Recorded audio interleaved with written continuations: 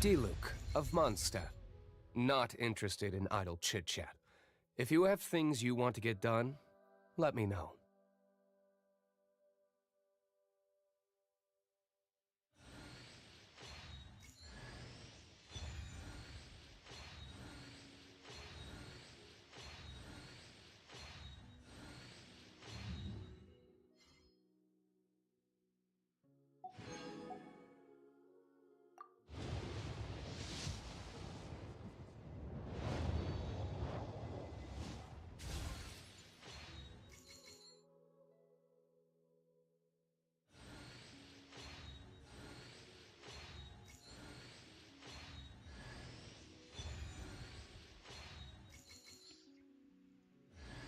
Wishes saved.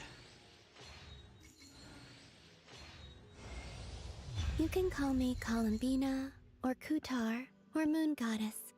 Whatever you prefer. I'm used to having many names. The moon's blessing is yours, whenever you might find yourself in need.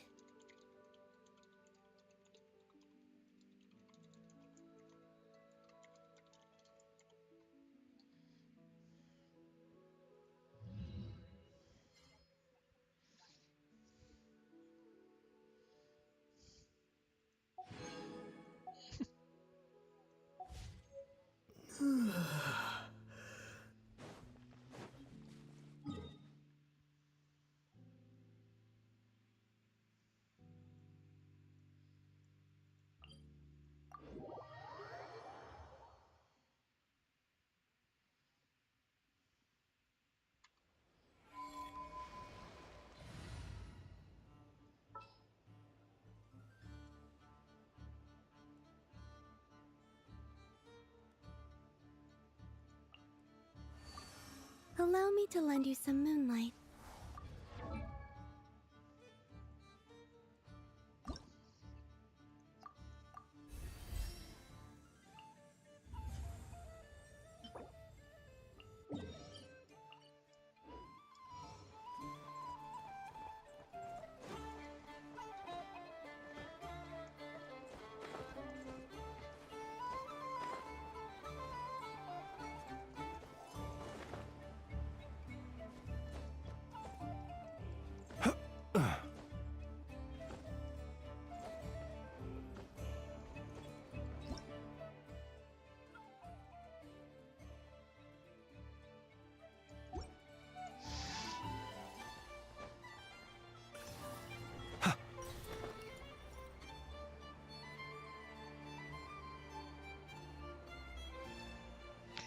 Yeah, I'll probably be doing it after the Archon quest.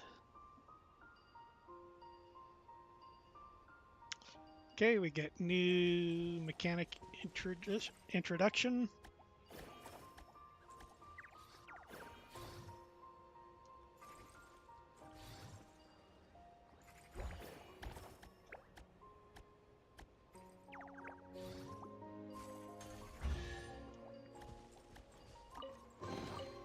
Goodness, how the world has changed. Might I ask?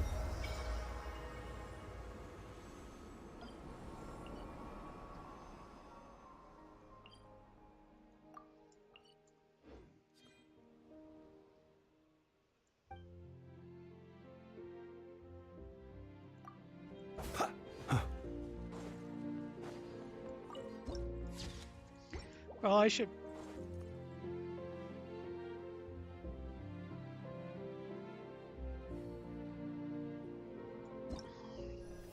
do the test run so that I can get her first ascension.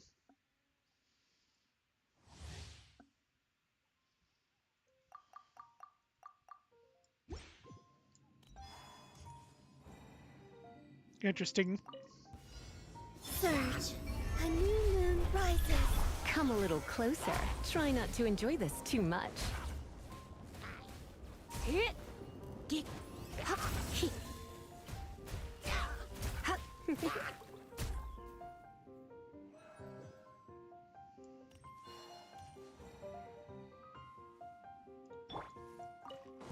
Defensive mode engaged. Ultimatum protocol.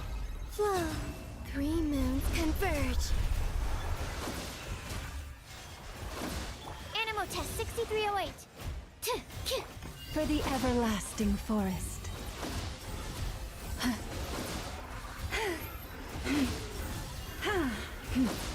Insulation chamber deployed. Annihilation mode. A new moon rises.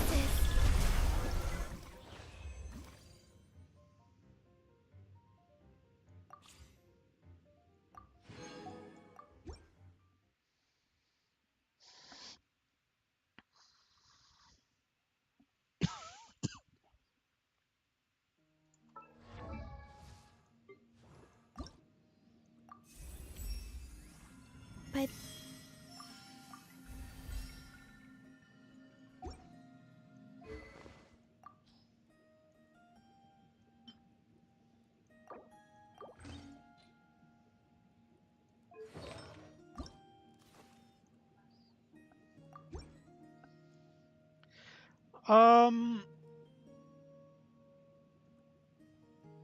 if you're getting Nouvelette for meta reasons, he might not be a good choice anymore. I would expect that there's going to be a new Hydro carry within the next 2 or 3 patches. But yeah, currently he's gonna be shield in Abyss and potentially in Stygian, but he's not really a good investment at this point.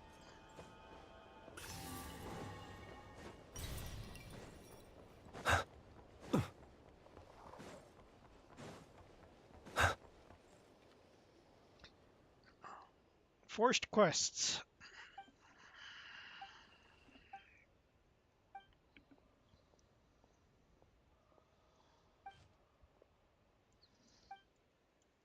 New NPC outfits.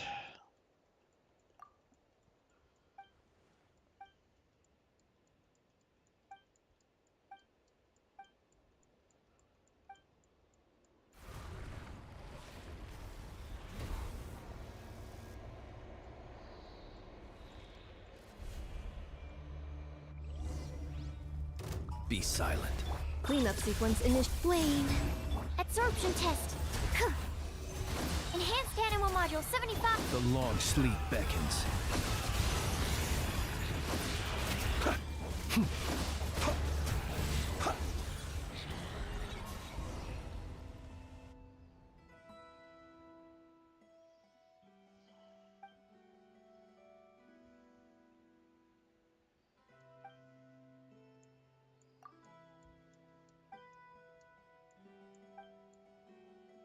Yeah, if you like him, get him. He's just not going to keep up with the damage output that's going to be required for endgame. But, you know, if you want him because you like the character and, you know, you like his new skin, then by all means.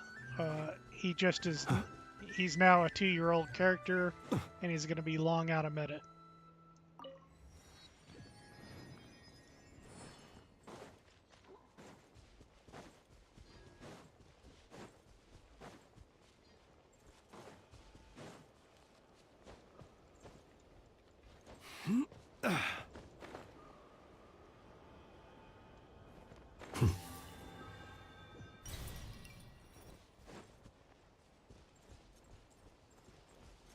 Yeah, I'm not going to climb that. There's going to be a puzzle to take me up there.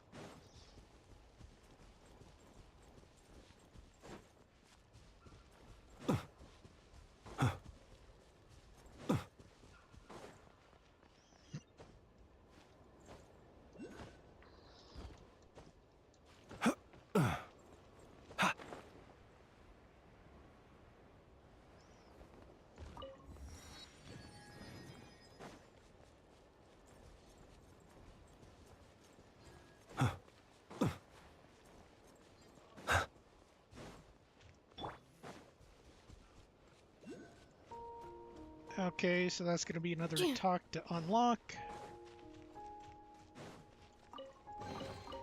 Initiating categorization process.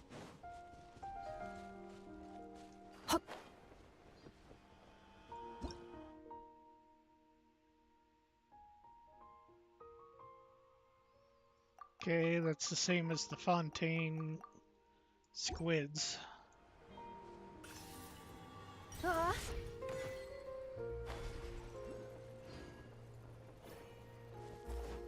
Yep. Yep.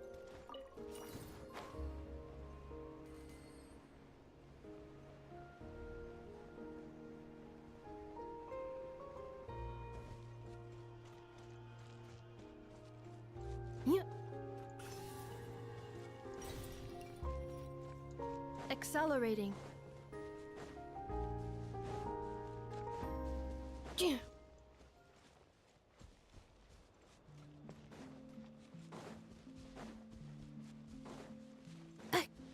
Accelerating.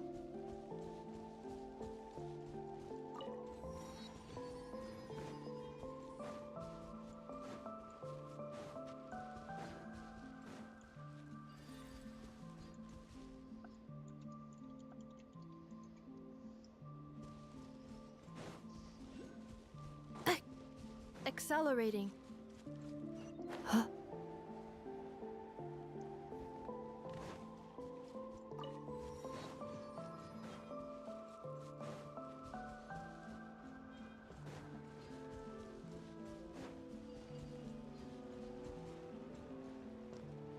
Huh? Hmm.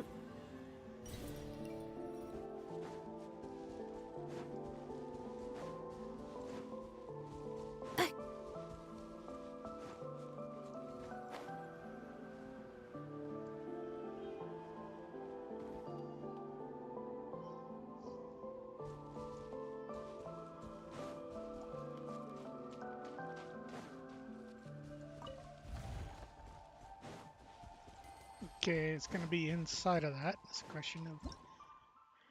All right.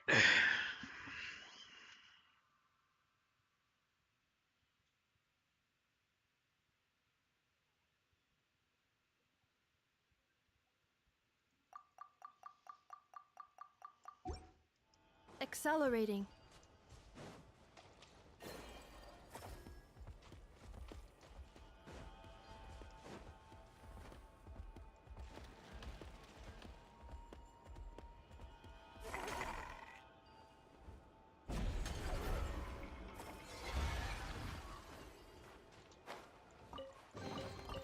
New material discovered. Records updated.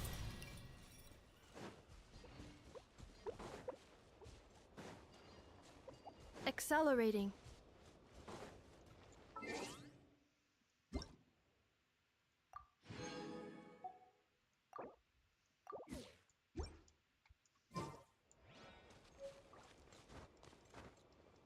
Hmm.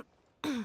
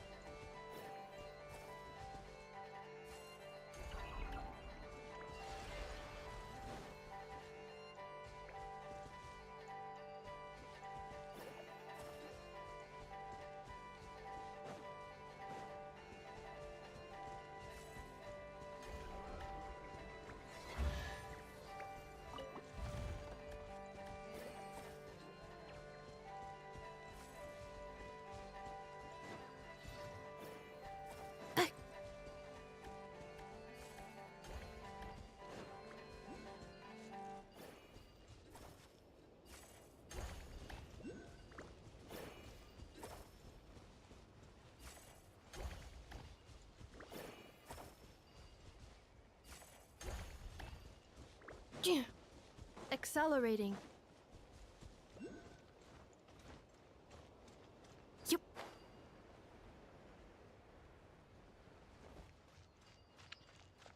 Okay, I'm gonna have to figure that one out later.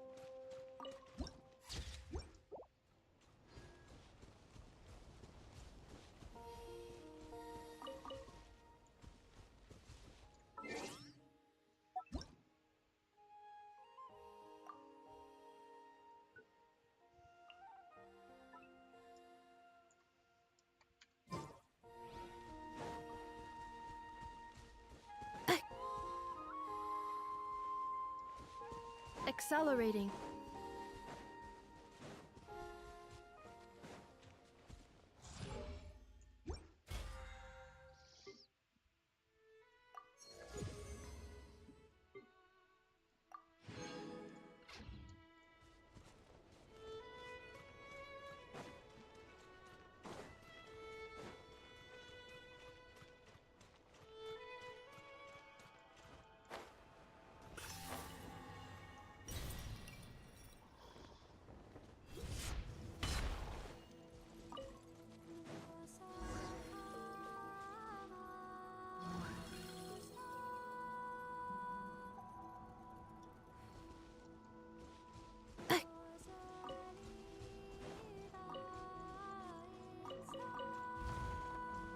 Accelerating.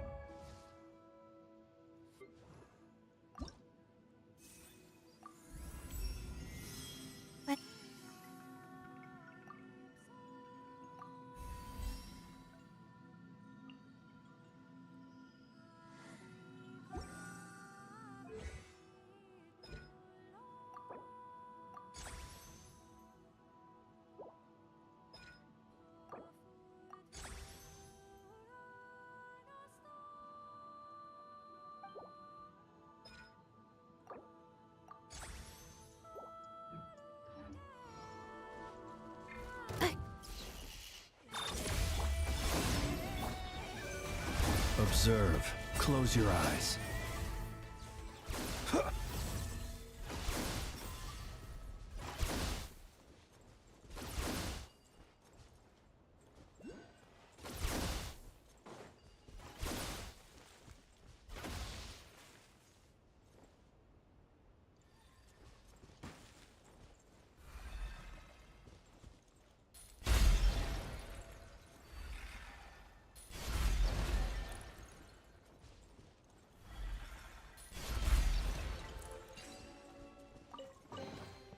Perhaps these treasures might be of utility to you on your journey.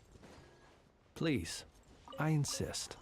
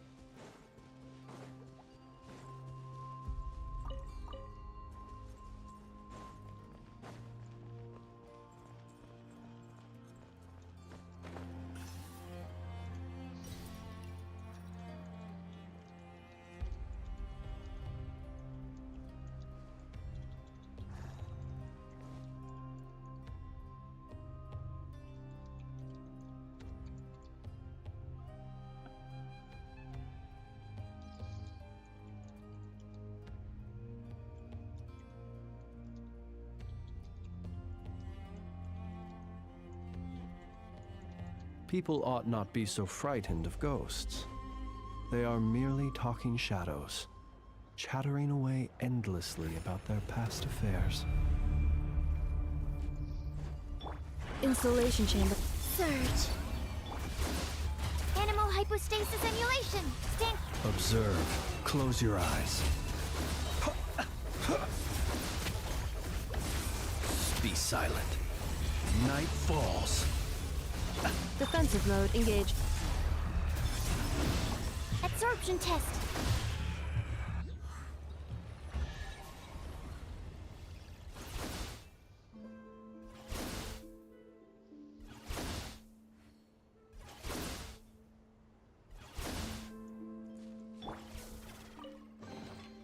New material discovered. Records updated.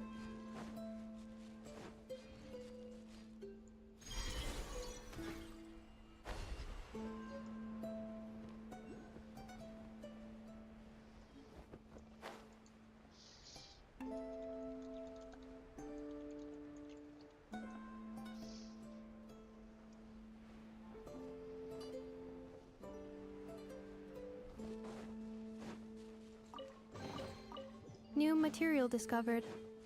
Records updated.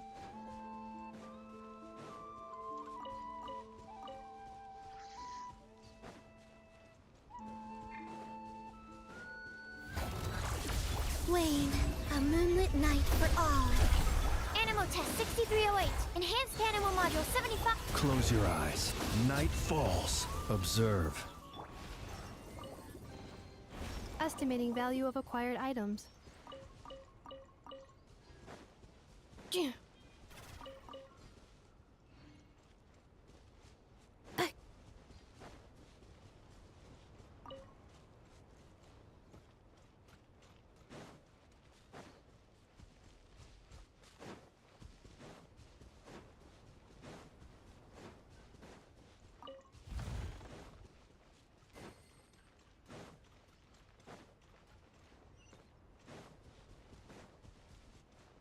Accelerating.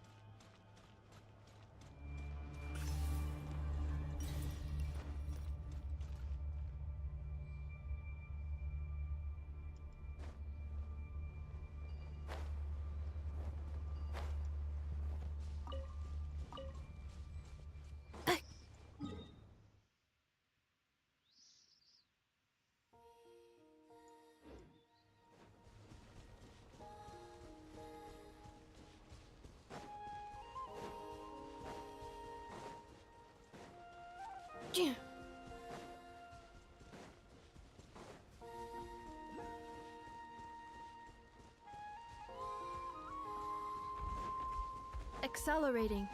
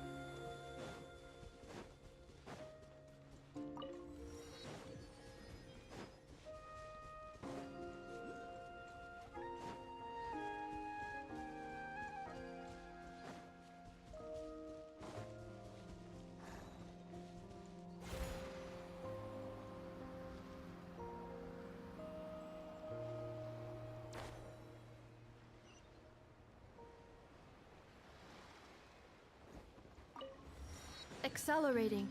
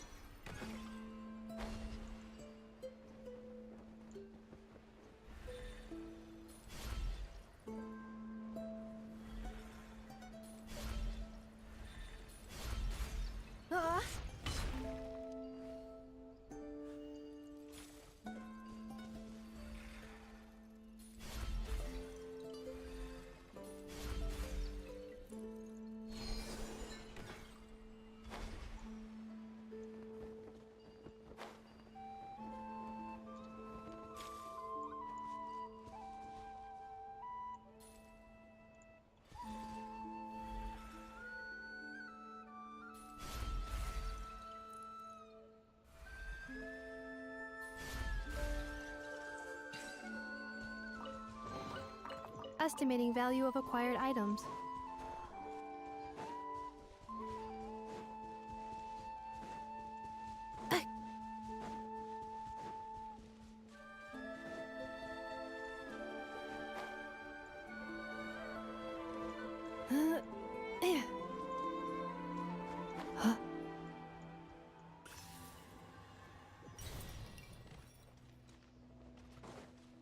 Accelerating. What a waste of time! Insulation chamber deployed. Whoa. Stand clear. Take too long. If only I stumbled upon lab supplies as often.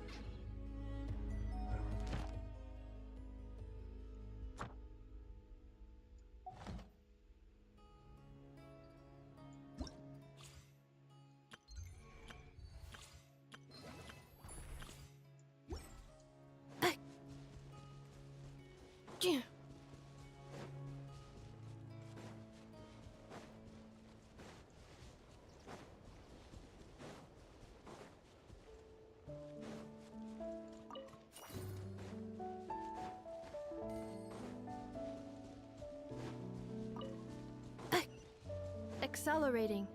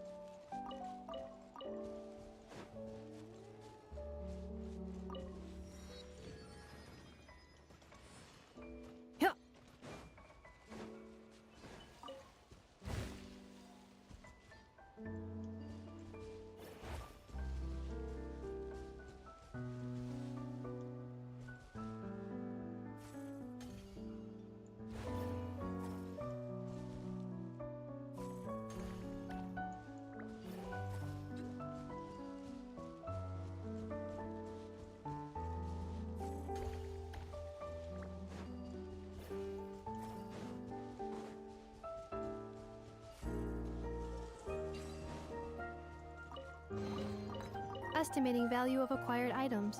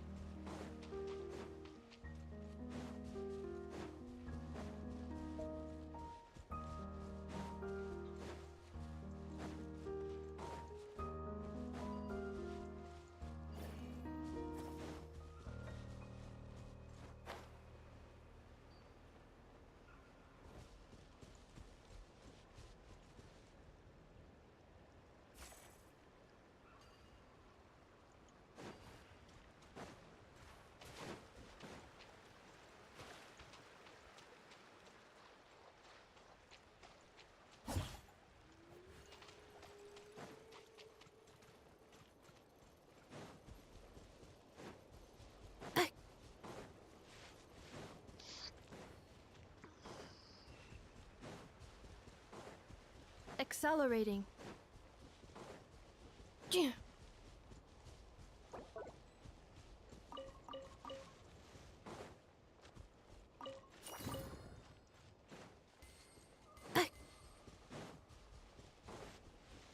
Accelerating.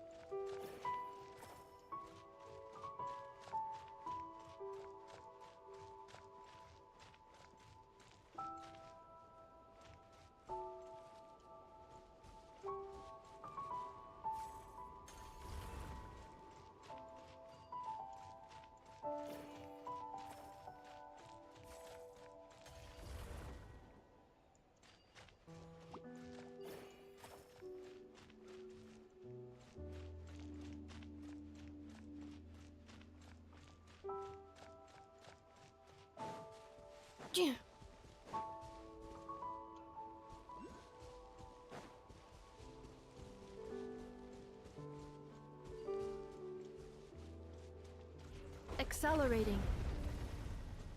Cleanup sequence initiated. Wayne.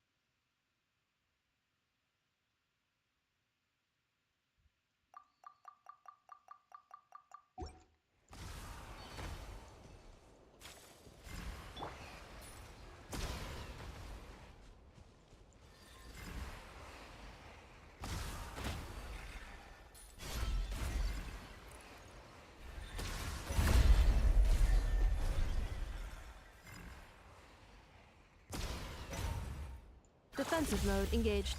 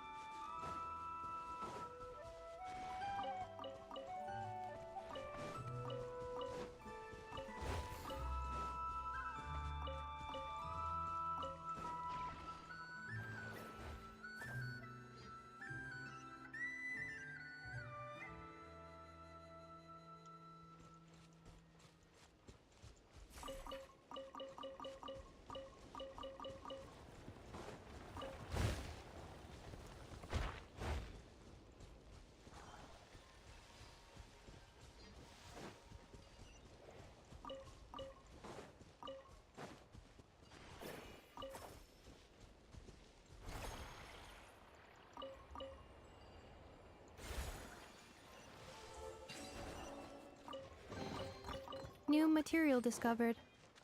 Records updated.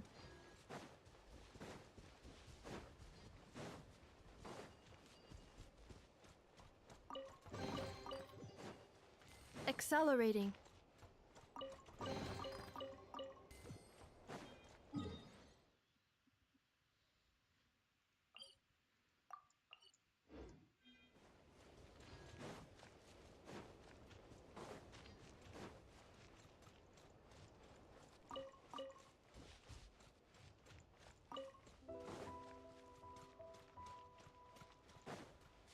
If Captain Bertha were here too.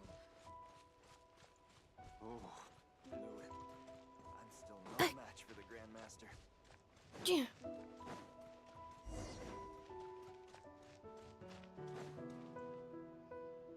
Nanina's covering the north, so we'll have Laurent take the east. Right, that's all for now. Hey, Avarka! Huh? Honorary Knight? Paimon? What brings you to my camp? Not at all. Any camp of the Knights of Favonius is your camp too. So make yourself at home. Though, you should give me a heads up next time so I can have the Quartermaster break out the good stuff for you. Is this really the Expeditionary Forces camp? Paimon was expecting it to be a bit more... crowded? Not many from the force are still stationed here. And of those who are, most are out patrolling. Truth be told, it is a bit of a ghost town. To that end, we're collecting intel from across Nod-Krai. Even with rear sealed, things haven't completely quieted down yet. Intelligence is the foundation of any campaign. It's not just enemy movements. Terrain or shifts in the weather can mean the difference between victory and defeat. Moving forward, we plan to form a long-term partnership with the Northern Intelligence Network. Turn this temporary camp into an intelligence station. An intelligence station? Whoa! Like the kind in Fontanian spy thrillers? Haha, as if. Name one book with a camp this lightly defended in it. During these years out on campaign, we've found that different abyssal disasters are occurring all over Teyvat. They're unnaturally cunning, always shifting, with no two attacks quite going off the same. I hope to use the Northern Intelligence Network to share our findings, and use that collaboration to keep gathering information on the Abyss. This isn't any one nation's burden. Every day, countless winds blow through Nod-Krai. I'd say that makes it the perfect place to set up an outpost. Oh, so that's why. So this is chivalry in action! Haha, well, chivalry's good and all, but in reality, we've only just established this station, and don't even have a good map of the nearby terrain. If you stumble across any building materials or intel nearby, don't forget to bring them back with you. Rest assured, you're our honorary knight. We'll look after you.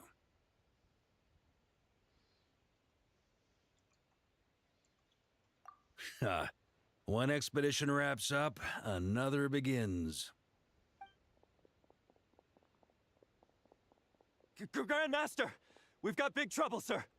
Oh, what is it? That important guest we were expecting today? He's trapped at the foot of the mountain. What? Is it who I think it is? Yes, sir, it's him. Most of our available manpower is tied up in patrols. Who do we reassign? No need. Just point me in the right direction. I'll handle it myself. Honorary Knight, Paimon, till next time.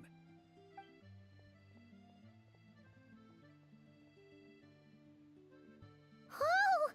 Paimon's never seen Varka so nervous. Now she's curious who that guest is. Yeah, that's probably it. Let's follow him and see if he needs help.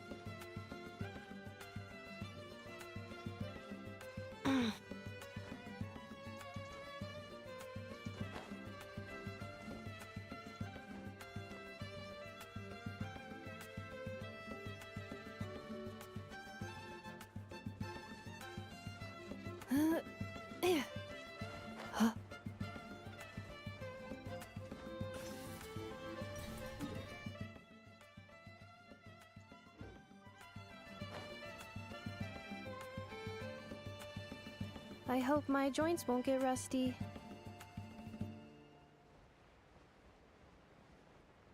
Please note, high chance of rainbows. Suggested observation spots marked on the map.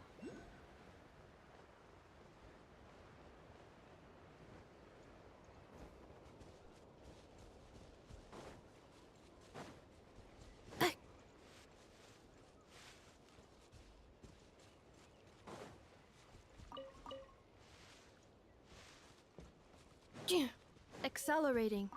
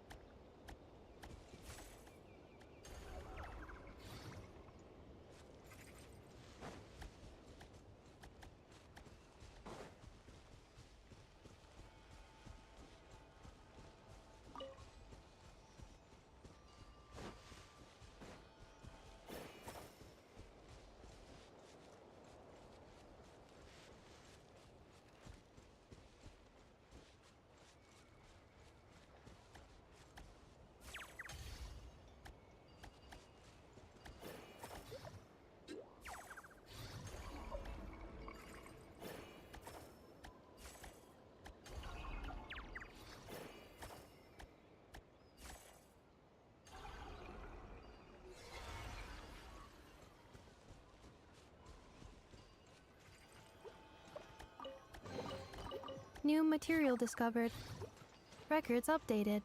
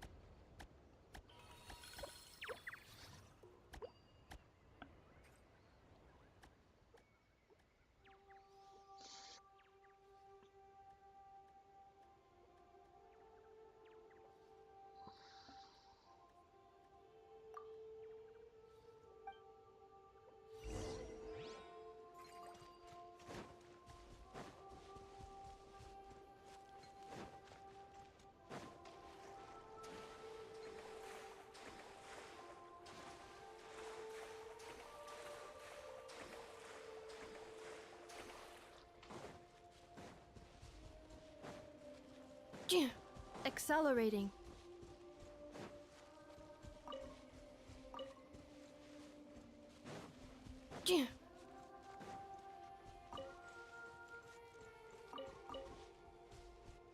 Accelerating.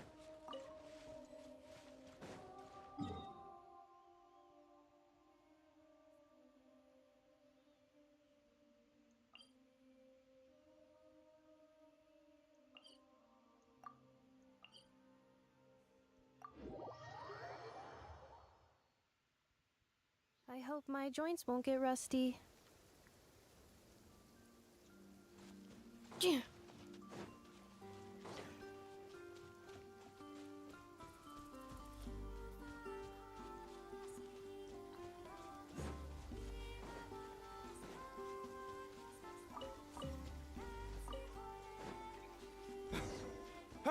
Help!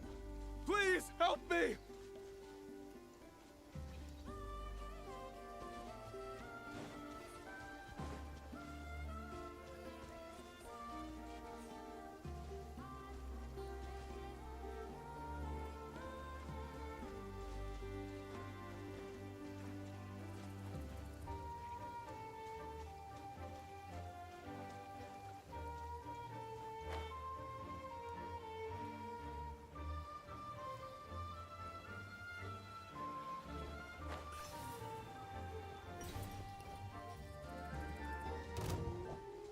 Insulation chamber.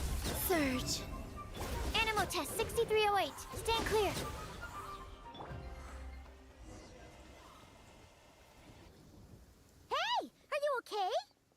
okay? I'm fine. Whew. Good thing you guys showed up so fast. Or I might not have made it by sundown. Praise be! Our essential supplies made it through safe and sound.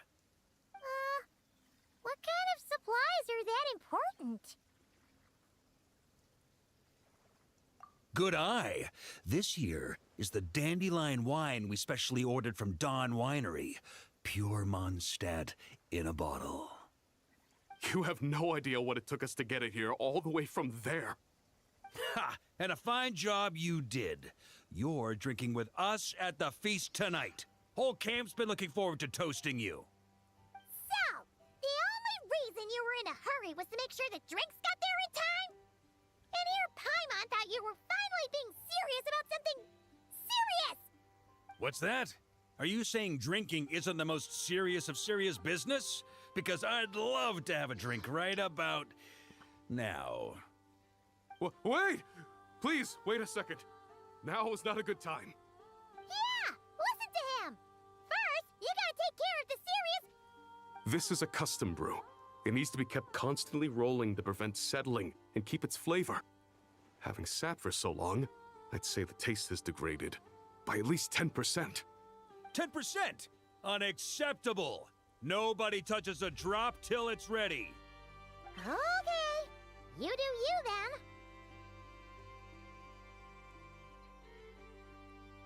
We specially commissioned someone to build a mechanism that keeps the barrels rolling. Looks like it broke in the fall, though. So now, I guess we'll have to rely on old-fashioned muscle power. So we just keep whacking the wooden barrels and roll them to their destination? Sounds like some good old Knights of Favonia's strength training. Guy teaches force control and precision. Need both, or the barrel won't stay true to the path. It's basic training for many knights. Ha, keen on basic drills, are we? Well, Laurent and the others won't be back for a while.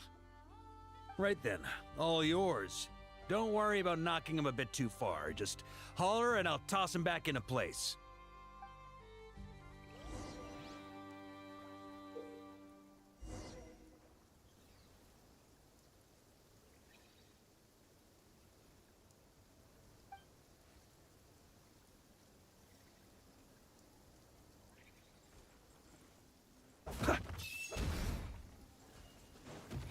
Back when I was training Noelle, she'd blast the barrels to splinters the second she got nervous.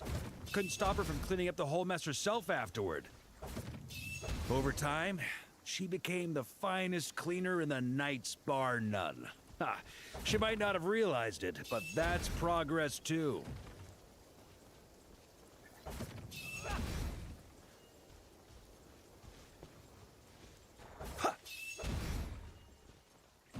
First time I did this training with Razor, it took us an entire day to finish. Know why?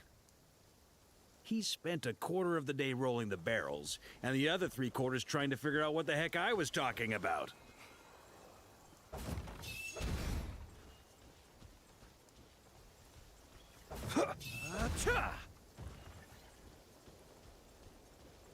Jean and Albedo once sat me down to have a serious discussion about whether or not the Spark Knight needed to take part in basic training like this. A Knight's basic training helps. Paimon's hands are sore just from watching you. There's gotta be an easier way, right?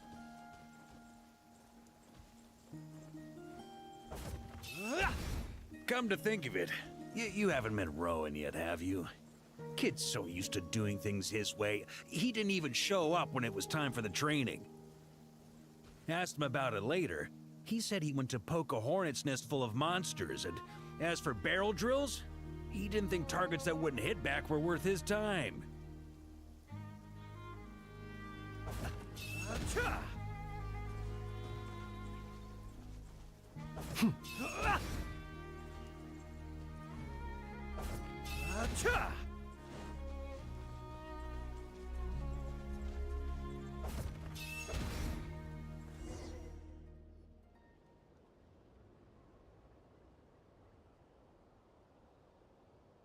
Ah, Grandmaster! Honorary Knight! They're back! They're back! They're back! Everyone, fall in and give them a proper welcome. Wow, we're this popular? Paimon feels like blushing. How the wind carries that scent from afar. Sweet Barbados, it's true. Dandelion wine. Ah, a special brew from Dawn Winery to boot. They're back. All my precious memories, they're all flooding back. Oh. So, the welcome isn't for us, is it? Yes, this is it! This is the taste! Oh, it's just how I remembered it. Amazing! After all these years! Ah, I was starting to think I'd already forgotten the taste of a good Dawn Winery vintage. If the taste hasn't changed, then my home back in Springville probably hasn't changed either. Right? Thank you, Honorary Knight. That's enough. Put a cork in it, everyone. Barrels stay sealed until everyone's back. Let's finish the party prep in the meantime. Oh, yes, sir. On it, sir. Like I said, drinking is the most serious of serious business.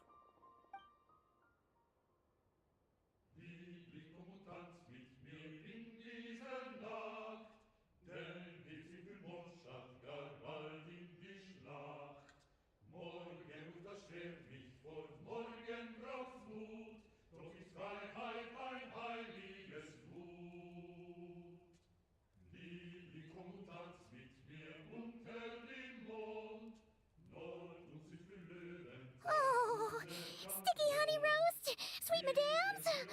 Paimon never thought she'd get to eat such authentic Mondstadt dishes out here. Wait, where's Vorka? Anyone seen him? He's not passed out drunk in a ditch somewhere, is he? Okay, Paimon will catch up when she finishes.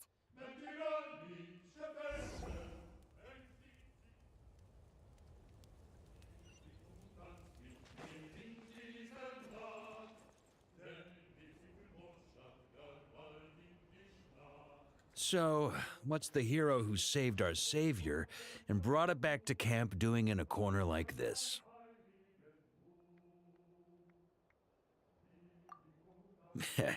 Truth is, what I've got in my cup is the most special of special brews. It can only be drunk alone. But since you've caught me, nothing for it. Here, have a cup.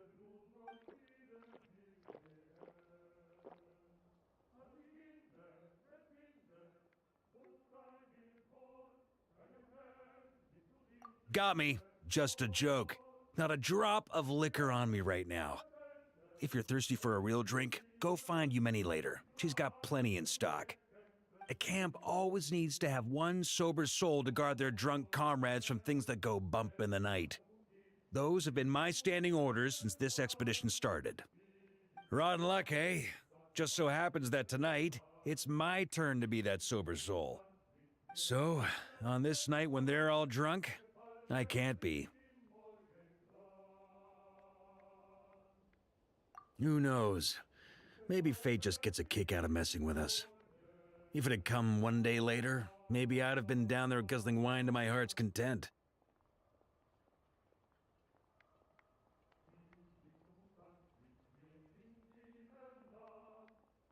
But if it had come but one day later, maybe you'd have passed the camp by, missed the feast, never even had this chance to talk. Nobody can say what choices lead to what outcomes until the time comes. Just like when I decided to lead this expedition out of Mondstadt. Never imagined I'd make it this far.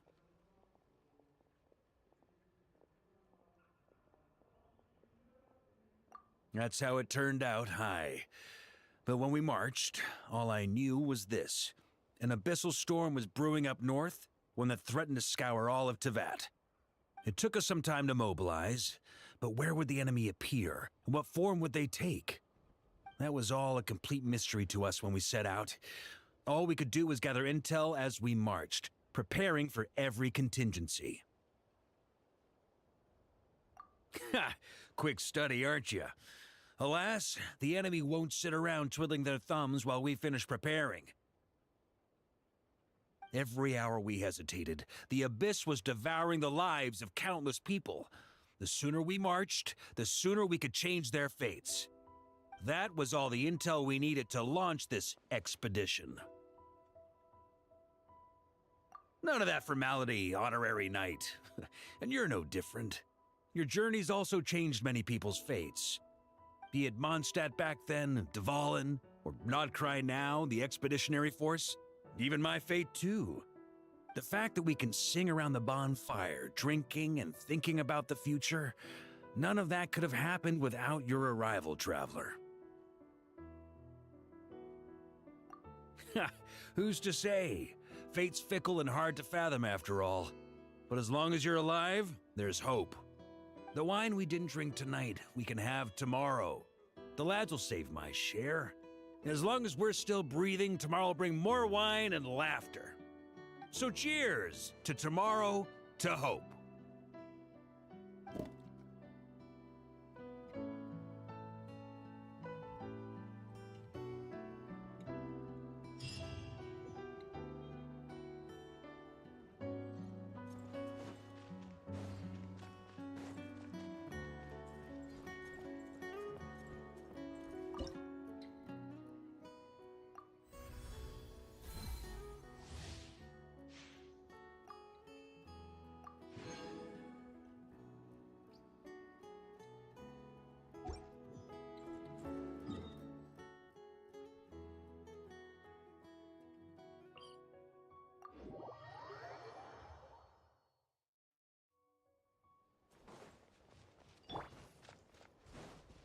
Accelerating.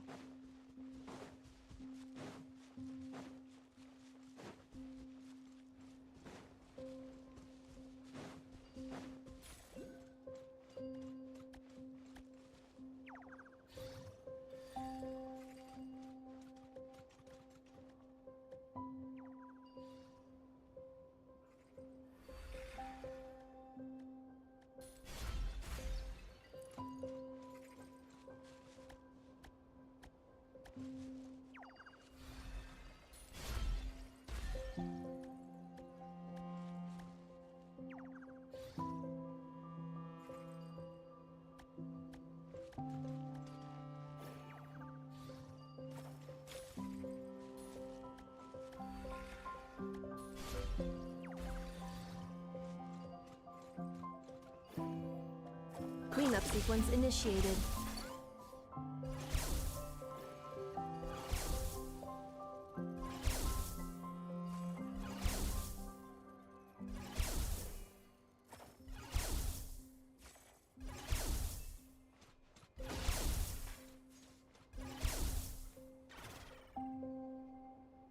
Yeah. Yeah.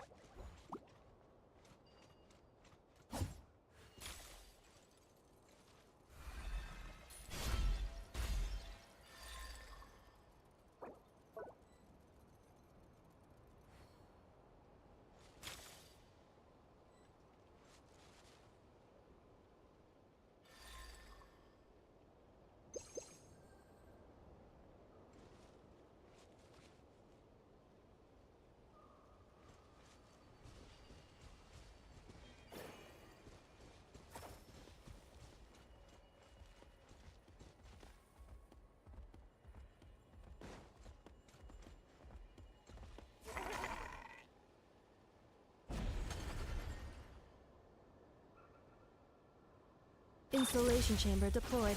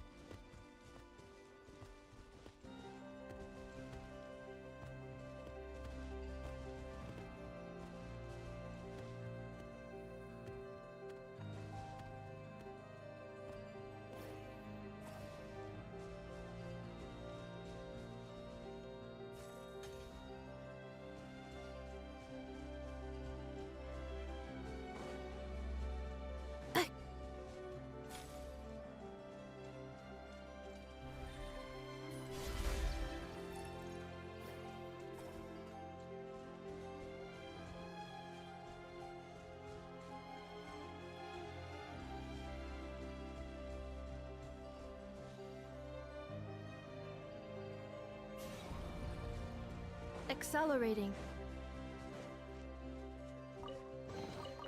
Estimating value of acquired items.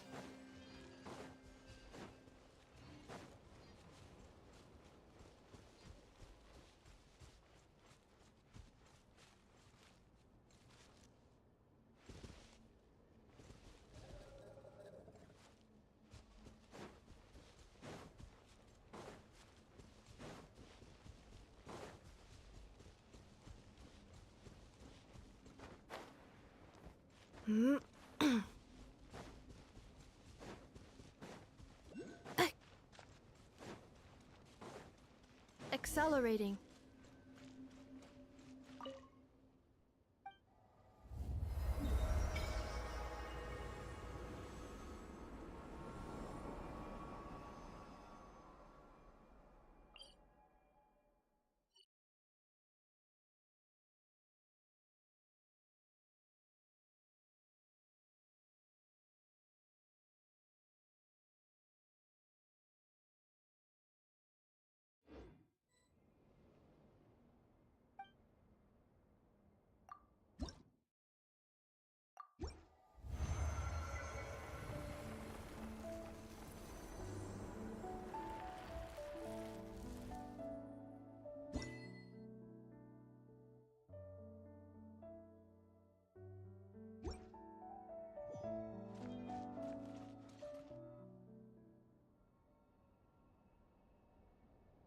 Where could they be? This is turning into a major headache. What now, boss? Forget our brothers and sisters over at the lighthouse waiting to get to work. If we don't have enough fuel, it's lights out for the entire camp. Yeah, we gotta think of something, squad leader. Don't worry. Head back to your posts. I'll take care of this.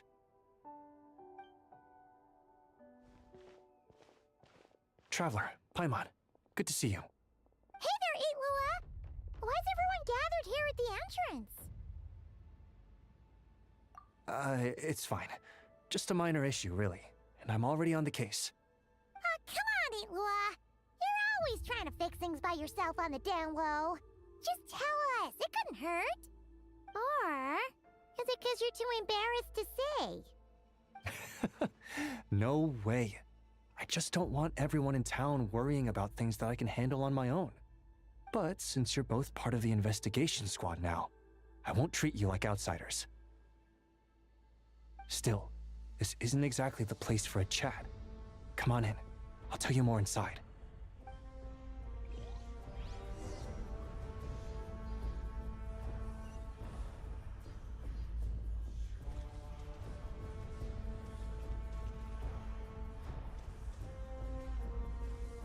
Squad leader, I've compiled what data we have on the bases we can still control.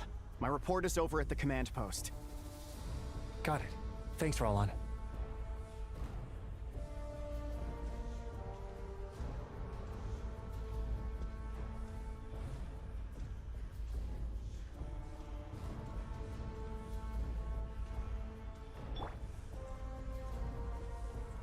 Squad leader, our comrades in the east seem to have butted heads with the Fatui.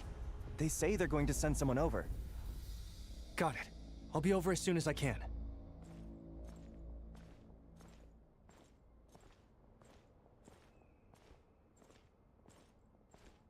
Jeez, Lua! Are you always this busy? Recently, yes. There's just so much work to catch up on.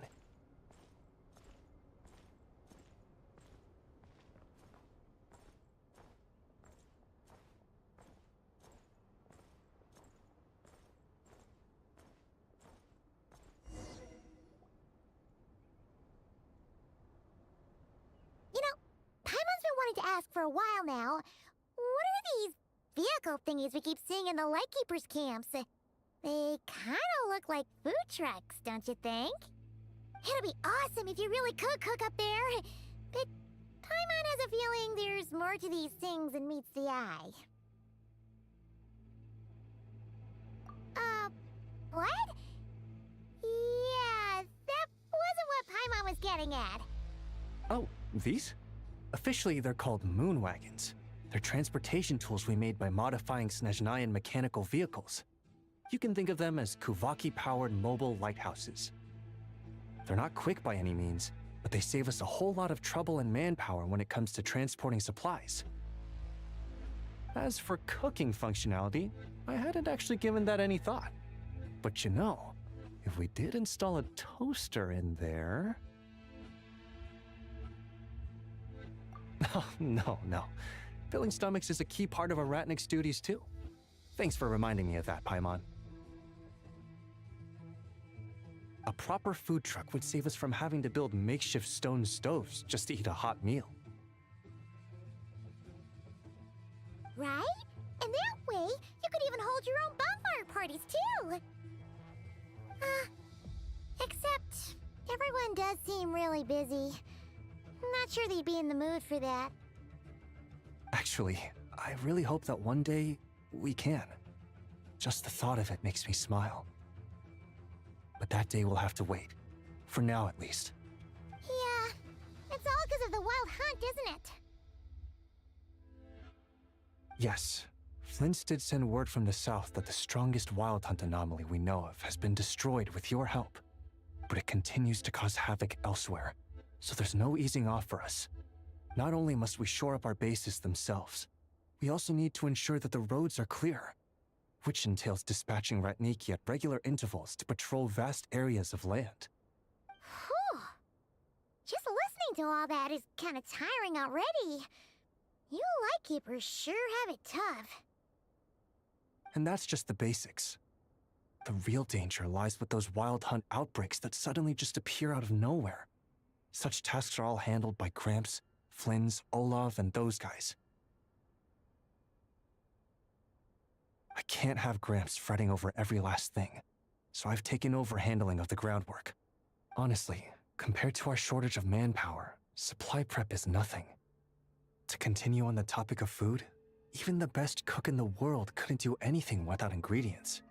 Over the years, many of our former bases have fallen into disrepair, making them ill-suited for long-term postings. At the moment, everyone has to shuttle back and forth between our camps and HQ, leading to fewer and fewer people available for combat deployments.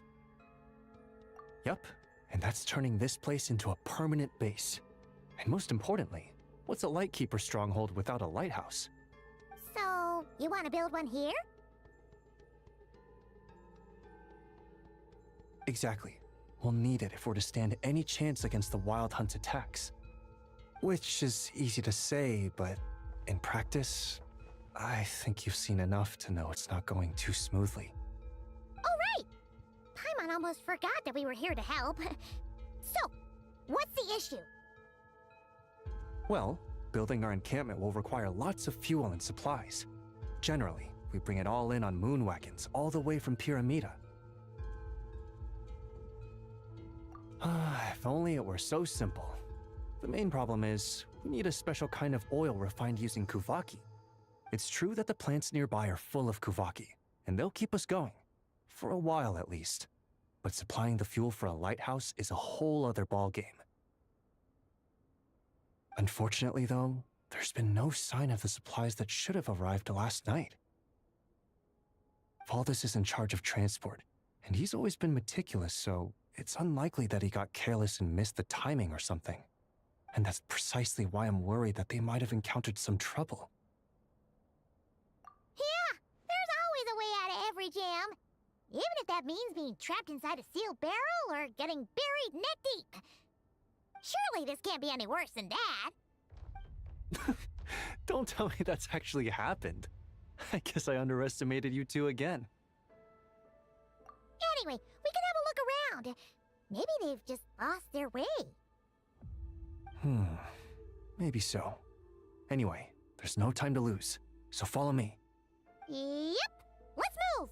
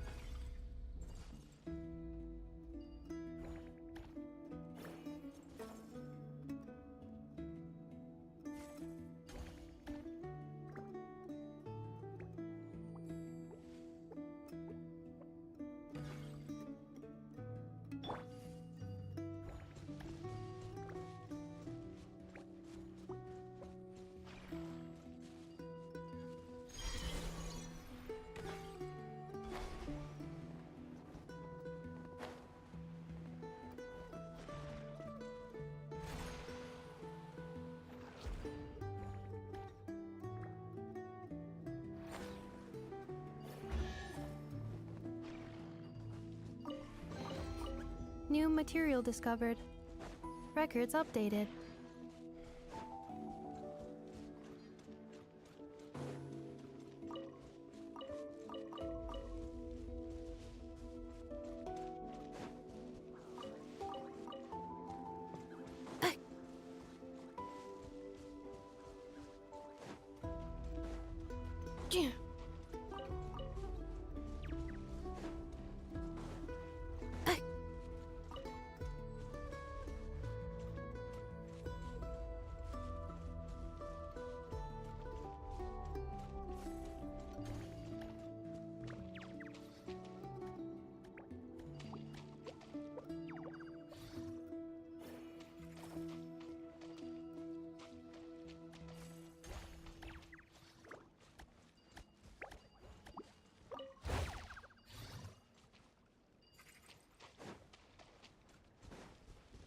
Accelerating.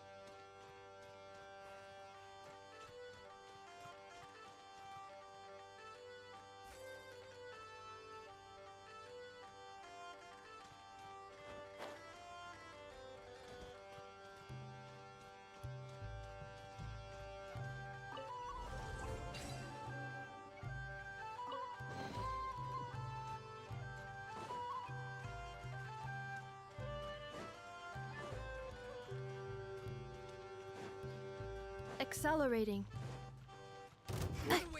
Change Defensive mode. Whoa, a new moon rises. Swirl, Mark II, absorption test. Close your eyes.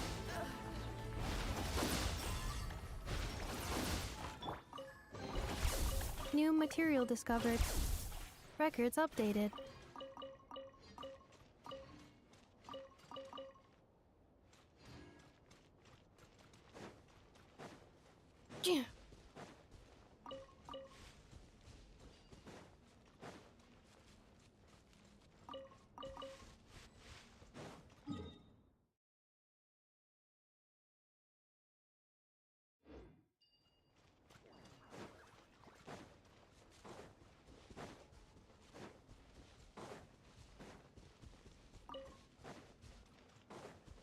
Accelerating.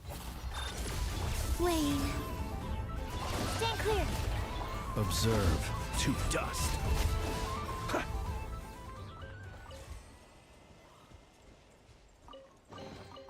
Goodness, how the...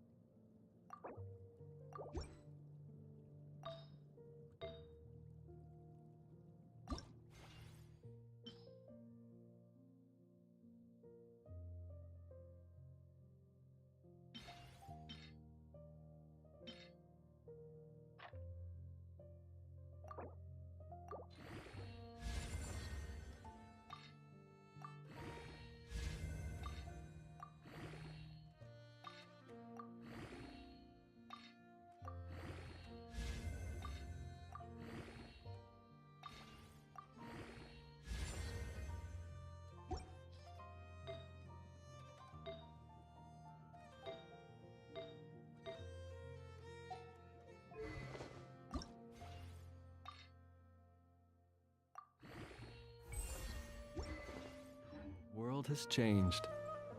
Might I ask, when did the custom of click...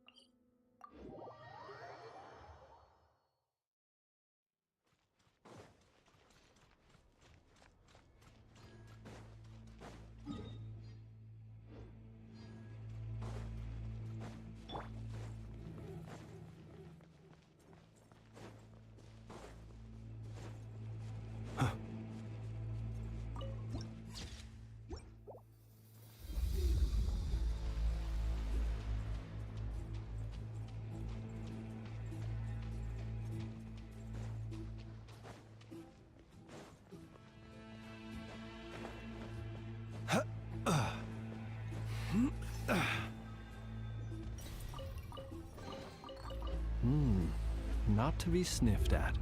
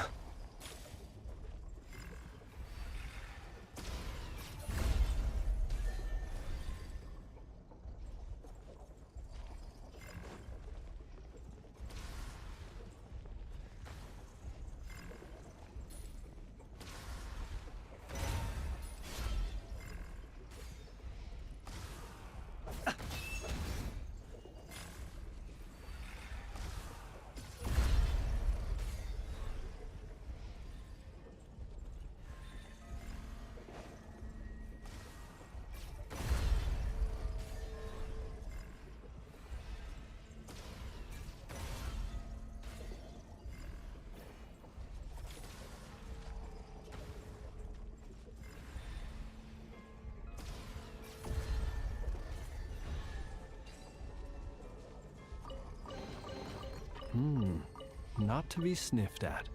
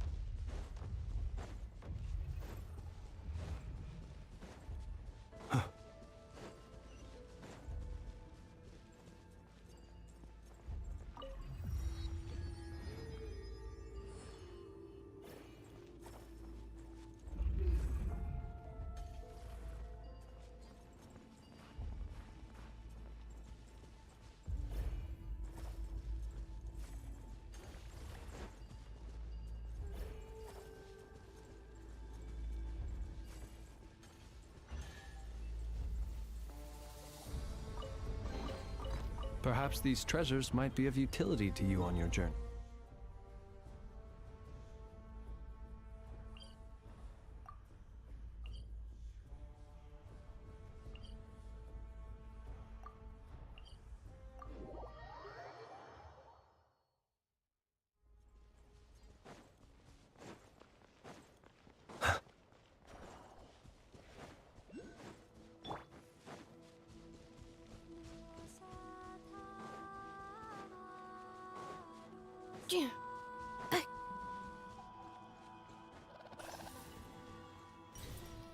Accelerating.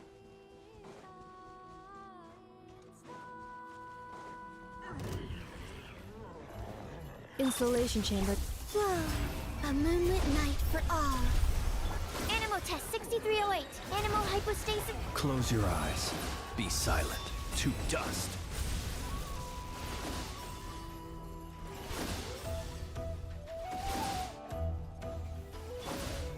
Defensive mode engage. Wayne. Stand clear. Close your eyes.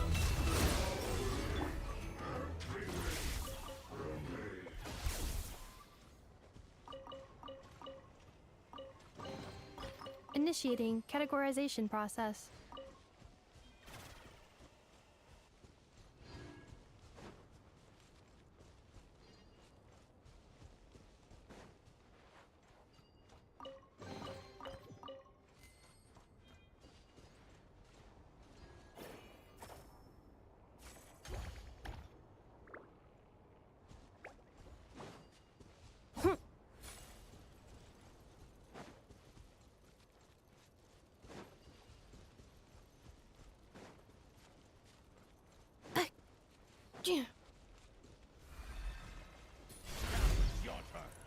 Accelerating.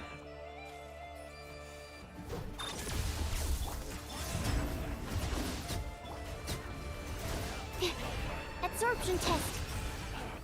Swirl, Mark 2. Observe. Do you fear the dark? Close your eyes.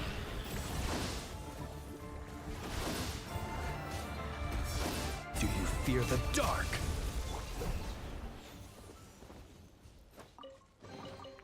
New material discovered. Records updated.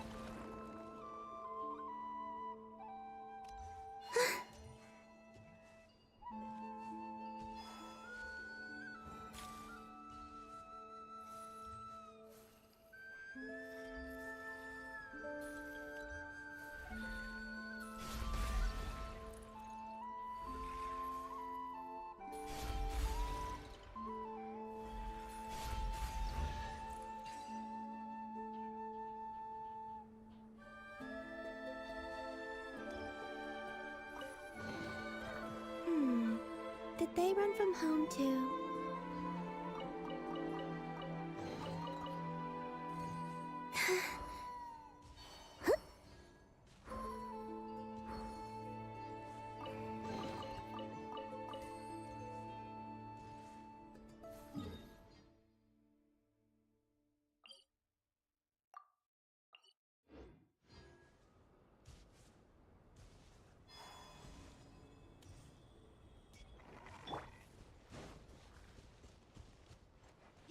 Cleanup sequence.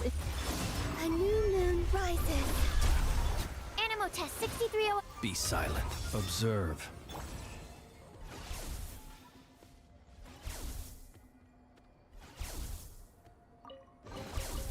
New material discovered. Records updated.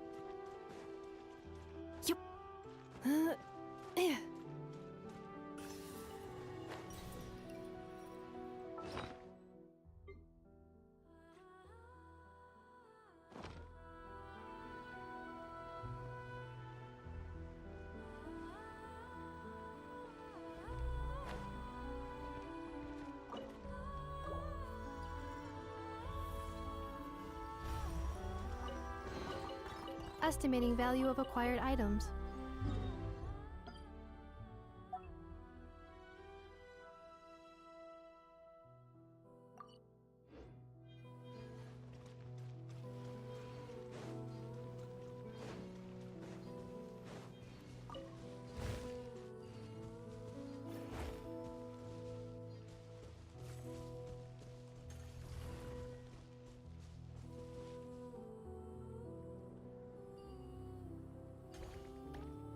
Accelerating.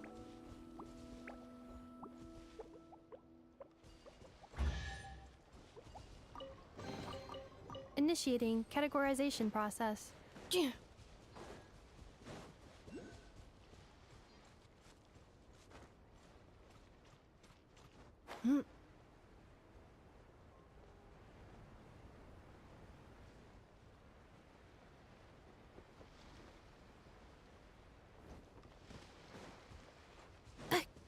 Accelerating.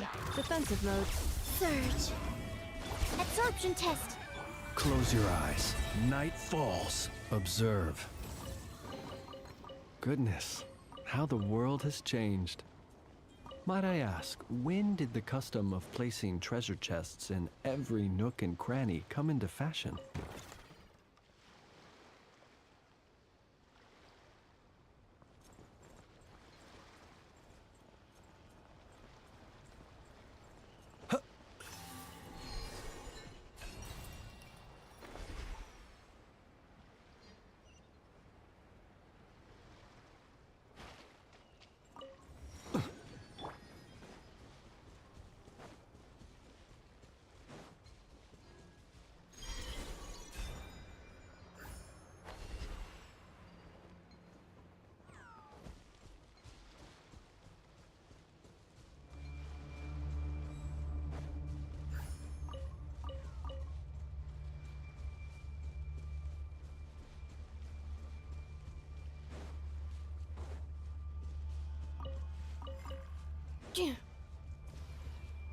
Insulation chamber deployed.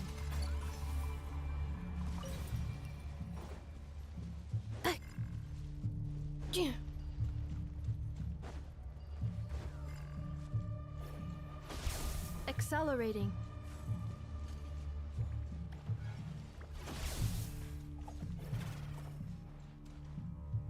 Cleanup sequence initiated.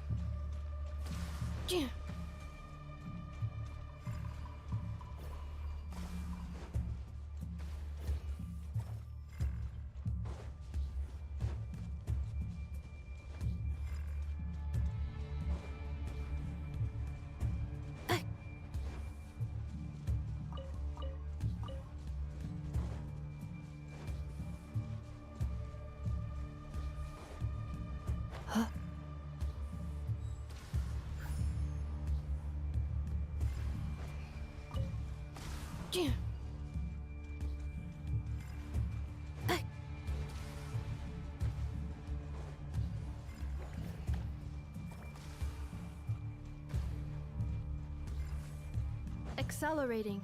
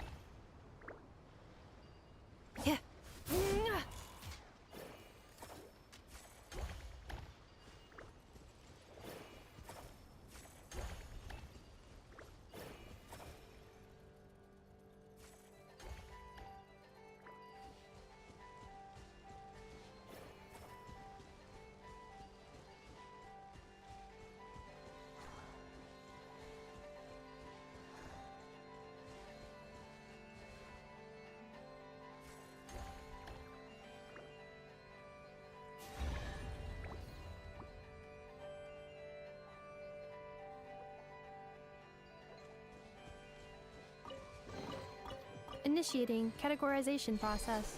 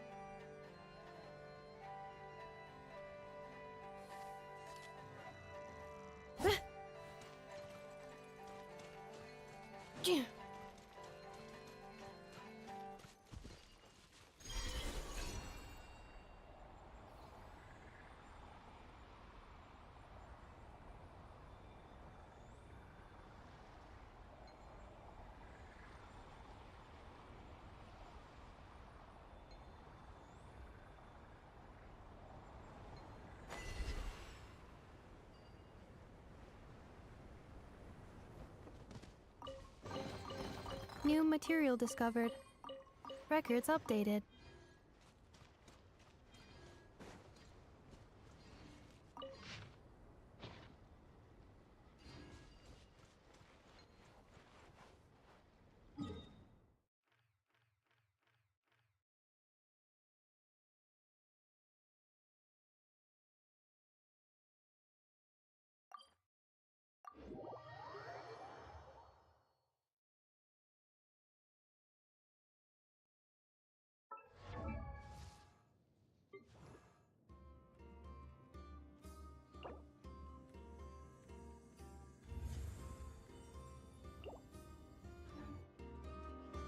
Ad Astra.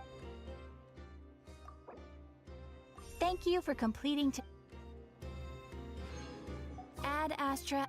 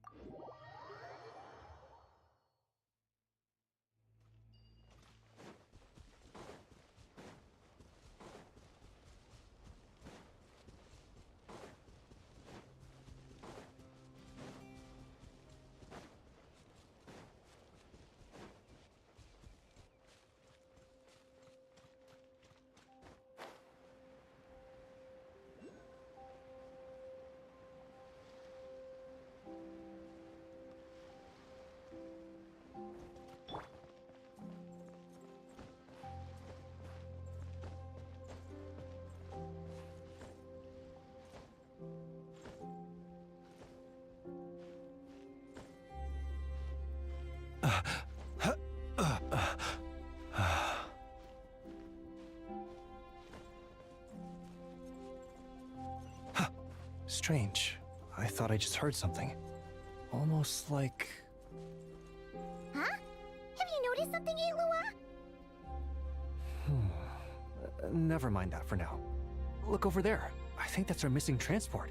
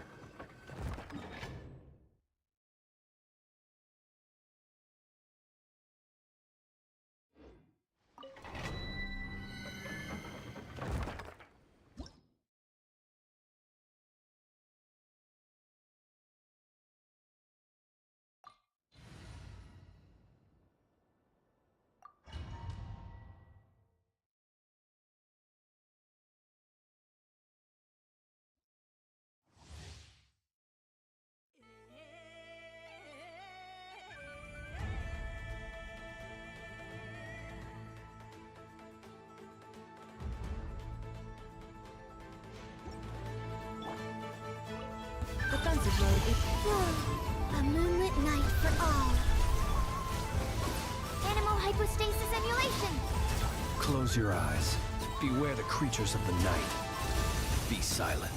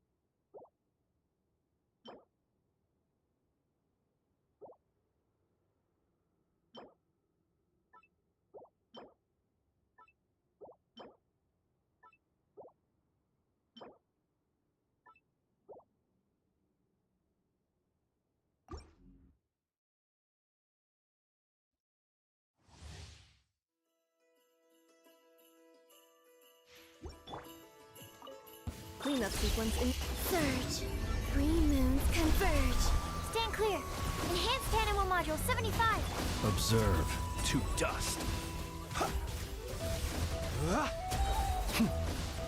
Close your eyes.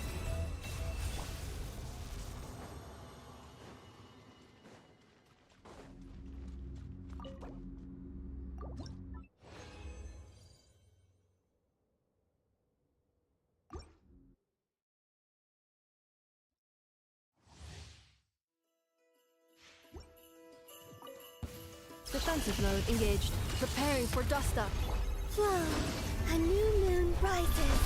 Absorption test. Animal hypostasis emulation. Observe to dust.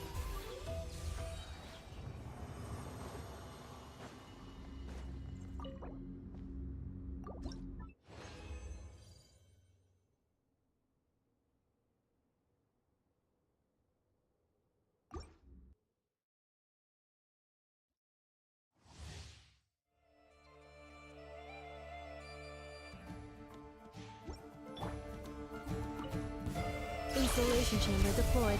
Ultimatum protocol. A moonlit night for all.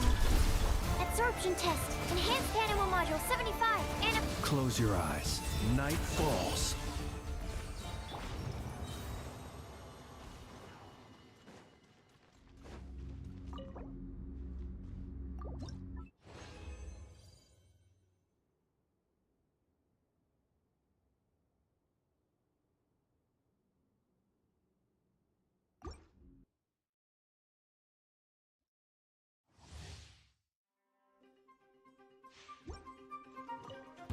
Cleanup sequence initiated. Annihilation mode. Surge. 3 moons converge. Absorption test. Animal hypostasis emulation. Be silent. Close your eyes. Night falls.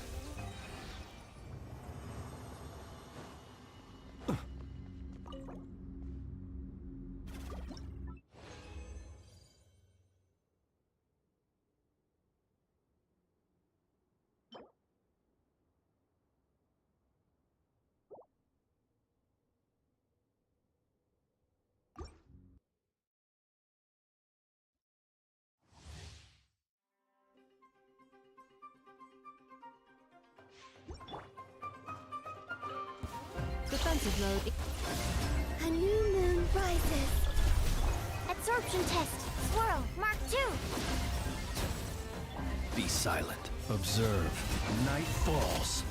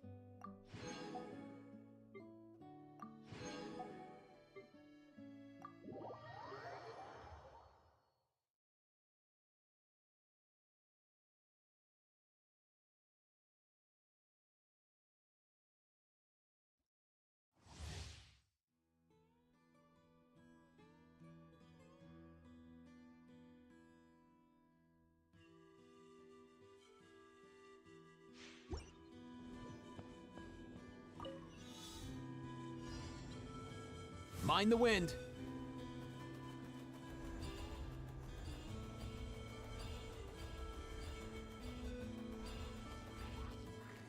Here!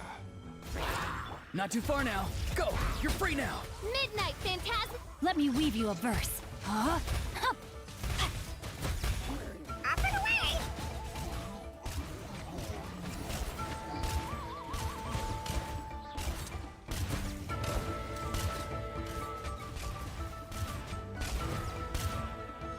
Nothing personal! Farewell! By royal decree!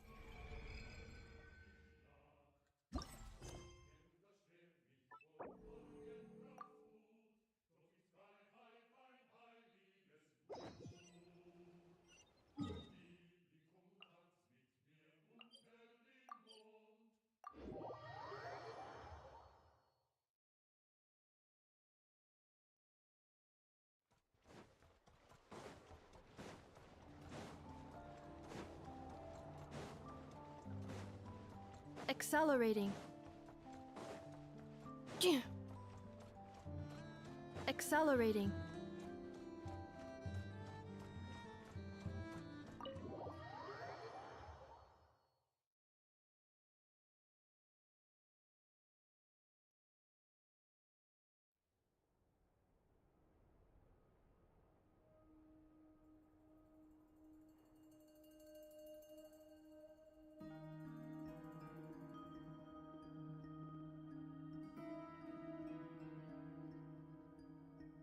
Looks like the gang's all here! Yep, all ready. How about you two? Green and good to go? Paimon's ready!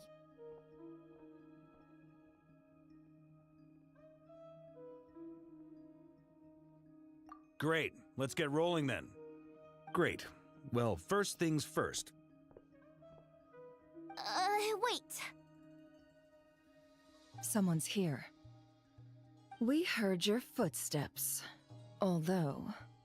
You've been here for a while now. I take it you followed the Traveler, but I don't sense any ill intent in you. Come on.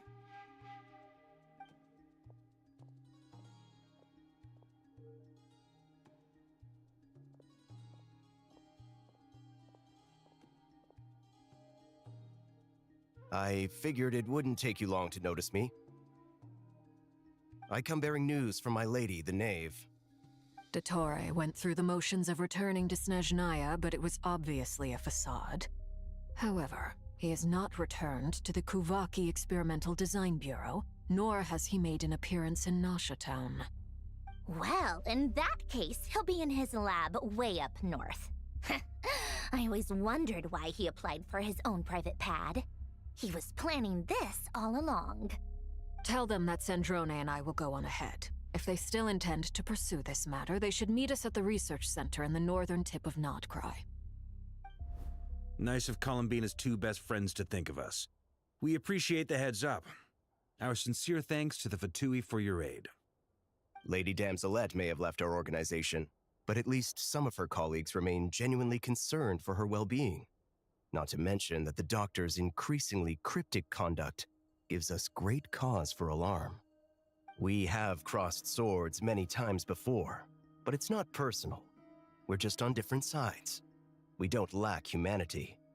And so, as fellow friends of Lady Damselette, it's only right that you should be in the know about this. Arlecchino's situational awareness has saved us a lot of trouble. I'll leave the map here with you. If you do decide to head to the research center, please proceed with caution. And remember, at least while you're in Nod-Krai, Lady Arlecchino's subordinates are your comrades if you want them to be. This is very accommodating of you. We can't thank you enough. Just doing my duty. I shall take my leave now. If you need us, you'll find us at the Experimental Design Bureau.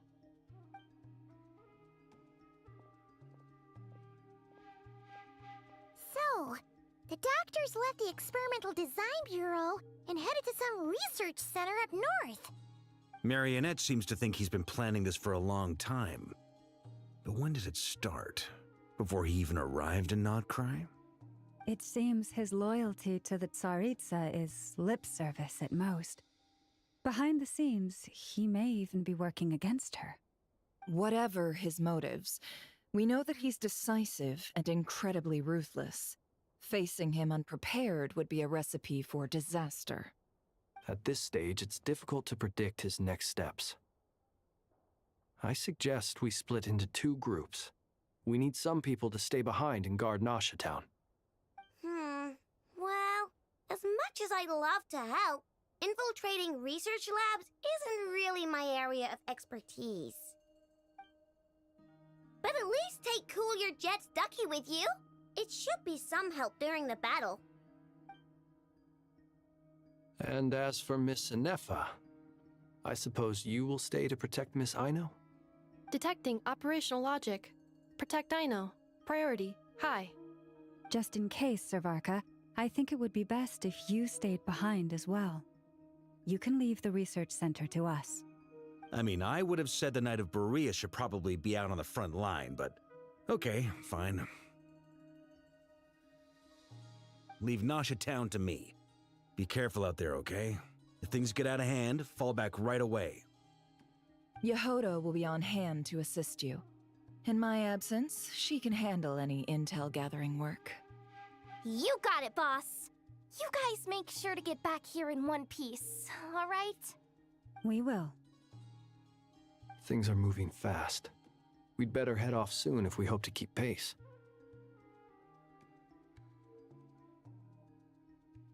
So, it's infiltrate a secret research facility, or... Yeah, alright. Paimon will help out here instead. Sounds like it's gonna be a pretty intense fight. We all have to bring our A game here. So, anything you need to wrap up before we leave?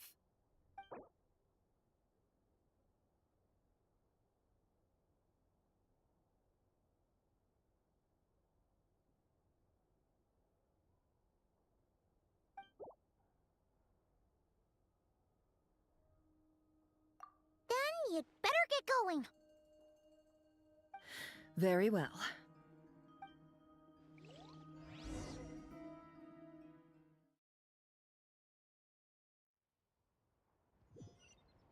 All these broken machines on the ground. Someone got here before us. Could it be Arlecchino and Sandrone?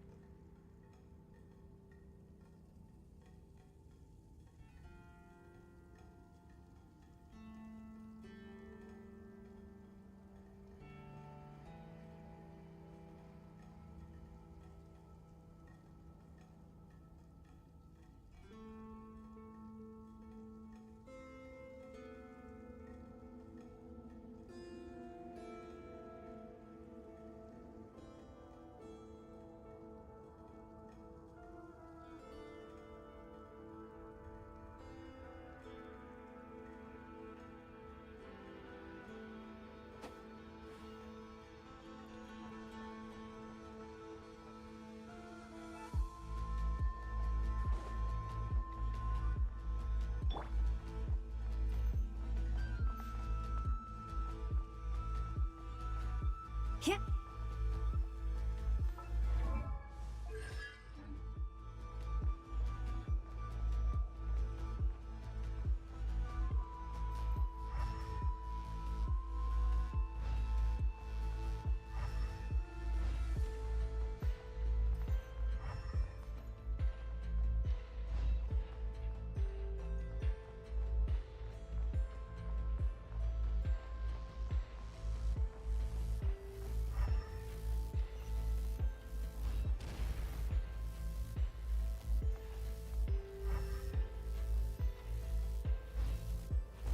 That's quite a welcome party.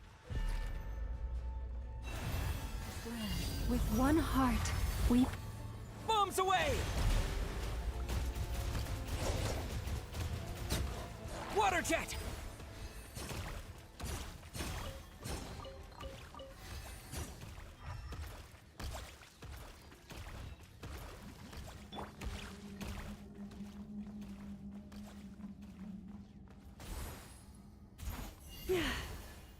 Yeah.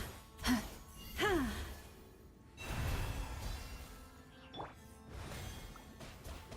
Water jet!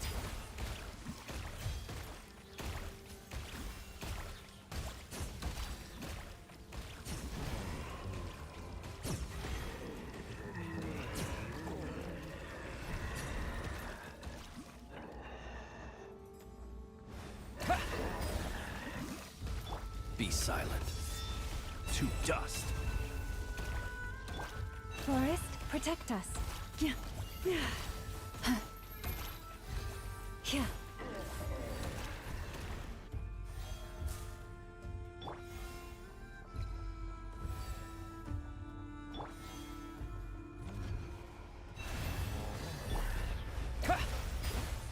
Close your eyes. Do you fear the dark? Observe.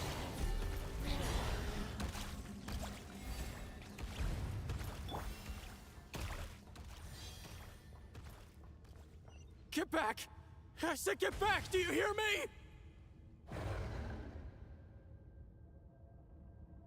Why isn't it working?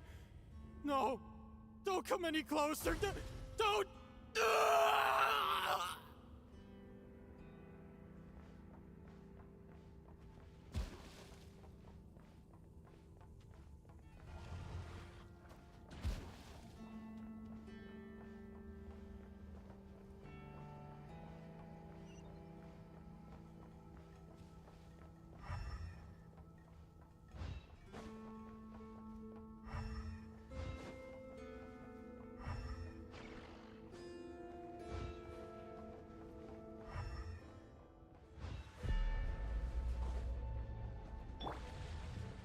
For the everlasting forest, receive my blessing.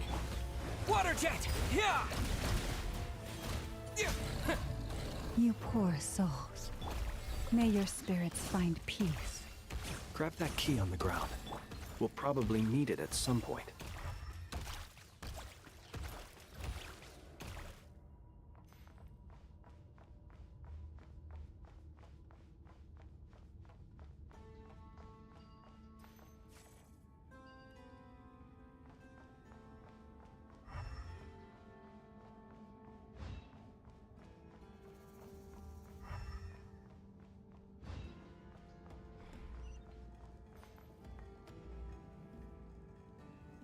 Watch out. Ugh, there's no way through. Let's go around.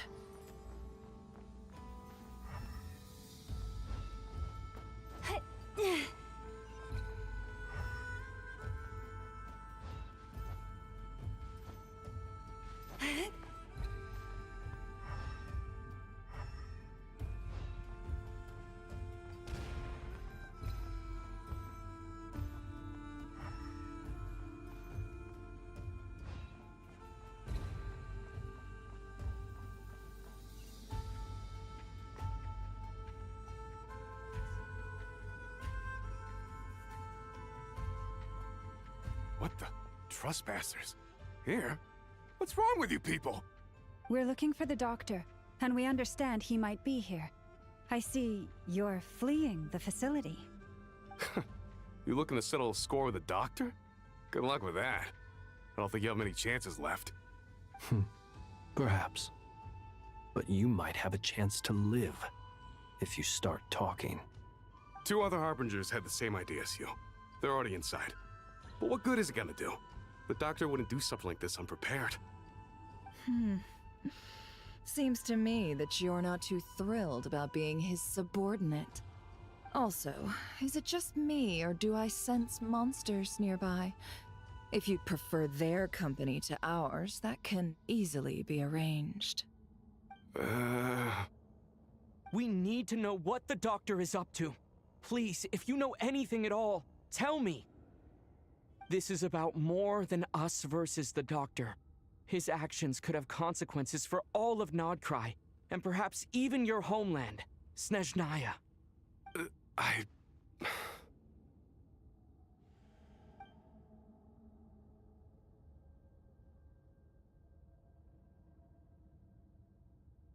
He's building something. Ambitious doesn't even begin to describe it. Feels like this could be the big one. God knows how long he's been planning it. A while back, he told us he'd be returning to Snezhnaya. We weren't expecting him back so soon. This time he brought some gemstones with him, or something. 2 of them. The moon marrow spheres. He stole them from their rightful owner, Bina. Oh, Lady Damselat? Last I heard, she left the Fatui. Before she went, she told us she'd finished what Her Majesty asked of her, and wished to focus on some personal matters. I remember thinking that leaving us might not be the best choice. I mean, I always looked up to the captain the most, and... Back when this all started, the higher-ups dispatched 3 units to Nod-Krai to execute their plan. They were led by the Doctor, Marionette, and the Damselet, respectively. I was a part of the Damselet's unit to begin with. She never really interacted with us much. In fact, she seemed sort of detached from everything. Not because she was distracted, just felt like she was indifferent to the world around her. Like she had no stake in anything that happened. She always seemed like she was staring off into the distance. Almost as if she didn't see anything worth living for in the present, so she had to look further afield. That's right. She always used to stare up at the sky. The Doctor used to stand nearby and watch her. Apparently they got along well at first, but somewhere along the way, she grew wary of him, started avoiding him as much as possible. After she left, everyone in our unit merged with the Doctor's. He's similarly indifferent to the world, except when it comes to the moons. He seems to have big plans for them. Right now, obtaining the 3 moons is his #1 priority. He even said, if he can only get his hands on 2 of them, he'll create a 3rd one himself. How would he create an artificial moon marrow? Maybe the knowledge he gained from the Hyperborean phantoms has something to do with it. Thank you for cooperating. We appreciate the level of detail. I get the sense that you'd serve under Bina again if you had the chance. Would that be fair? No, she's no longer a harbinger. As a member of the Fatui, my loyalty will always belong to the Tsaritsa. I'm only telling you all this because I don't completely trust the Doctor. His actions do not align with the goals that first brought us to Nod-Krai. I understand. We'll do everything within our power to stop him. The Knaves unit is based at the Kuvaki Experimental Design Bureau. Maybe you can seek refuge with them. Well, now we know what's going on here. Artificial moon marrow. He's likely well on the way to completing it. Dottore's technological capabilities are far more advanced than I thought. I fear this could get ugly. Everyone, prepare yourselves.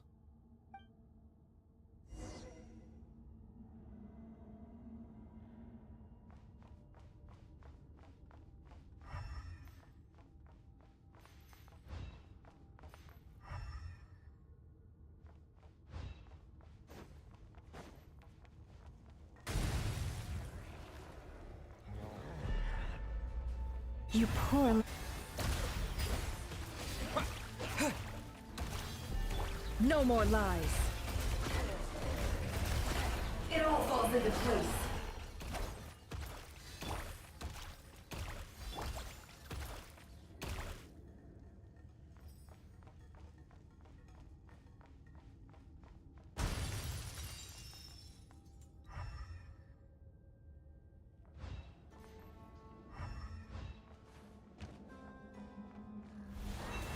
By the frost moon of old. Bombs away! The deception ends here. Can't hide the truth.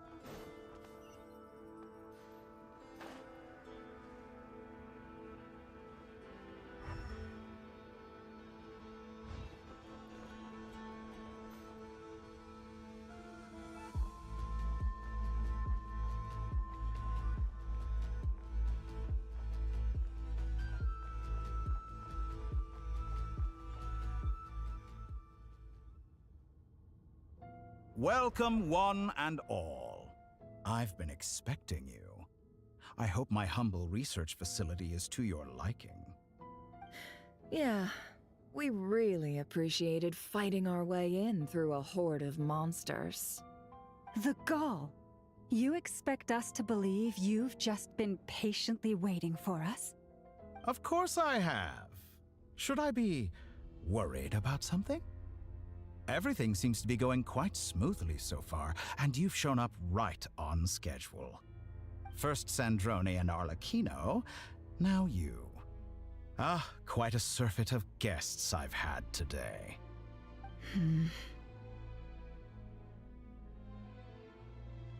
If you were looking for them, I should probably mention that Arlecchino disappeared as soon as she entered the facility. As for Sandrone, why, she stood right here only moments ago demanding answers from me at the top of her voice. Hardly out of character. She never was one for basic courtesy. But I have to admit, I was a little surprised to see her showing concern for someone besides herself. Does everyone you associate with undergo such a change in temperament? Speaking as a researcher, I have to say, it is not a change for the better. It threatens one's ability to remain objective.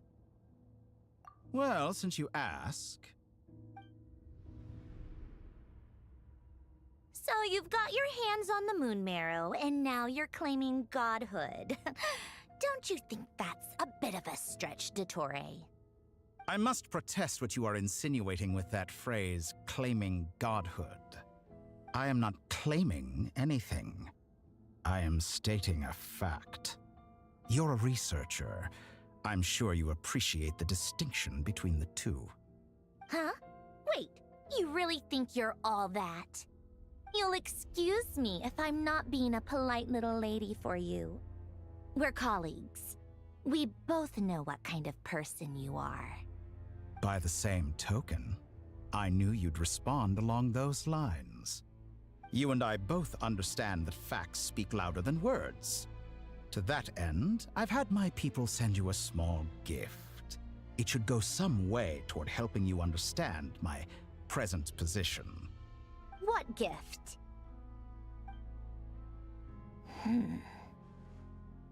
Where have all your troops gone? Who knows? Perhaps they are already marching toward a new world, following in the footsteps of an unknown god. As vulgar and arrogant as you may be, dear Sandrone, I have no intention of taking out my displeasure on your subordinates. They will enjoy equal rights to my own. You sent your people to the Experimental Design Bureau? That's a Tsaritsa's property. Yes, and I am very mindful of Her Majesty's instructions. But you know full well that they do not conflict with my present goals. In which case, all I'm doing is conducting another one of my experiments. Is there a problem with that? Now then, you have a judgment call to make. Am I simply lying to stall you? Or is it possible that every word I am saying is the truth? In which case, your subordinates really are in danger. So now you've turned on fellow Fatui soldiers. You're completely insane.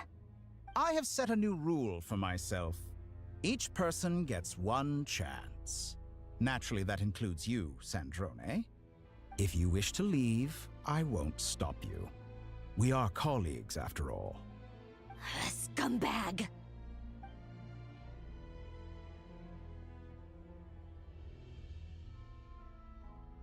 Still, I hadn't counted on Sandrone sparing any thought for the people of this world. Shame. I always found her self-centeredness to be one of her few better qualities. How can she ever hope to achieve greatness when she's so obsessed with protecting her little design bureau? It's more than a little disingenuous to speak of achieving greatness while taking hostages. Or does honor no longer mean anything to you? Honor? I have the marrow of 2 moons in my possession and will soon complete the construction of a 3rd. I will be the god of a new world. And you speak to me of honor? How charmingly naive. Those are sacred relics. You do not deserve them. In my view, many in this world do not deserve to be alive. And yet, I mercifully permit them to go on living, do I not? You'll come to regret your actions. Will I now? Let's see if you can make me.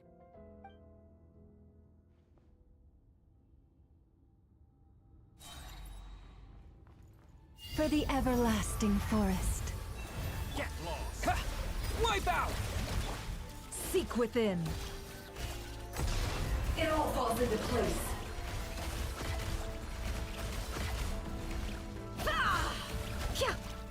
Close your eyes to dust. Observe.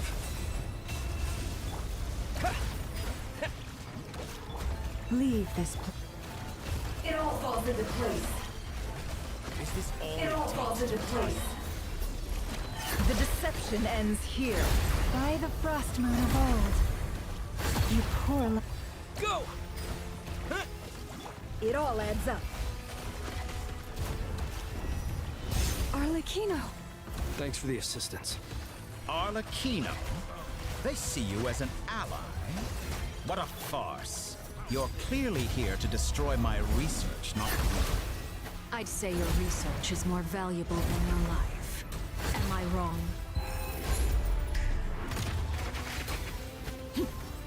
Transfixed!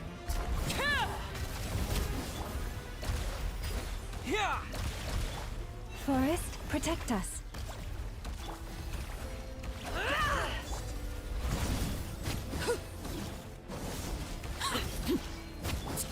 Close your eyes. Your actions betray your fear of me.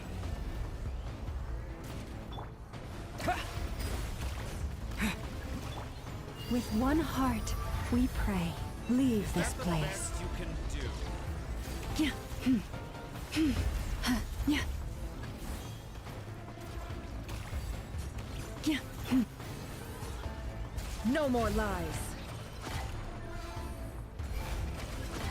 Time to come clean. The mystery on. Go! Observe. Close your eyes. Do you fear the dark? To dust. Be silent. Wipe out!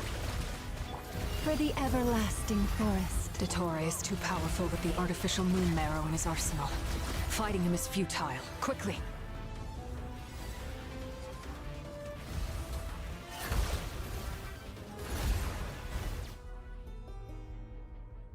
Let's go. I've always thought it is wiser to flee than surrender.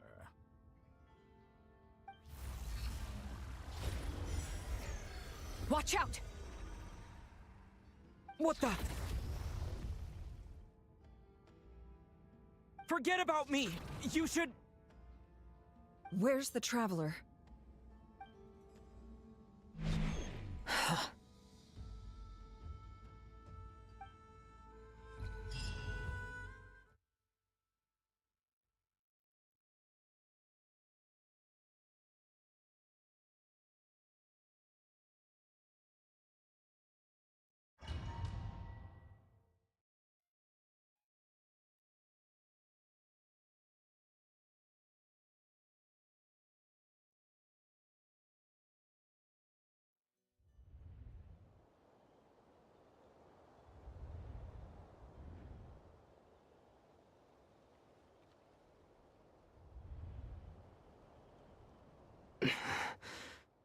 What just happened?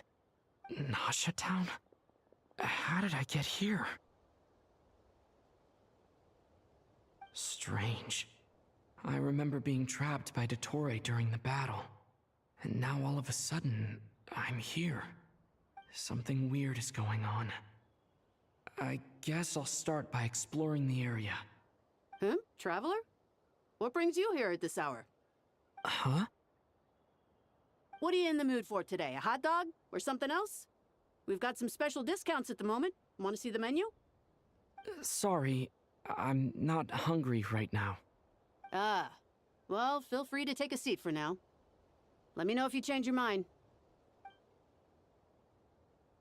Everyone seems to be acting normal. Am I just overthinking? Oh, darling, look who it is. One of our regular customers. Get the traveler something to eat, would you, dear? Wait, why is he talking like that? Well, I'd love to, but can't serve a customer unless they order something.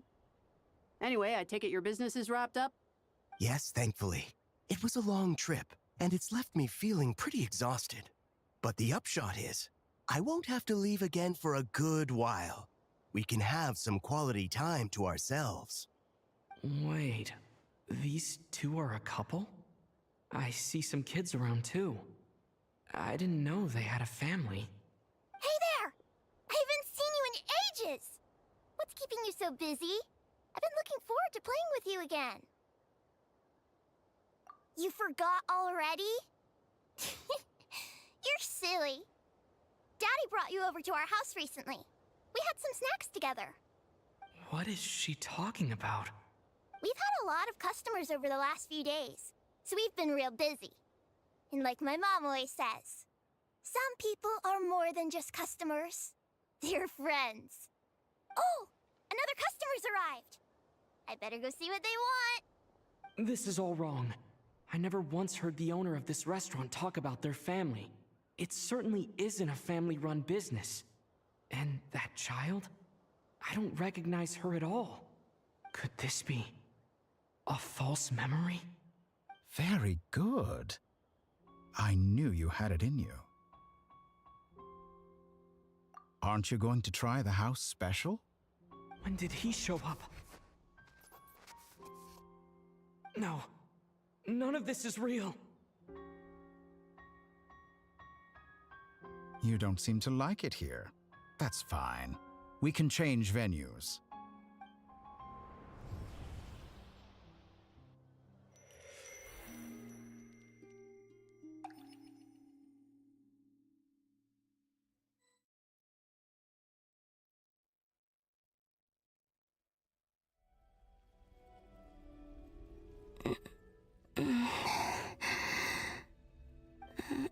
I'm still alive.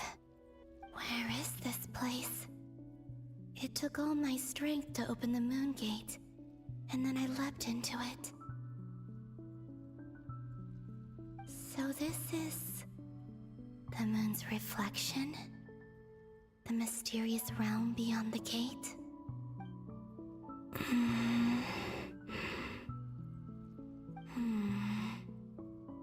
I can't sense anything. I guess I could try opening the gate once more.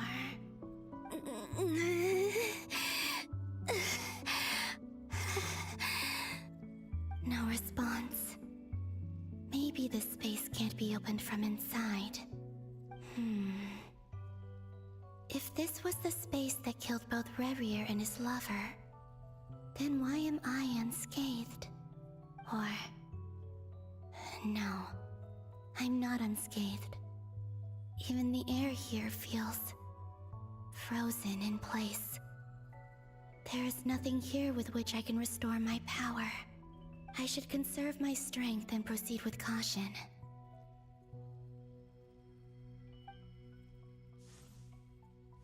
I don't believe Dotori's scheming will stop just because I escaped.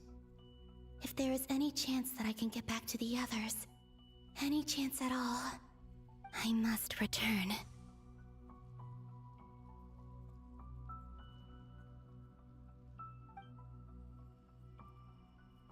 Emptiness, silence. What is this place?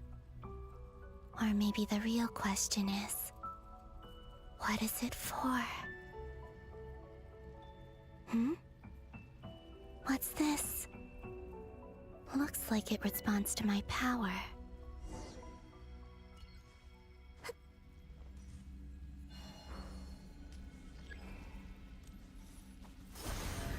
Golden.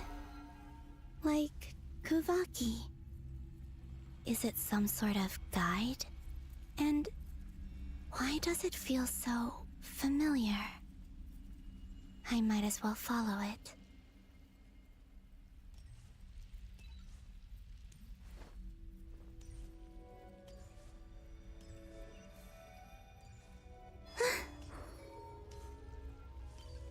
Where does this lead? Could it be the exit?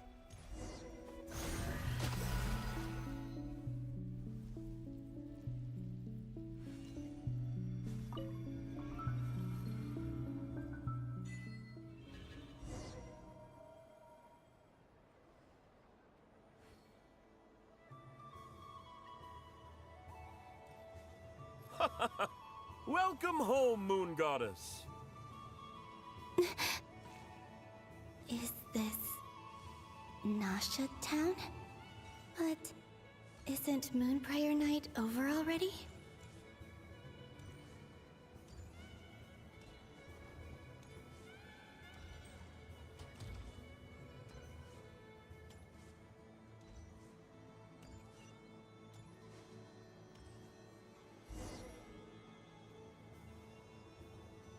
Goodbye for now, Bina. I hope you have a wonderful night. I will. Llama, everyone else, and me? Are these my memories?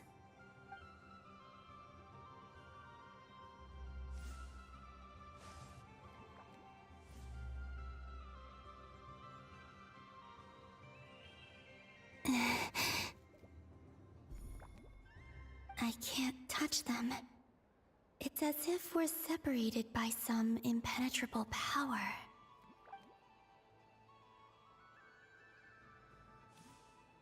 Over here! Over here!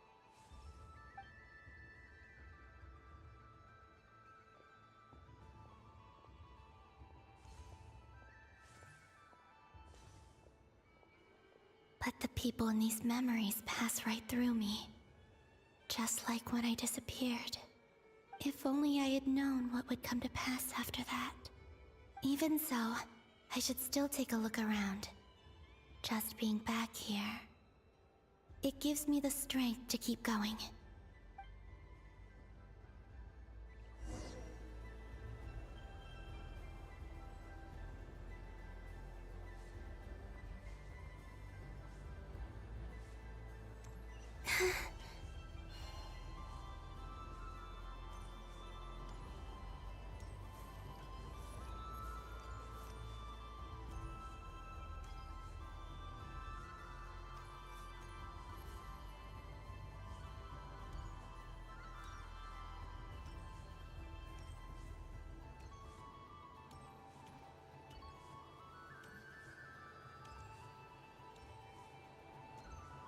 Welcome home, Moon Goddess.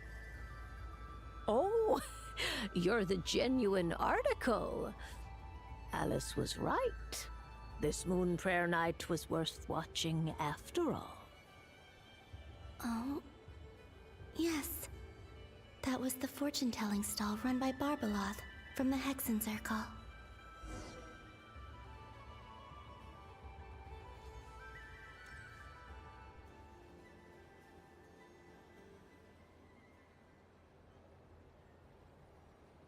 Please, draw the first lunar arcana. This represents destiny and is the foundation for the divination as a whole.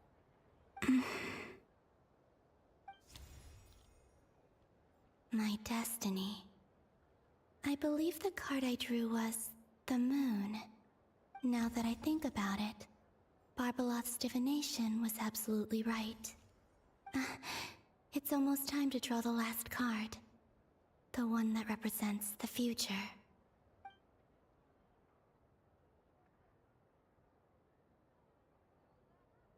That was the card that popped out on its own. From here, I think.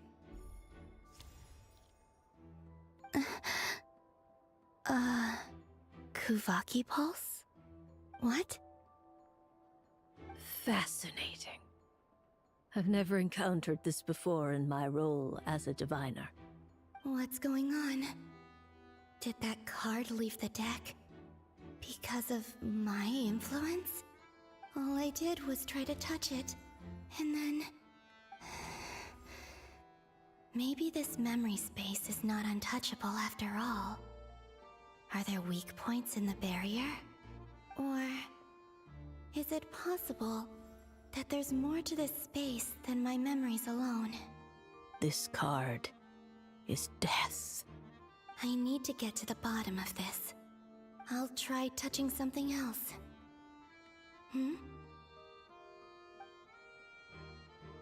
Is this... the wind? No, it's gravity. It's pulling me outwards. No, Traveler!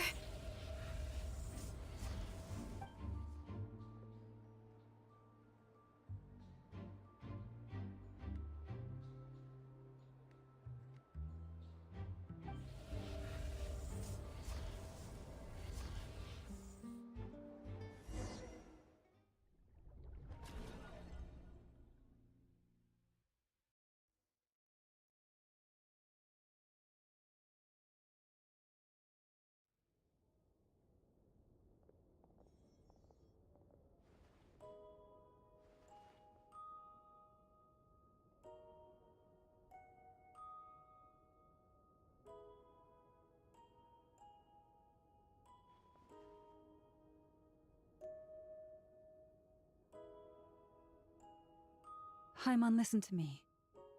From the bottom of our hearts, we are so sorry. We completely understand how you must feel. The Traveler is trapped, and we all feel responsible for it. Don't say that! Haimon's not a little kid! You didn't leave him behind on purpose! There was nothing you could do! But... He's all alone in there! What if something happens to him? What are we gonna do then? We've barely spent any time apart since we met. Is he gonna... die? We must find a way to rescue him. We were all involved in the operation where he was captured, and we do not abandon our comrades.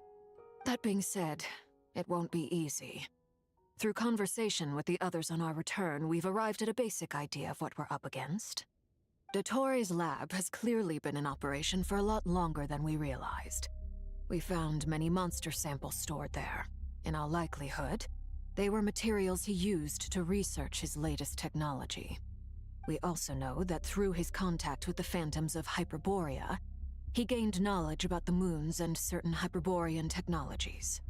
Using this knowledge, he then fashioned an artificial moon marrow to serve as a replacement for the frost moon beyond the sky. Unlike Bina, Dottore is not being rejected by Teyvat. And even with 2 of the 3 moon marrows, his power far exceeds all of ours combined. Once his 3rd moon marrow is complete, Dottore will have completely seized the authority of the 3 moons. Teyvat's most primordial powers will then be in his grasp. Does that mean... I'm afraid so. No one could have predicted this level of insanity, not even from Dottore. And unfortunately, his insanity is coupled with an intellect and ambition that not even his peers in the Fatui can match. This is dire. Sounds like the world is done for. The 3 moons' authority can influence the very fabric of time and space. I dare not imagine what a monster like him would do with that kind of power. The trouble's already begun, I'm afraid. On our way back, we discovered that part of Nod-Krai is being enveloped by an unknown energy. We cannot ascertain what is happening inside. I'm convinced this is Dottore's doing. Not that there's any way to prove it. The issue is, we have no idea what his intentions are. The only thing more frustrating than facing down evil is knowing that it will surely come, but not knowing when.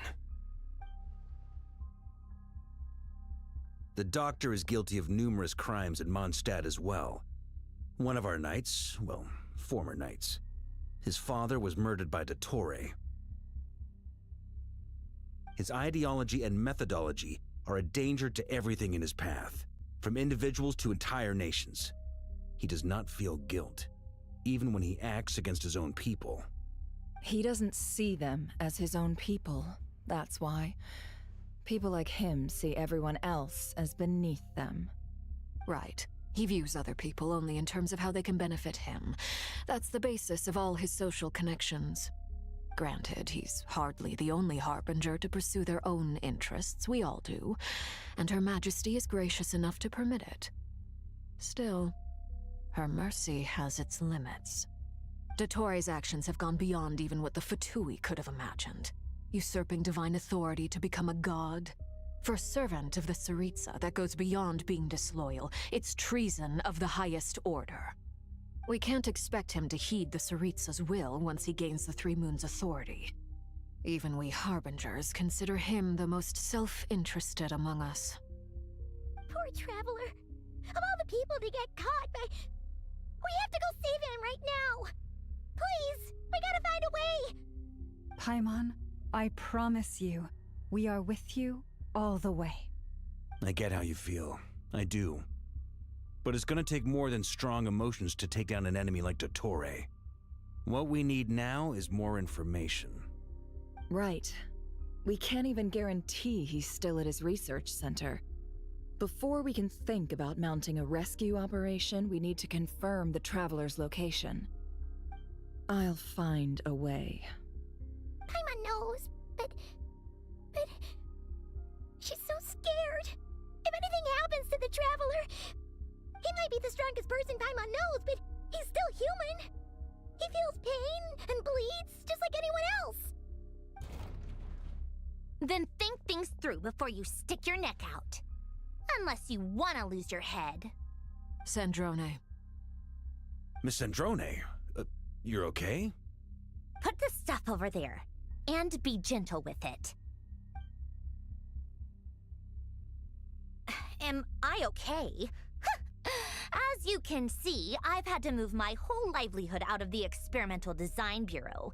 It's been swallowed up by Dottore's energy field. If I'd left it any longer, I probably would have gotten stuck there. Ugh, Dottore always goes a little loco when he finds a shiny new toy. Not that he'd ever admit that. But this time, he's gone full psycho.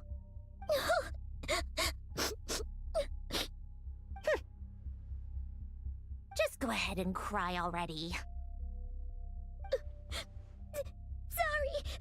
Paimon's not trying to make it seem. It's just... She can't. Oh, Paimon. Let it all out. There's no shame in it. When you're overwhelmed by fear and despair, crying can help get it out of your system. You'll feel better for it. Okay then, while the baby of the group is having a moment, how about the grown-ups get to work? Give me your hand. You've made a discovery? Polonia, scan.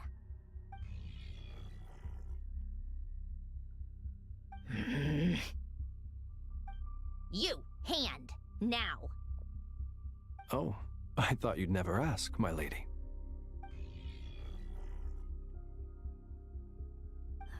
Curses!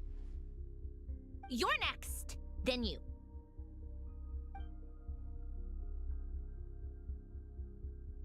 Dottore, you son of a... He's done something to us! Everyone who entered his research center has been implanted with some sort of curse. I don't feel anything unusual at the moment. Does that mean it hasn't activated yet? Is there a way to figure out its purpose and what might trigger it? My best guess is Dottore created it using the Moon Goddess's powers. 1 second, analyzing. Ugh! That friggin' maniac! So, what twisted game is he playing this time? The moment I analyzed the energy composition, some encrypted text appeared in my mind's eye. And when I deciphered it according to the Fatui standard encryption protocol, I got the following message. Feel free to run, or you will perish in Nod-Krai. He's mocking us. Yep, he loves to toy with people. Only in this case, there might be more to it. But I didn't detect any murderous intent or malice either in the message or the curse's energy. As if this is him at his least malicious. Or perhaps all people are cowards in his eyes. Maybe he thinks the threat alone will be effective. What a despicable person. And he has the Traveler in his grasp. If I may, as unhinged as Dottore may be, he has always exercised great patience with the objects of his interest. I remember a comment he made when we first arrived in Nod-Krai. He said, "This world is, on the whole, an exceedingly dull place.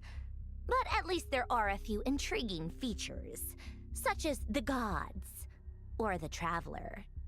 Presumably, they interest him because they're unknown quantities. He wants to understand as much as he can about them."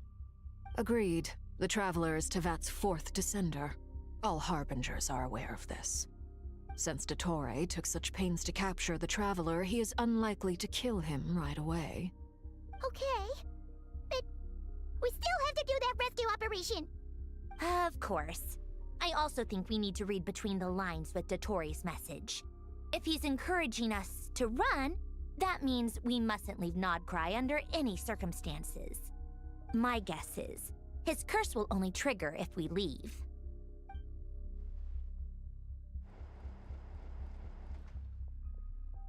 We've discovered multiple energy fields. Albedo is still attempting to analyze their structure. He told me to report back first. Each field is slowly growing, swallowing up more of the surrounding area in the process. And the pace of their expansion has increased since we first examined them. He's probably trying to swallow Nod-Krai whole. His nefarious ambition knows no bounds. If this continues, the whole of Tevat will be in trouble, not just Nod-Krai. The loss of Bina could not have come at a worse time. Do we think she's truly gone for good? She entered the space beyond the Moon Gate, knowing what became of Rerir and Thalindus. I'm sorry, but I fear the odds aren't good. Don't be ridiculous. If I know her, she's busy finding a way back as we speak just so she can annoy me. She isn't dead.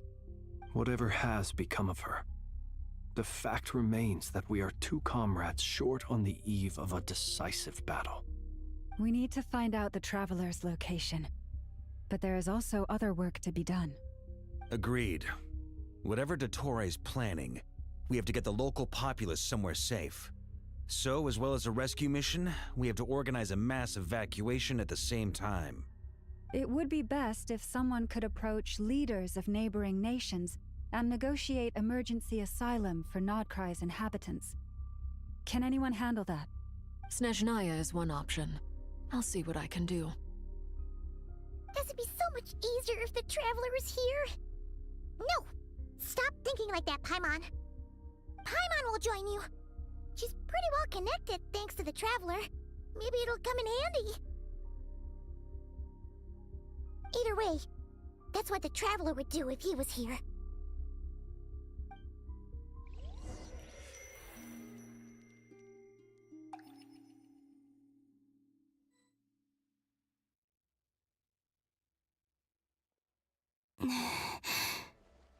Back here again.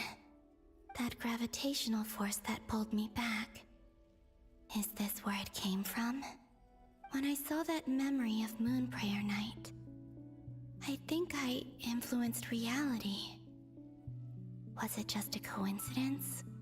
Or if only I could have sent the others some kind of warning on Moon Prayer Night. Maybe we could have stopped Dottore. I feel so heavy. Does entering that space consume a lot of energy? Well, even so, I have to keep moving forward. Back to emptiness and silence again. I should try and find my way back inside that memory.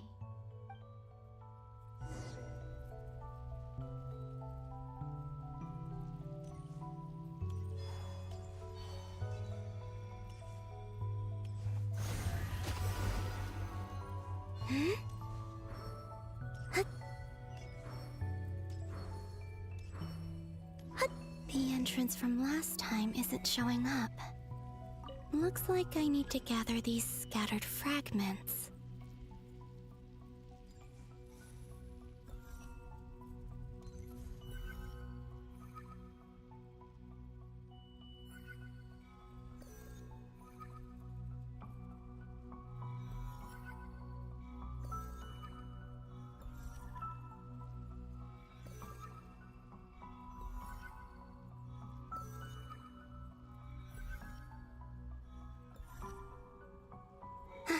It worked!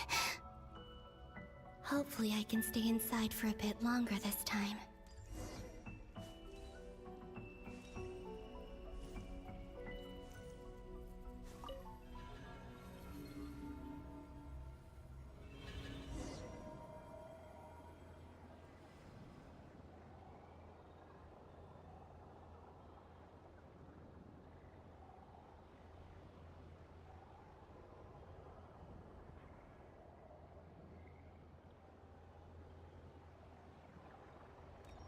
Ad Astra Abyssosque. Welcome to the Adventurers Guild.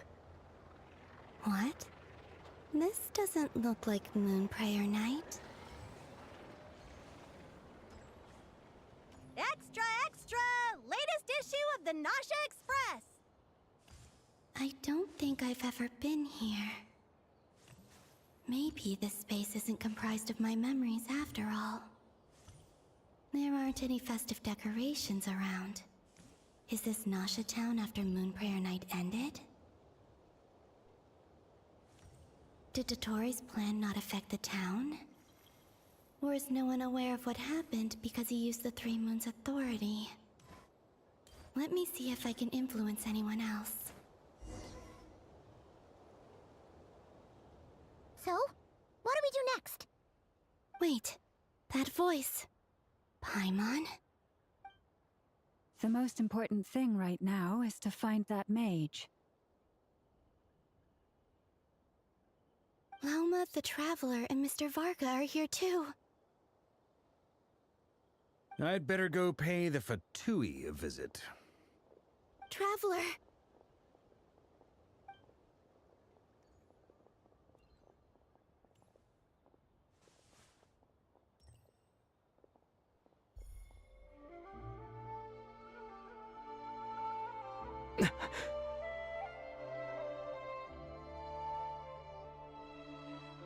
Bina? I made contact. It's me, Bina. Huh?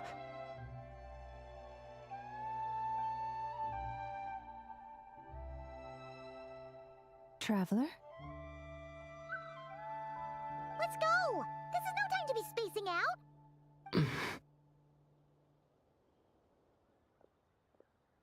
Huh? Wait a moment. This has happened before.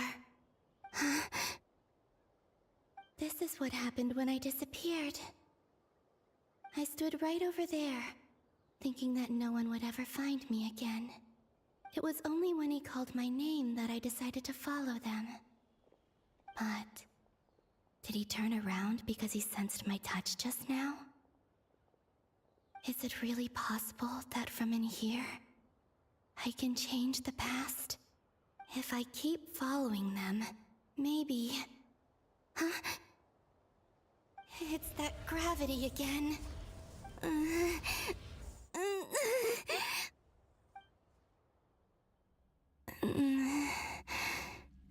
Every time I influence reality within that space, this force intervenes and pulls me back.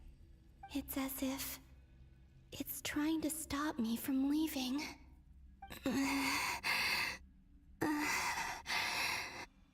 I'm getting weaker and weaker. I'll just have to try another approach next time. Come on, Bina. Keep going. You have to tell everyone what happened.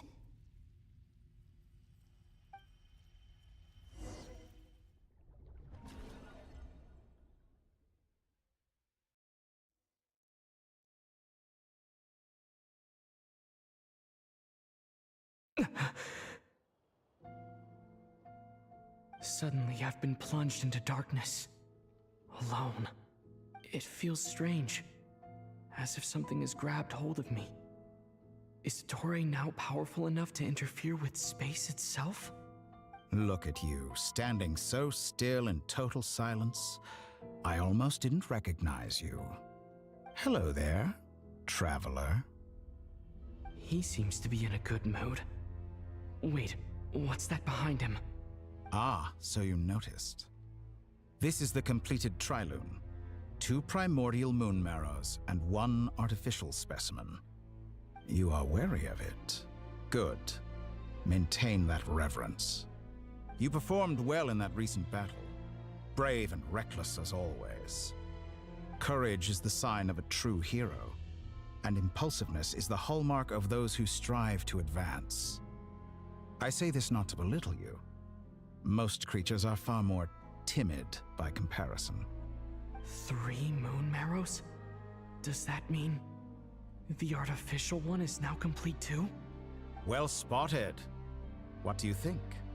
For a replica I built myself, I dare say it looks the part. Dottore, are you planting illusions in my mind? I have no interest in fooling your eyes. On the contrary, I hope to show you the true essence of all that you see before you. Is this not a beautiful city? People live in peace and find joy in their work. The streets are safe. People can even leave their doors unlocked at night. You might say it is the Elysium everyone dreams of. All available data indicates your values and worldview conform with the mainstream. This kind of society should be quite to your taste. False beauty is deceitful. Lies are to no one's taste. I wonder, is it your moral standards that are too high? Or your expectations of reality? Answer me this.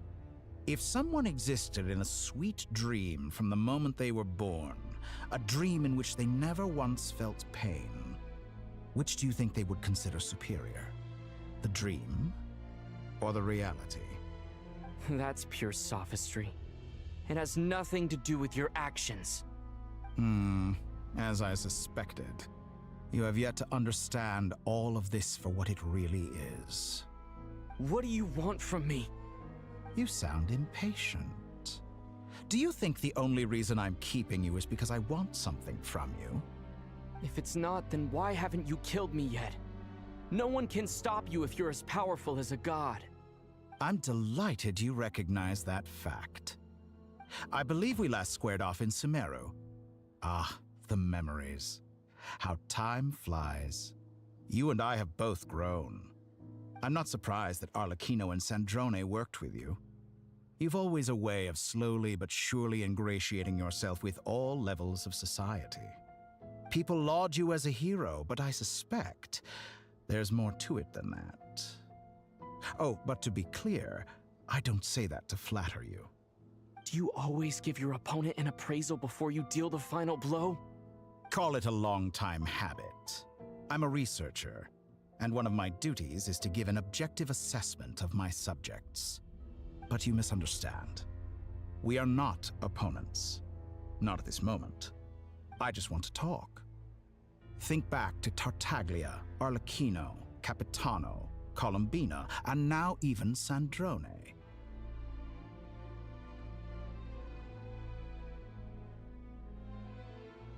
You've worked with each of them in the past.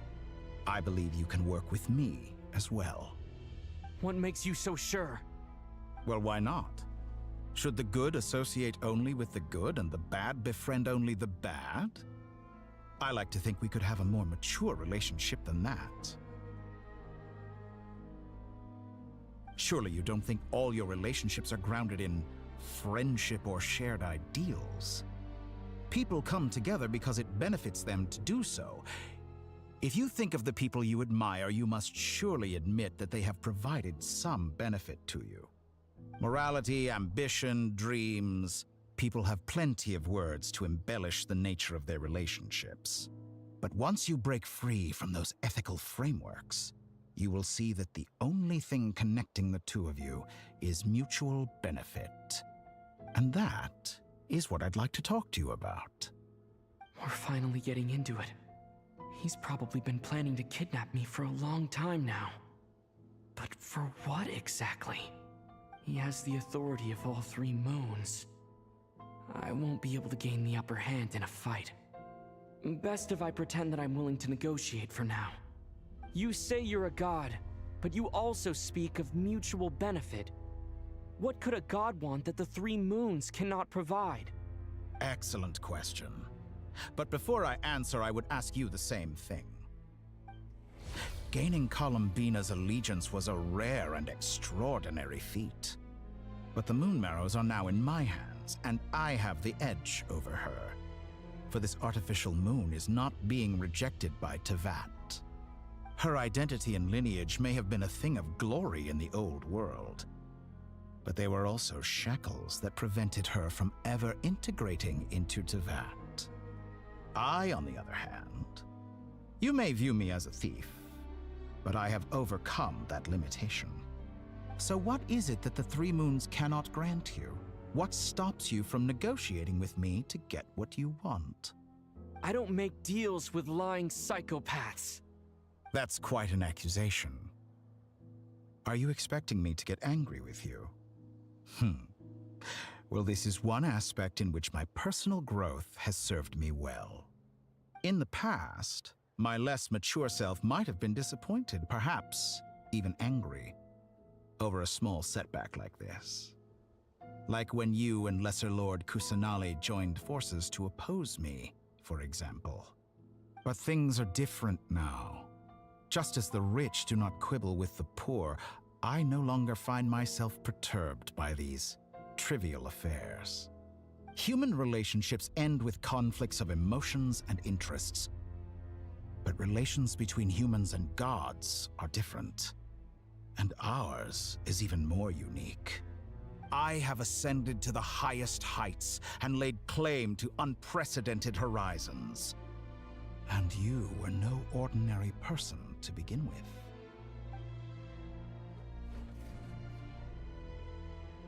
Allow me to show you the world, Descender.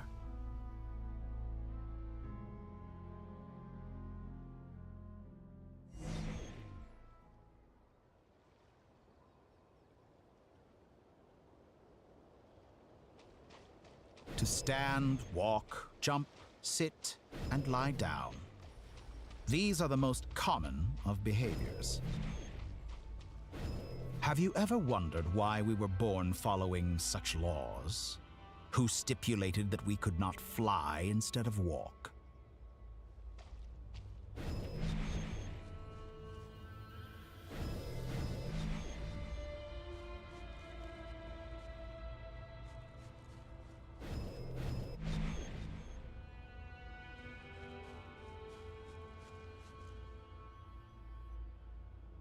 Someone of your talent and experience must surely know of the four great rulers who serve the heavenly principles. They govern life, death, time, and space.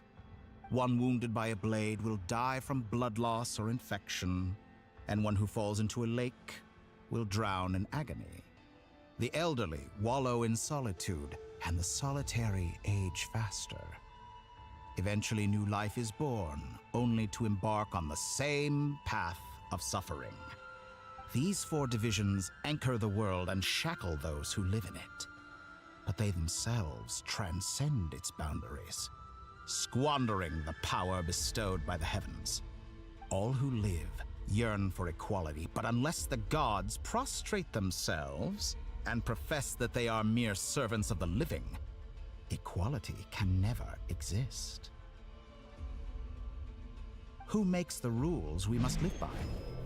Who has the right to restrict us?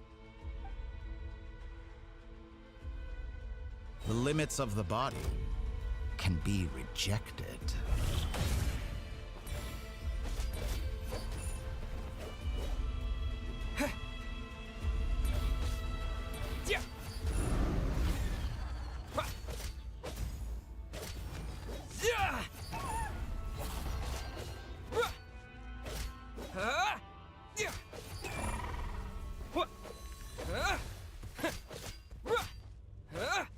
How does it feel to be among those with absolute power?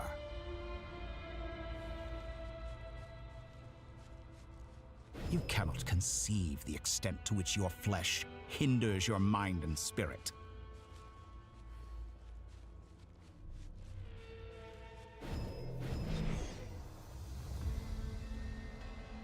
Only by discarding our useless, primitive eyes can we perceive a new world. How narrow-minded we all were in the past. Why should the final answer of the world not be the power that predates those of life, death, time, and space? The power of the Trilune. Through it, I have glimpsed new experimental possibilities. Nature suppressed, authority exiled, souls controlled.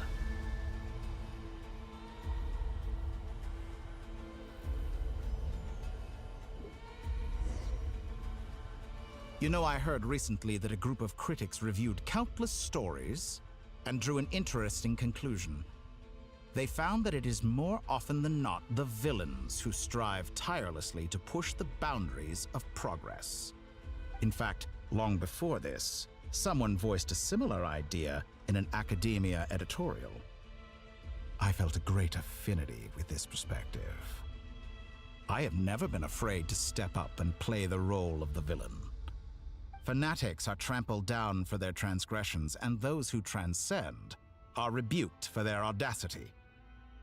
And so, the majority of creatures are too timid to follow my lead. But all sacrifices made during my experiments have been worthwhile, as you can now see. I can offer you something new, something unique, precisely because I am a villain. Think about it.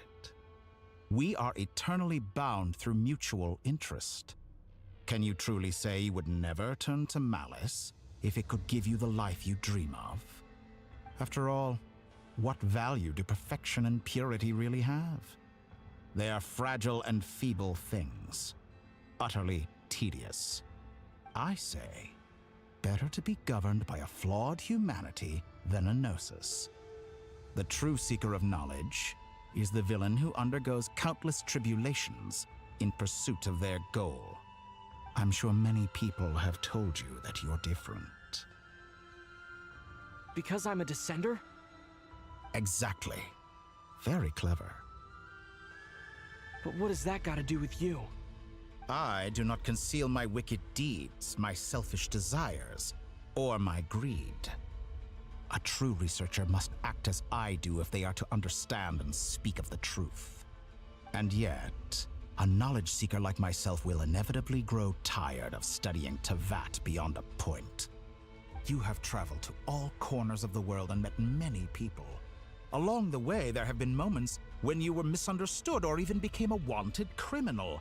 And all the while, you have spent your days doing some of the most mundane jobs in the world.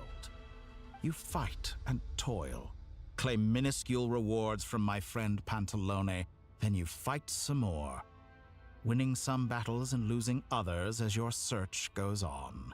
And this cycle continues, with no end in sight. Surely you must sometimes grow weary of being stuck in this same loop day after day. We're completely different.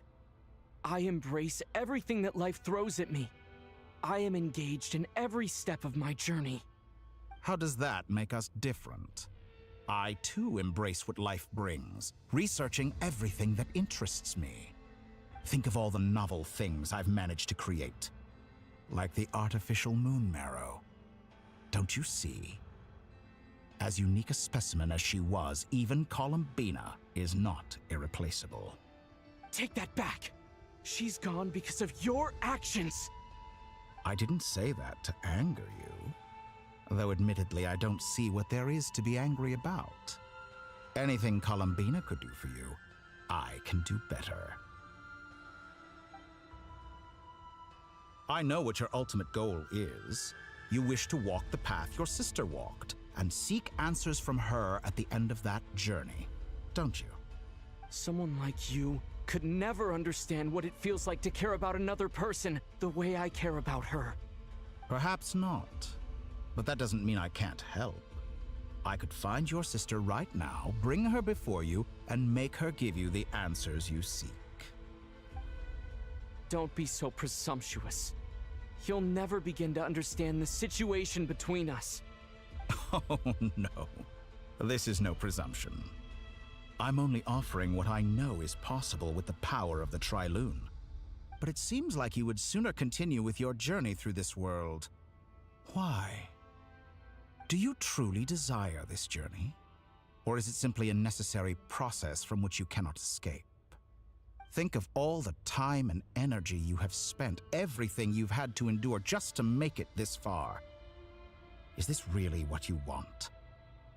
Or has your hand been forced by the promise of that final answer? Yes, you have made many friends. But do they ever spare a thought for the void in your heart and what it yearns for?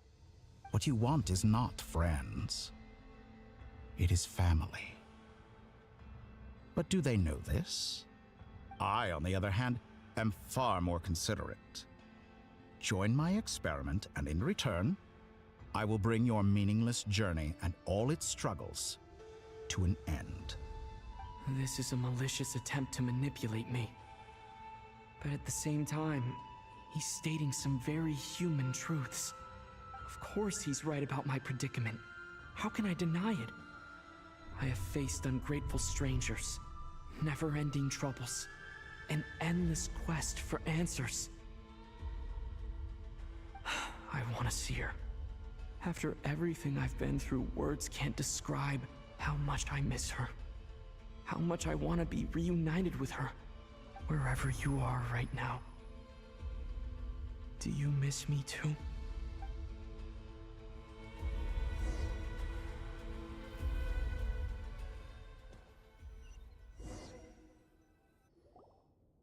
All right, everyone. Our next mission is clear. We need to contact all the major organizations, explain the situation to the public, and then begin the evacuation. The residents of Nod-Krai are quite dispersed. The two most populated areas are the Southern Isles and Pyramida. Miss Lauma, I will leave Hisi Island and Nasha Town in your hands. I will liaise with the Fatui and Pyramida. Agreed. We will reach out to Natlan and Snezhnaya. Anyone found north of the Experimental Design Bureau should follow the Fatui to Snezhnaya. As for those dwelling south of that line, I will ask the Voynich Guild to help persuade them to leave. Then I, Mr. Varka, and the Frostmoon Scions will escort them to Natlan. The Voynich Guild has dealings with the Curatorium of Secrets. I will send them a letter vouching for your credibility. Yehoda, you should help Lauma. This is too big of a task for one person. My wish has come true. You're willingly lending me your most capable employee for the day. Well, good for you if all this only takes a day. Of course, if it takes any longer, I'll be charging a fee. Boss, wait! Don't I get a say in this? Oh, I'm sorry. Something to add, Yehoda?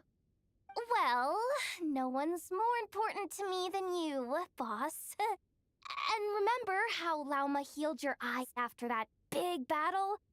I think that's worth at least 2 or 3 days' work for the Frostmoon Scions. Are you completely incapable of acting in your own self-interest? Or do you simply devalue your own labor? Are you sure you don't want to come with us? Who will see to our other work if we're all busy evacuating residents? Sandrone insists that Bina is still alive, and we have a traveler to rescue. There's much to be done. But boss, I'm just worried that... Well, Nefer, I'll link up with you once my tasks are complete. What makes you think I'd need you to do that? I'll need it. And considering the way you approach certain matters, I think you'll be better off with me present. That's quite enough. Just focus on your work first. I bet we're in for an uphill battle here. But we can help out too. Ineffa and I are gonna help Nasha Town's residents carry their stuff. Loading schedule. Store essential local research data and technology samples, then escort the people to Natlan. Understood.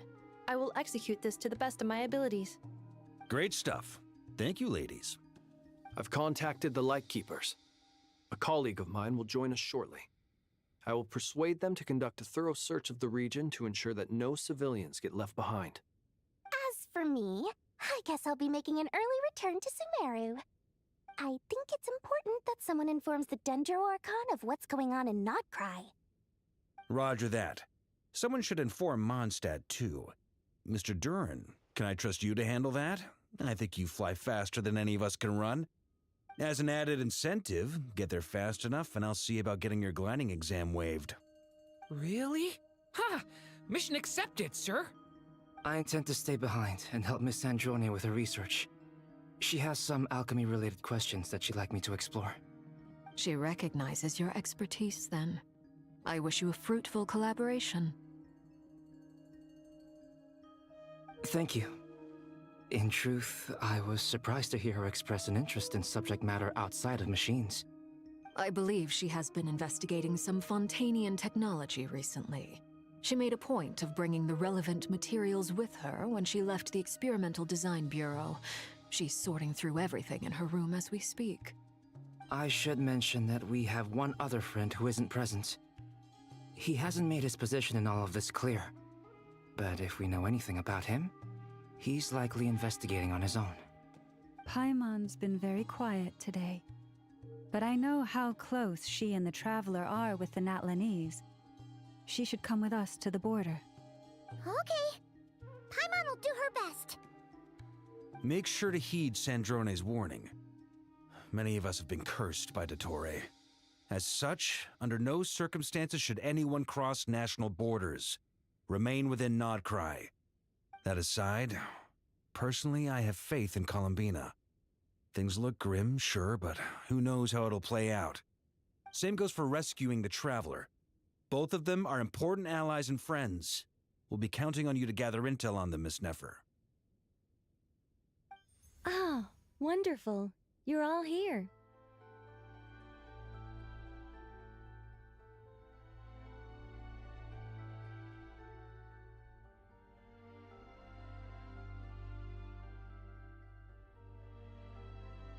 That voice again! Nicole? Whoa, that was loud! And it came out of nowhere. So mysterious. Sorry, this is the only way I can speak to you all right now. Please accept my apology. Anyway, time is short. I'll cut to the chase. We're still facing quite a catastrophe here at the world's borders. Alice has roped in every Hexenzirkel member she can get a hold of. Except for me. She told me I had to come and help you all out as a matter of urgency. I quote, "You love talking, don't you? Well, now it's finally your time to shine. Take these. Make sure the whole party gets one each. You'll be in charge of making sure everyone stays connected." Huh? Is this a Dodo communication device? Scanning. Unknown device. Analyzing. Unknown device. Conclusion. Cute. Affirmative. It is cute and good. I believe that I quite like it. This is no ordinary Dodo communication device. It's my very own special modified version, specifically... sorry. I almost went off on another tangent there. Anyway, help yourselves.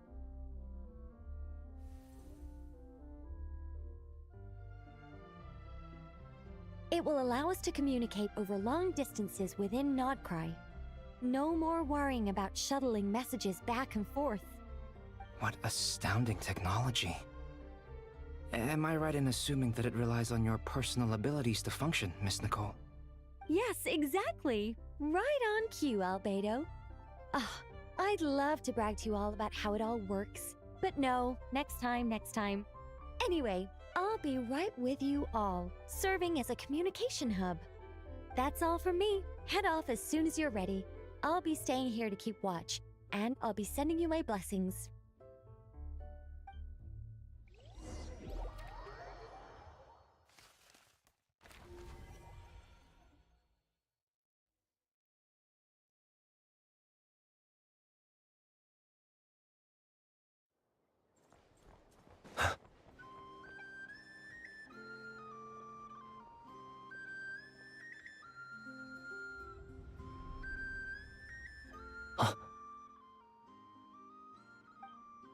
Ah, Sir Flint. Perfect timing. I just arrived myself. You are most considerate, Master Ilua. But in fact, I know you have been sitting here for quite some time. If you saw me, why didn't you say something? I was curious to see how long you could sit still for. Also, shouldn't you have managed to sense me approaching? That would be a first. You always seem to appear out of thin air without making a peep. Also, how many times do I have to tell you not to address me as master? I don't qualify. I beg to differ. Why should a young man so well versed in social graces as yourself not be worthy of that title? Please, Lord Flint. Sir Flint. I'm begging you, don't flatter me into complacency like you do with everyone else. You understand me better than most. My newest acquaintances tell me I love complimenting others. What do you think? I think they don't understand why you do it. You just love puffing people up till they're a big, happy ball of hot air that floats away into the sky. In all sincerity, I can only hope that they bring good tidings when they come back down to Earth. Is the situation that bad? We just held a strategy meeting. Let me fill you in.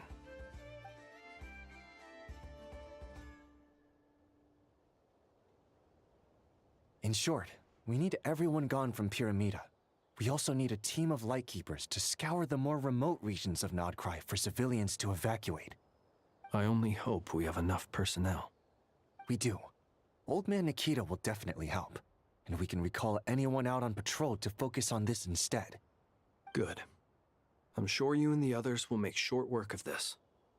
Now, don't forget, once you've completed this task, make sure you and the rest of the team evacuate to either Snezhnaya or Natlan as well. Flint? If you've got something to say, Master Ilua, why not guess what I'm thinking right now?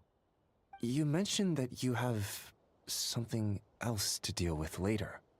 How difficult is it going to be? I doubt it will be easy. I know you're a lightkeeper, and it's your duty to protect others in times of crisis.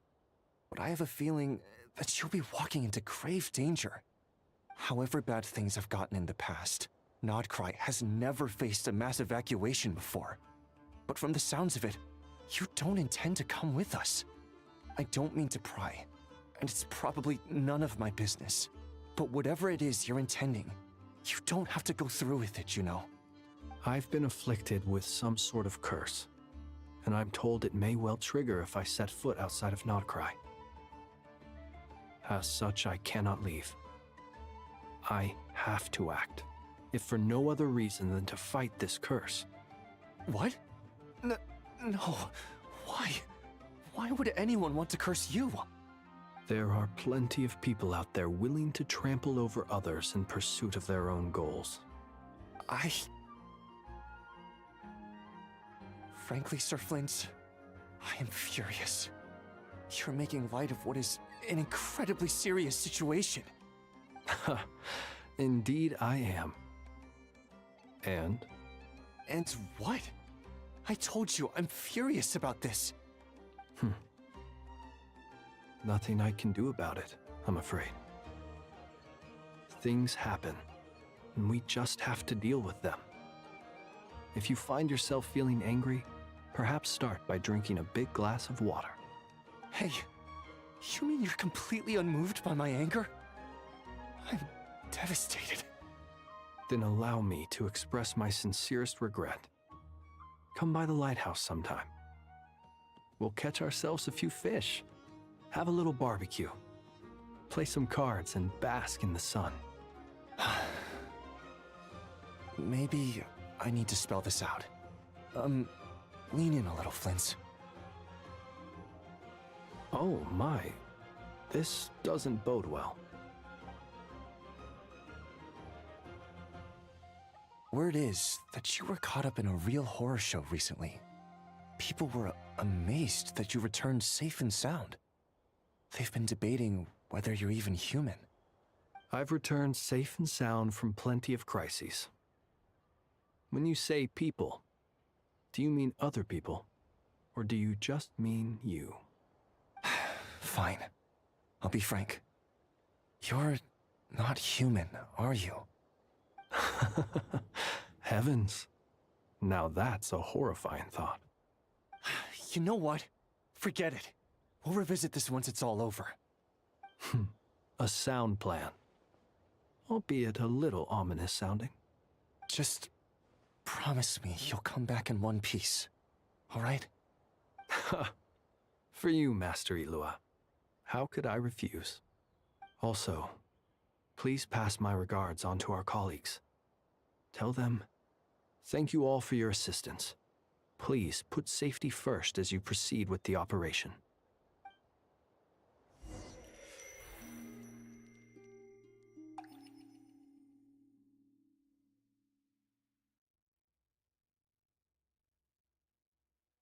I have to keep searching for a path toward reality.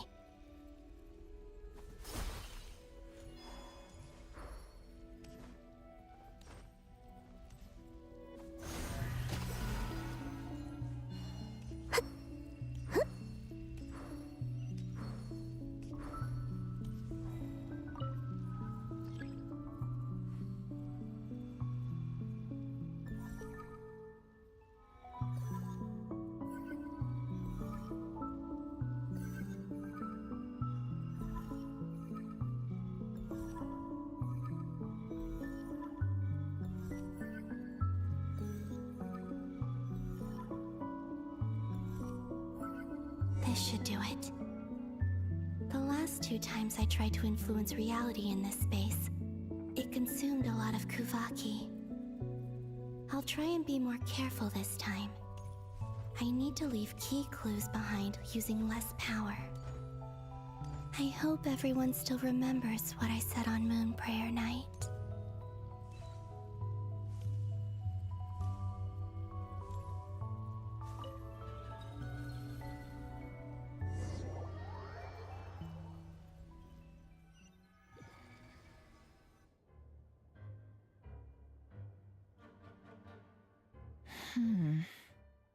Nothing here either.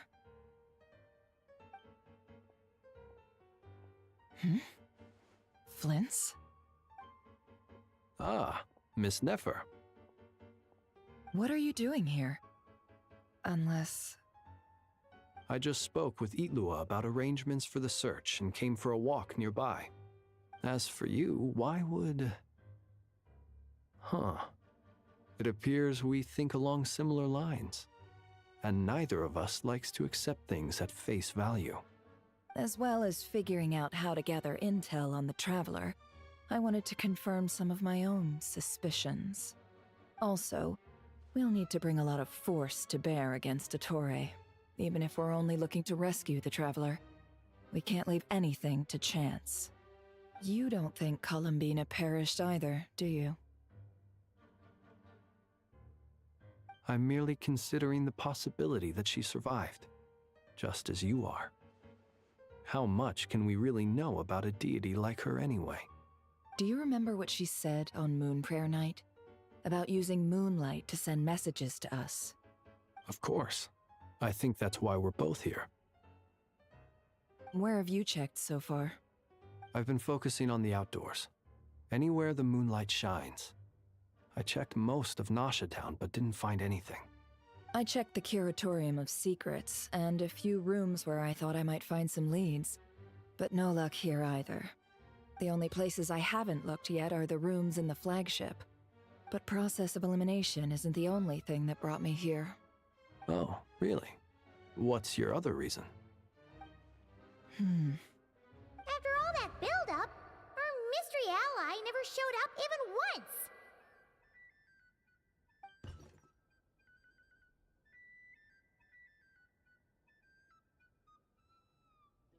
Huh? Am I imagining things?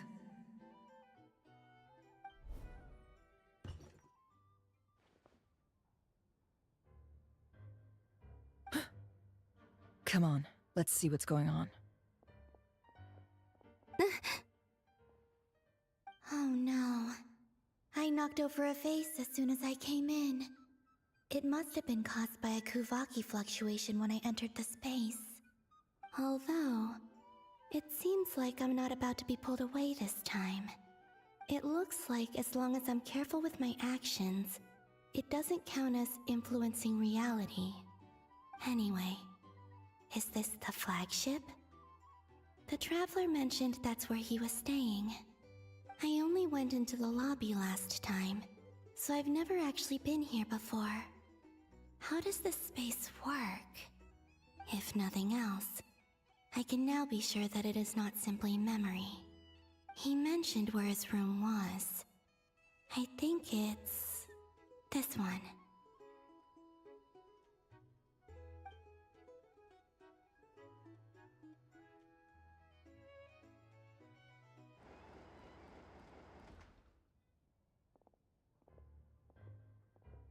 The door is closed.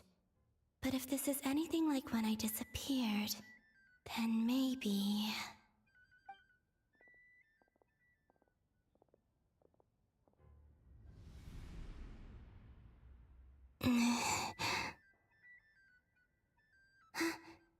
I'm in.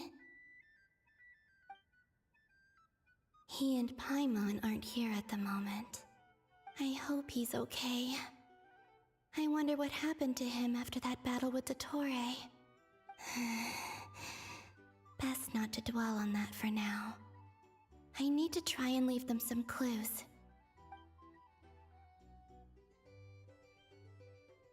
Please, Traveler. I really hope you find this.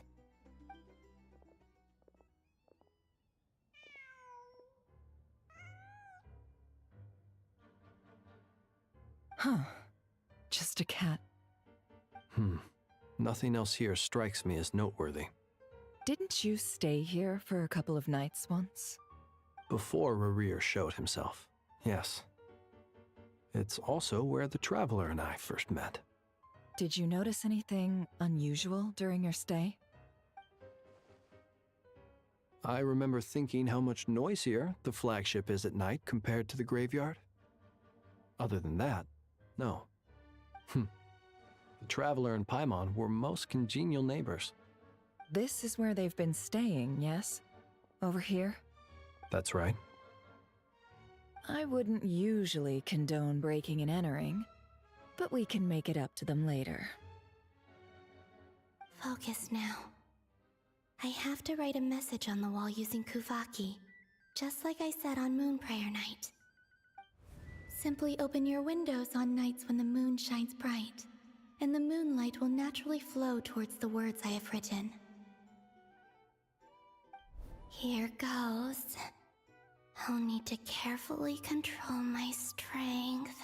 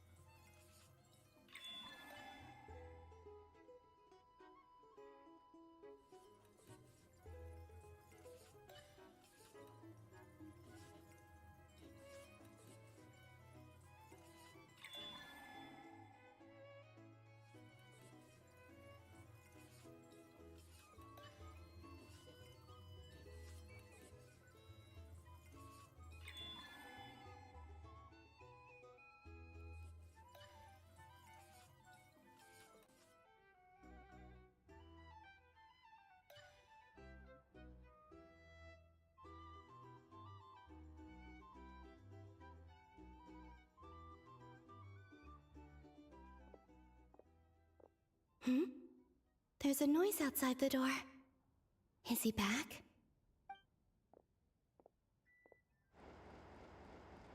Please, You have to see these words.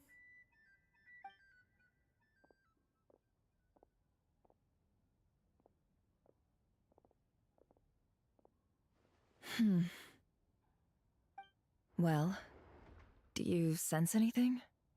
Unfortunately, no. And this place was our last chance. Not necessarily. We've only looked in Nasha Town so far. Miss Bina said she would leave messages at her friends' dwellings. It's still worth checking where Miss Lauma lives and where I live. Let's try and make some time to look into those then. Wait. What are you waiting for? Oh, Paimon might have overeaten slightly. What's that look for? This is a victory feast. It's normal to eat a little more than usual. The Traveler in Paimon. It's really you. But why are they talking about a victory feast? Huh. You worried Paimon sick while you were out there fighting Rare, so this is your chance to make it up to her, alright? Wait. So this is the night after the battle against Rare. How did I end up here? That's quite a long time ago now. Wait.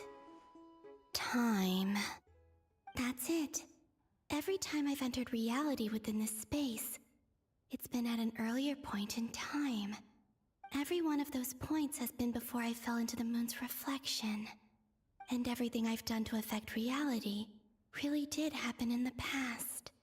Does this mean that within the moon's reflection, time flows backwards? Starting from the moment I fell in? Not long till Moon Prayer Night now. It's gonna be even livelier than tonight. Although, it's gonna be sad saying goodbye to the damselette. She seems like a really nice person. Paimon. No, I can't. Even if I make contact, they probably won't understand what's going on. And in any case, I'll likely get pulled away again if I do. Instead, I have to find a way to get them to notice what I've written using the moonlight. Wait, even I hadn't thought of doing that before Moon Prayer Night. They'd never conceive of that possibility. Is there truly no other way? Don't lose heart. We'll find a way somehow. Huh? Oh, you say that, but the Frost Moon is beyond the fall sky. If we wanted to go visit her, how would we make it through to the other side? We might not have all the answers now, but I'm sure we'll find a way one day. Huh. Guess someone's gotta be the optimist. The present. The future. That's right. There are still things I can do. What's your plan? Flint's, when you were staying next door, did you ever open the window? No. The rooms here are dark and damp, and there's such a buildup of dust on the windows that the moonlight can't even get in. I didn't think it was worth the trouble. The moonlight? I think I see where you're going. One moment. I'll see if the owner is available. Don't bother. Time is of the essence.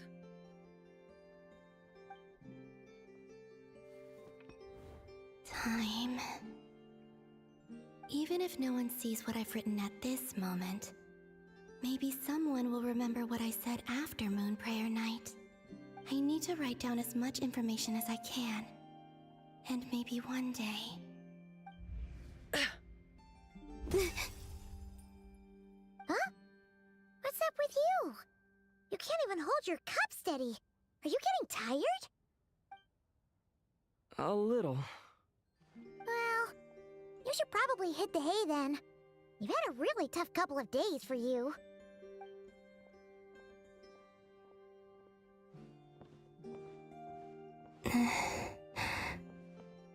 You truly have. You helped defeat Rare, helped me reclaim my name, and you helped the others organize Moon Prayer Night. Wherever you are right now, I'm sure you're still fighting against the injustices of fate. This is all I can leave for them. How I wish I could stay here.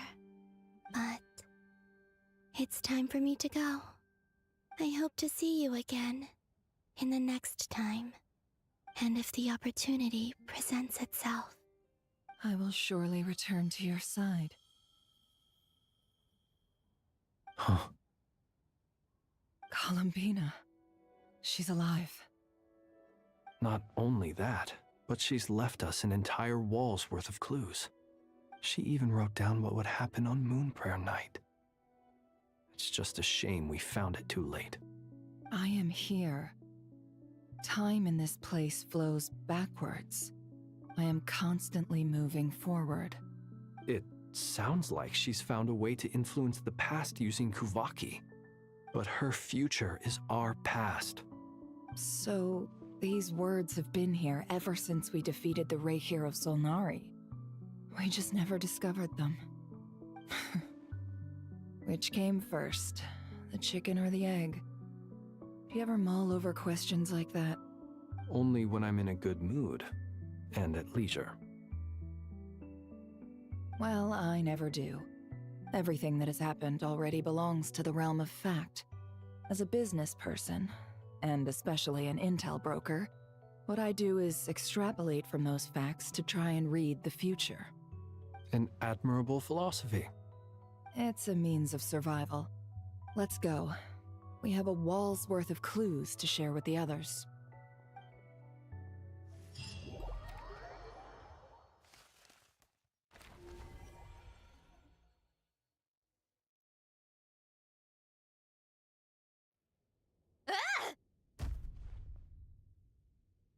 It appears that the doctor's energy signature has changed to something similar to Kuvaki, but not like the Kuvaki we're used to. Nod-Krai's Kuvaki devices will only have a limited effect on it. I can see why you've chosen to place your hopes in alchemy instead. Also, I must say these books are rather profound. My subordinates just shipped them in from Fontaine. Some of them are from the Narcissenkreuz Ordo. Some are incident reports from Petrichor, and then there's a few test reports for these junk machines. Additionally, after some further scanning, I've discovered something extremely annoying. What's that? Tevat's skies contain multiple moons. A long time ago, when I did my first scan, I detected 3, just as the legends say. But when I checked again just now, I detected 4 moons. So there's one extra? Yeah. Originally, I thought that if I could still find 3 moons, that would at least mean Columbina's still alive. But then it occurred to me that apart from the Frost Moon, Tevat's moons are just husks. And husks surely shouldn't show up in the scan, since they're not alive. It's weird, isn't it? If we can't even distinguish between a dead and a living moon, how are we supposed to know whether a moon goddess is still alive? Or does this mean that the moon marrows are equivalent to the moons themselves? It's certainly possible. In which case, the 4th moon you detected may be Dottore artificial creation. So he wasn't bluffing. He really built his own moon marrow. Ugh!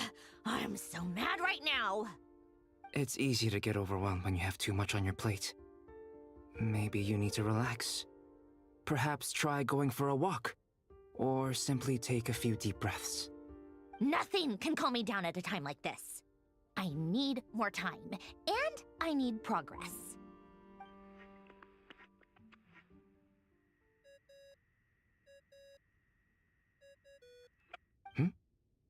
It's Mr. Flynn's. I really hate that ringing tone. Ugh. First the 4 orthants of the Narcissenkreuz, then moon marrows. Now what? Oh, sorry if we're disturbing you. Might I ask what's troubling you? What do you want? We're busy. Are you still at the Curatorium of Secrets? Yeah. Look, everyone else is still out, so there's no hurry. Plus, I'm busy, so I would appreciate if you gave me some space. Even though we have crucial intel to share? Fine, I'm listening. Do you intend to share it via the Dodo communication device? Ordinarily, I would, but this is a unique situation. I think it's best that we discuss it in person. See you at the Curatorium.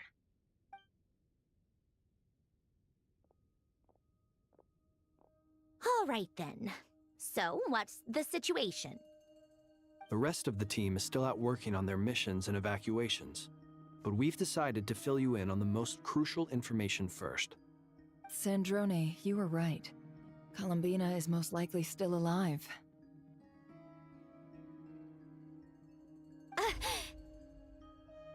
That's the best news we've received in a while, by a long way.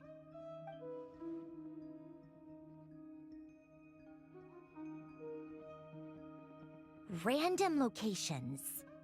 Appearing in reverse order? Are you serious? So not dying isn't enough for the Moon Goddess, huh? She has to show off too. Anyway, does this mean we can deduce her condition from the Moon Marrows? Miss Androne, there's nothing wrong with simply admitting that you're happy to hear the good news. I'm not. And she's the least of our problems. We're facing a huge crisis.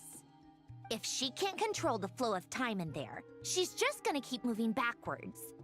Different points in time won't intersect, and she'll never find a way out. Let's say life begins with a drop of water. When did time begin? The moment this planet came into being? No, that's not right. Her final destination would be the moment at which the space she is in was created.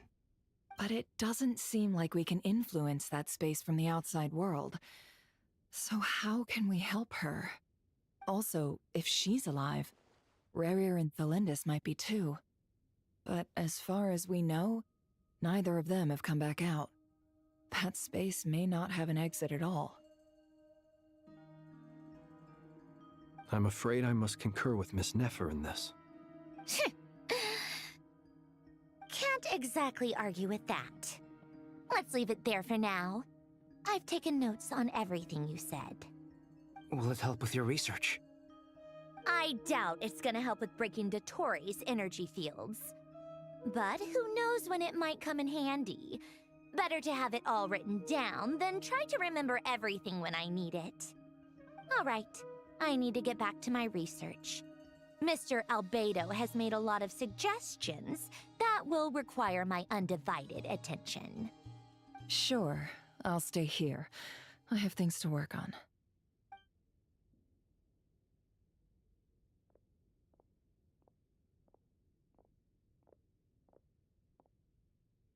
Paimon, are you there? Oh, right. She went with Varka to Natlan, didn't she? Good thing we've moved her and the Traveler's luggage in here. Speaking of the Traveler, where could they be? There's a note from Paimon. Paimon here. Not in at the moment, but if anyone needs to borrow her stuff or the Travelers, go ahead and help yourself. Paimon won't be mad. Also, Traveler, if you get back before Paimon, make sure to get some rest. Paimon misses you a lot, but put your health first, all right? How sweet. Well, since you offered, Paimon, don't mind if I do. This is the Traveler and Paimon's luggage. All the items they use day to day are here. It's well organized. I wonder which of them is responsible for that. What do we have here?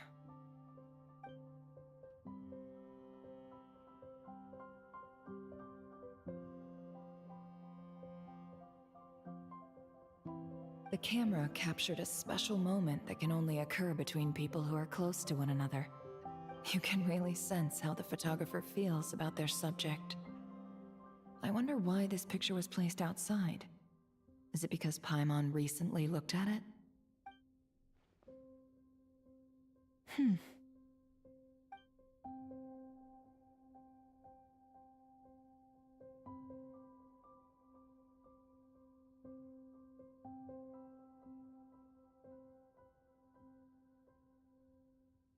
This must belong to the Traveler. Perfect. I'll use this. Hang in there. We'll find you.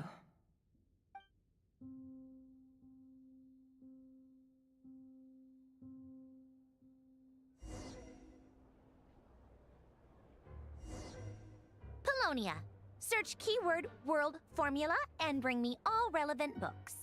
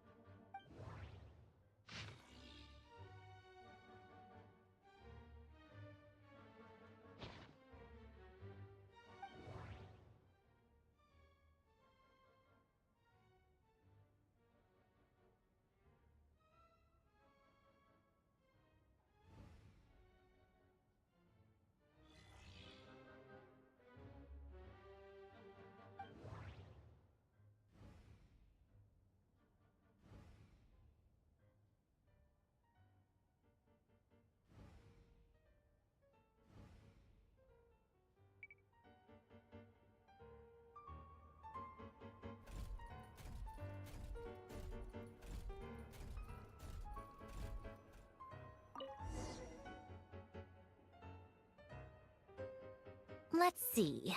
This one is on Tonki's sermon dictation concerning the apocalypse. I believe that the correct term for this is Fortuna. This was an ancient Romorian technology, a wisdom unparalleled. I never imagined that Romorian ideas would be so similar to the diagram I have named, the World Formula. This is strong evidence that human civilization should gradually shed possibilities as it continues to explore and evolve. The end of humankind may well be upon us right now. The sparks of civilization shall run out, unless we consider introducing variables from outside the system. Variables. Surely that can only mean one thing. Descenders? Dottore likely captured the Traveler because of his descender status. But the Three Moons' authority comes from the world itself. Why would Dottore need anything beyond that? Where does this variable factor in? The world formula calculates the fate of an entire world. Introducing a variable would therefore give us...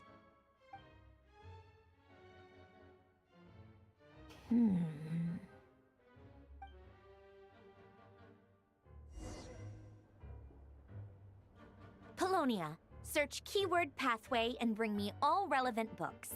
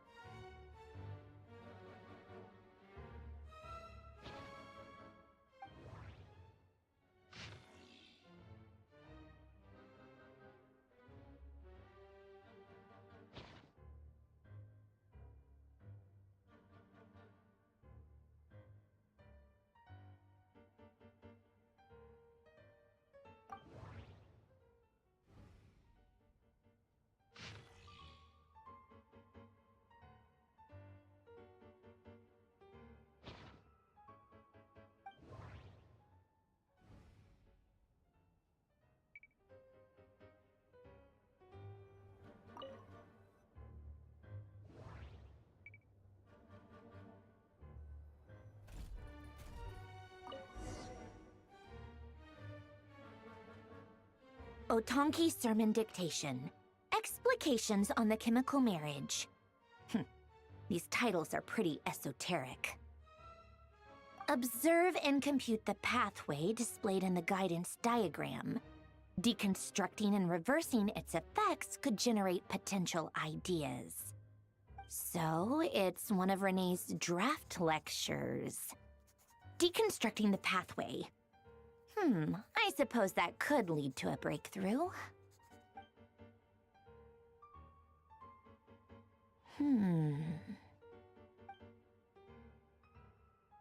This is so long. This guy sure loves showing off his knowledge.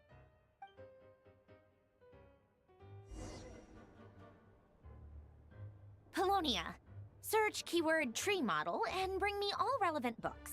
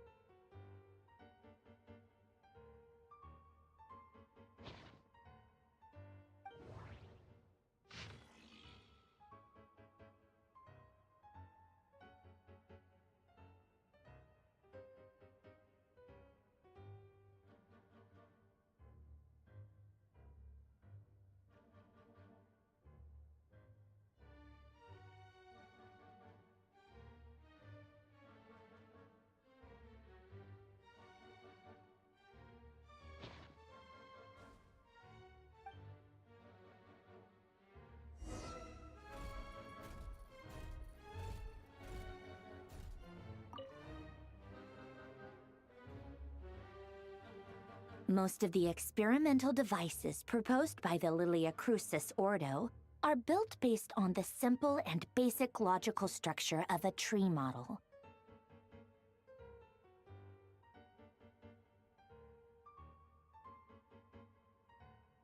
Lilia Crucis. Guess they were trying to cover up the name of the Nod-Krai Ordo? When Duke St. Germanus departed, he said, "It seems that there's no going back." Alas, he is only a genius when it comes to machines. In all other things, he is but ordinary. Excuse me?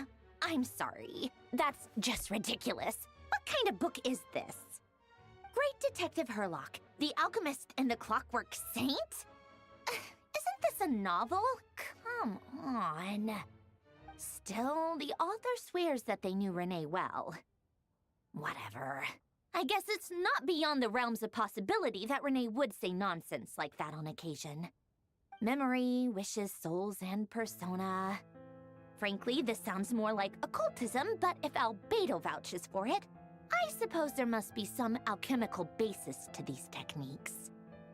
The way Alain Guillotin saw it, the world was comprised of machines. The universe needed machines, and thus his technologies were created. That's why I was born. René, his full name was René de Petrichor, if I recall correctly. Sounds like he and the town must be intricately connected. That place was also the source of most of our information regarding Remurian civilization. Seems like some of his projects were based on their technology. The cutting of souls and storing them in vessels. These seemingly unrelated techniques underpinned Renee's research. Assuming that the 4 orthants correspond to alchemical categories. The chemical marriage model? Elen would have scoffed at that. He never would have let those theories or parameters anywhere near his mathematical formulas.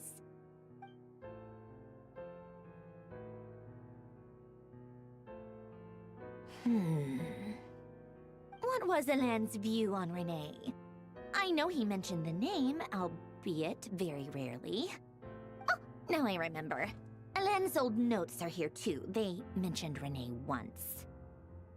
Renee seemed most out of sorts when he spoke to me. A lack of sweet foods has dulled his mind, I should think. Either way, his words are not to be believed. Yep, that sounds like Elen. My subordinates actually did a half-decent job digging out all these materials. Makes a change. Good for them. Some of Elen's old files are completely consistent with these records. He must have gotten them from the Tower of Gestalt. I never knew he got his hands on Renee's records that early. He may have kept them, but he never even attempted to use them. Didn't believe a word they said. Come to think of it, Renee's world formula was filled with calculations of constants. That shows he believed that the fate of the world to be predetermined. As for Elen... it's been too long. I forget what he said. What would he have said? A guy like him, fervent believer in machines, but not headstrong enough. The world can be changed. It is worth persevering. Yes, that's how he used to think at least. He created that procedure to save this world. Yet the scale of the world's fate proved too enormous. The result was beyond his ability to calculate. He died having never seen the outcome. And there I was, left behind in the ashes of his dreams. Did you really never take a close look at Renee's research? Or did you read it but deem his philosophy incompatible with your model? The very thought of trying to incorporate his ideas probably made you feel sick to the stomach. Well, don't worry, because there's a whole new category of lunatic in town. Next to Dottore, every other madman looks sane. You once asked me what I wished for. Should have asked him instead. He's the one pining for things you'd sooner die than witness.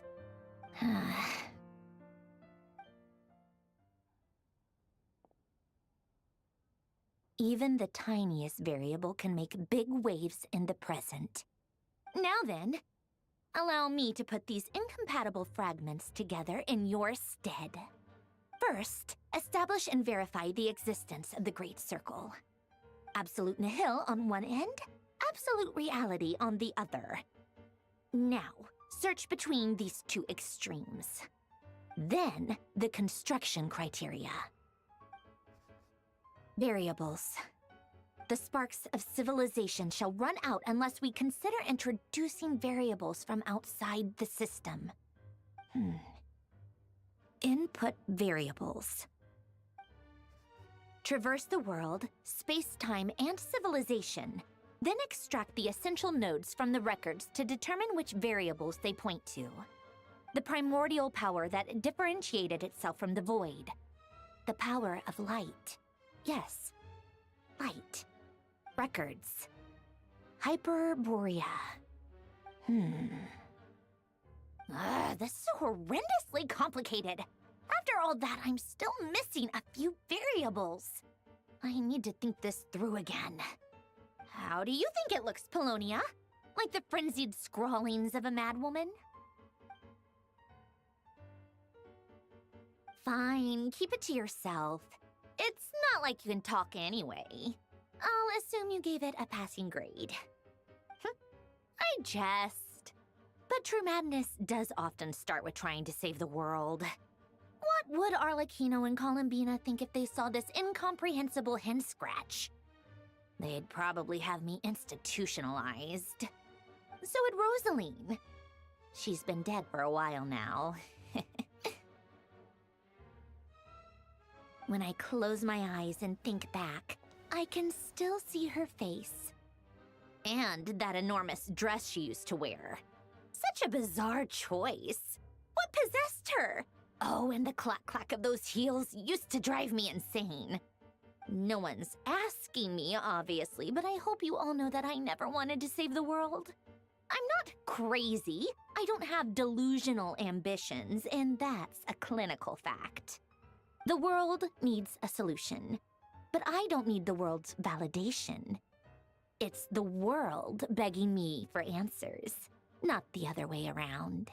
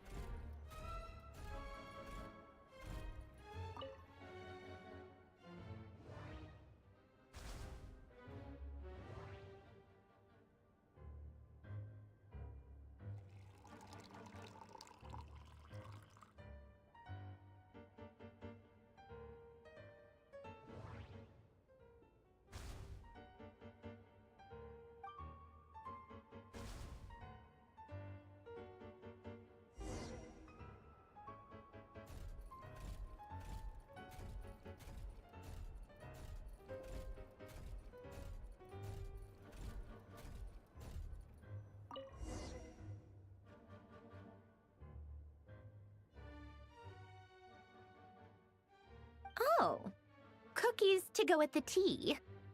Let's see. They must be from that person who brought those documents. I see they're from Hotel de Boer. Something's written on the box. We are proud to present this homage to the Fortress of Meropede's fun-filled mill collection system. Fortune cookies. Have a lucky start to your day. Sounds like a dumb gimmick to me. Be early to bed and early to rise. Get plenty of sun and drink plenty of water. Then things will surely go well for you. What? Are you kidding me? Somehow I doubt that an early night and a glass of water is magically gonna save a world on the brink of existential peril.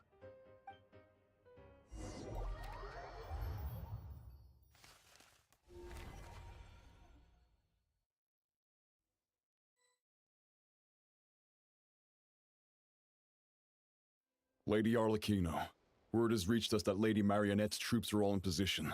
They are ready to act as soon as the order is given. Excellent. The only thing is, they are fewer in number than we expected. It looks like many of them must have lost their lives at the hand of the monsters released by the Doctor. Can't be helped. Allow them to join our ranks, and keep in contact. As you wish.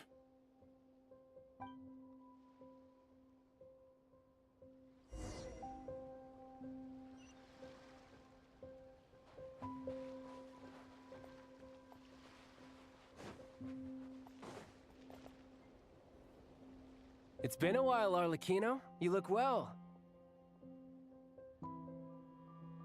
Did Dottore really have to build his lab right on the sole path between Snezhnaya and Nod-Krai? Had to go on a huge detour to stay out of its line of sight. Sounds like an arduous journey. I assume you've brought word from Her Majesty? Of course, all part of the job. Firstly, the Tsaritsa has authorized Fatui Internal Affairs to review Dottore's case. They will reach a formal verdict on whether he has turned traitor and whether he poses a threat to Snezhnaya. While they're working on that, I've been ordered to come and receive the refugees from Nod-Krai. They are nearby. My team will escort you to them shortly. Great. Aside from that, Her Majesty has a message for you and Sandrone personally. Huh? Where is Sandrone? She stayed behind to work since I was making the trip anyway. It seemed sensible to have one person on standby at base while the other came out to meet you. All right, guess that's just how she rolls. In that case, tell her that the Tsaritsa's decree this time is pretty awesome sounding. I think she'll like this one. Still, I wonder what... Wait, what's that? Did one of our troops turn into a monster? Take him out.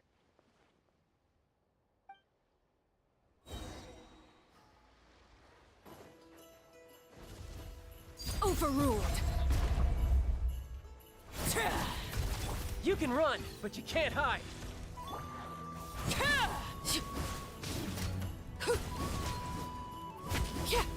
You've gotten stronger, Arlecchino. Nice. Stop that right now. I appreciate the praise, but I am not fighting you today. I knew it.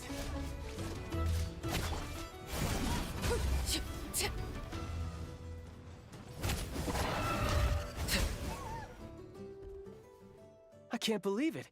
He was a living, breathing human one moment, and the next... Another fine piece of work by our dear colleague, I'm afraid. What in the world has been going on in Nod-Krai? A lot. But long story short, Dottore stole 2 moon marrows that should have belonged to Bina, then built a 3rd moon marrow of his own to concentrate the Trilunar authority in his hands. What? What do you mean he built a moon marrow? People build roads and houses, not moon marrows. What's his next DIY project? He's gonna build a god? You could stand to be less surprised.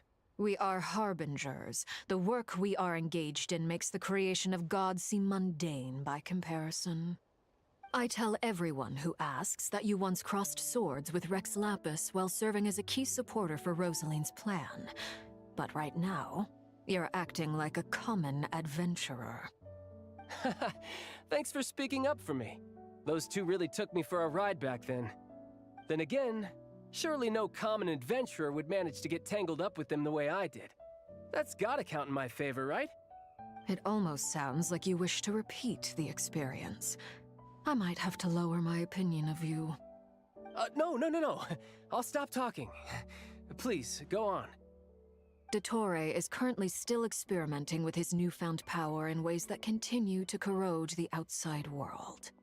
As for the human mutation, I believe this is simply a consequence of his experiments, and not a strategic move. That radiant beast was once a subordinate of Sandrone's. I suspect he was only allowed to live so that he could become an experimental subject. Also, those of us who fought Dottore have been afflicted with a curse. As such, I cannot leave Nod-Krai. This is so much worse than I thought. No wonder Her Majesty's decree is so extreme. While these exceptional circumstances persist, the Harbingers are hereby authorized to use unilateral executive powers. Should Dottore pose a threat, Arlecchino and Sandrone are permitted to eliminate him. My thanks to Her Majesty. I will pass these good tidings on to Sandrone. Her Majesty has also declared that she will refrain from launching an attack on the now evacuated Nod-Krai due to the presence of unretrieved research material. A wise decision. By the way, how's my old partner doing? I'm assuming they're with you? Partner? You mean the Traveler? I'm afraid I have bad news. He was captured after our failed assault in Dottore's lab. His whereabouts are currently unknown. What? Why? Since when does Dottore have a bone to pick with him? That is indeed the question. I'm not sure he does. He must have some other goal in mind. This won't do. I have to rescue him. You can't. We have no idea where the Traveler is. What am I supposed to do then? Stand here twiddling my thumbs? Sandrone is working on it. The best thing you can do right now is complete your mission. Fine. I guess I'll leave this to you then. One last thing. Tell the Rooster to get the message out to the gods and citizens of every nation in Teyvat. Beware. An uncontrollable pollution is spreading forth from Nod-Krai. The source of that pollution is a madman drunk on the success of his experiments. The Fatui and our allies will endeavor to contain the threat. However, if Nod-Krai falls, things are likely to escalate. Considering Dottore is one of our own, all Fatui stationed in Nod-Krai consider it our duty to stay and fight him to the bitter end. whatever the cost. Hey, don't be too pessimistic. If it comes to it, I'm sure Her Majesty won't stand by and do nothing. I hope you're right.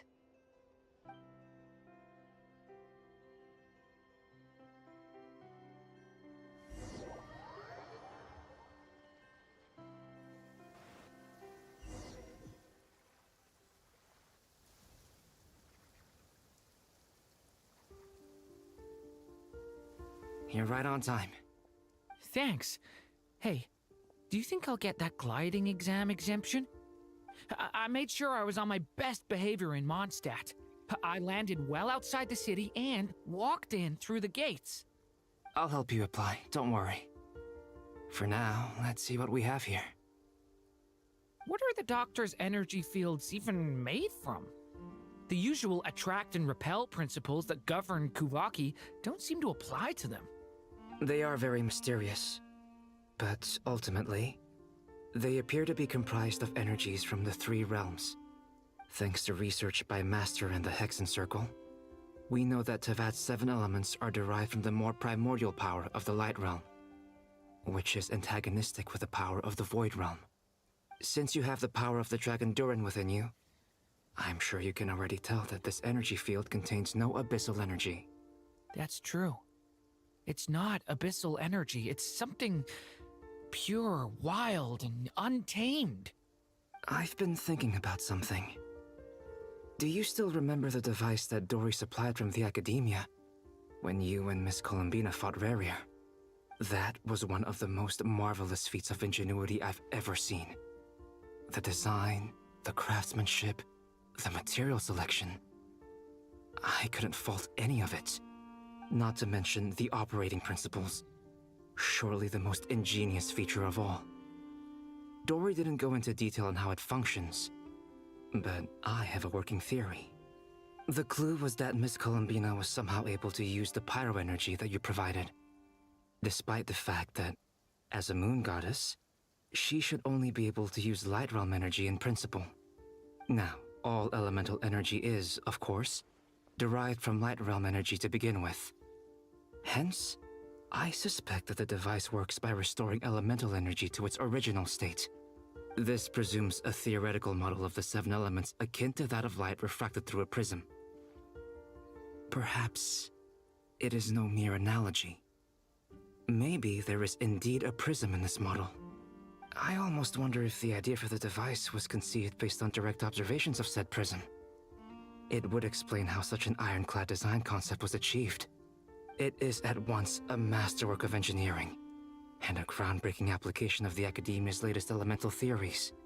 I suspect only Lesser Lord Kusanali herself could have devised such an ambitious technology. But back to the energy field before us. If this is pure Light Realm energy, its relation to elemental energy is one of integration versus division. Or you could say that the former contains the latter. Could this mean that elemental energy can dilute the power of the Light Realm? Should we give it a try? We should.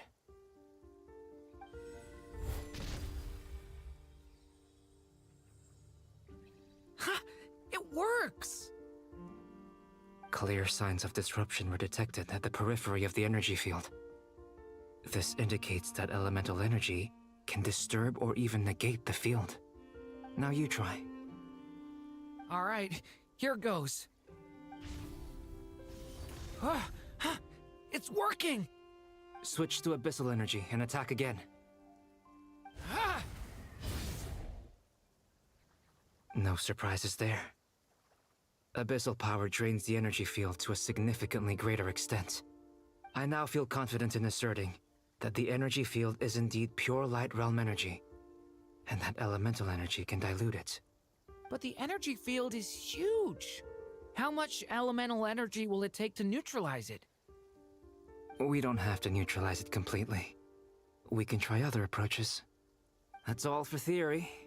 Would you like to continue watching? So you knew I was here. Huh?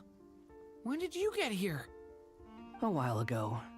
But Albedo sounded like he was working on his thesis defense back there. Back in Sumeru. You can end a person's whole career by interrupting them mid-speech. Very thoughtful of you. I'm truly touched. Could I ask you to lend me a hand? With what? A little test.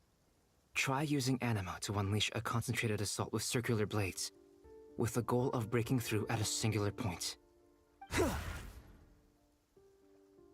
Nice! This time it tore through the field. Tremendous. This is a major breakthrough. Should we go through? We probably shouldn't risk having mutually antagonistic energies in such close proximity. Durin, you stay here and watch the entrance. Hat Guy and I will go in to investigate. Sounds sensible to me. Keep your eyes peeled, Durin. Don't worry, I got this. You two be careful in there. Just give me the signal if you need help, and I'll dive right in. What do you mean, signal? It's based on a new alchemical concoction I developed last month. When 2 bottles of it are smashed on the ground together, they emit a blinding burst of light. If it comes to that, remember to shield your eyes with your hat. Glad I asked. Thanks for the heads up.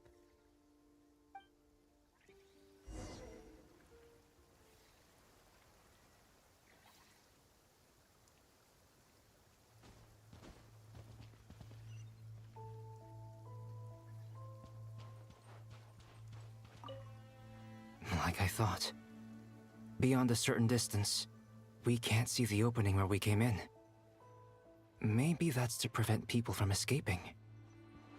Sounds like Dottore style to me. Not much has changed. Things are basically the same here as they were before the energy field appeared.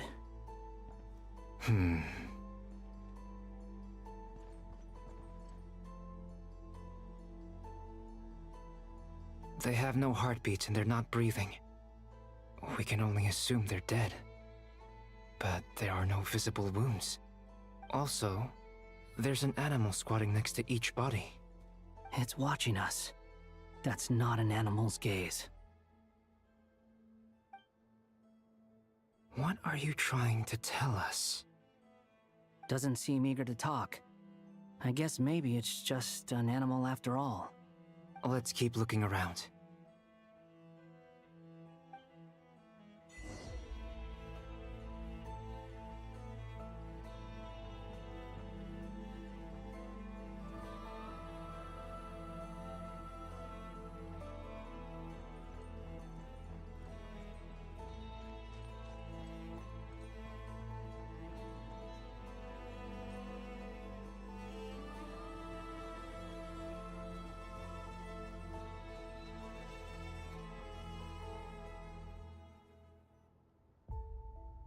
Same situation everywhere. Not a living soul in sight. Just countless bodies with animals standing watch over them. Well, I think we can safely rule out the possibility that they're all pets. Is skirting around the topic your way of showing consideration for other people's feelings? Just being cautious. I don't doubt that you can handle the truth.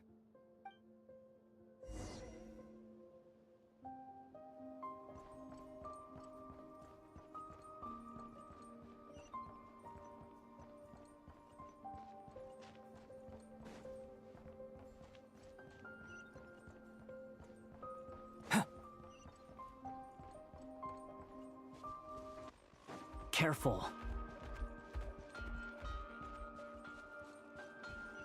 Please, help us. Please. Over there, I hear a voice.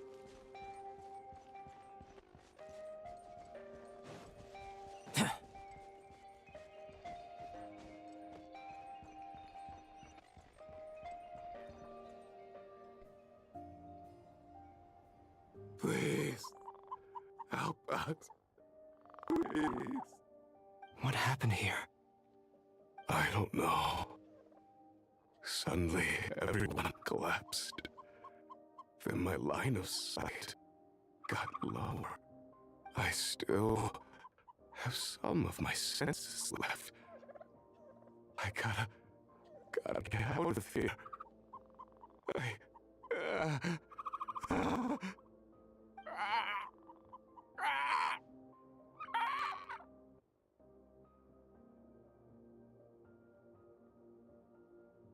It looks like there's a huge experiment going on inside this energy field.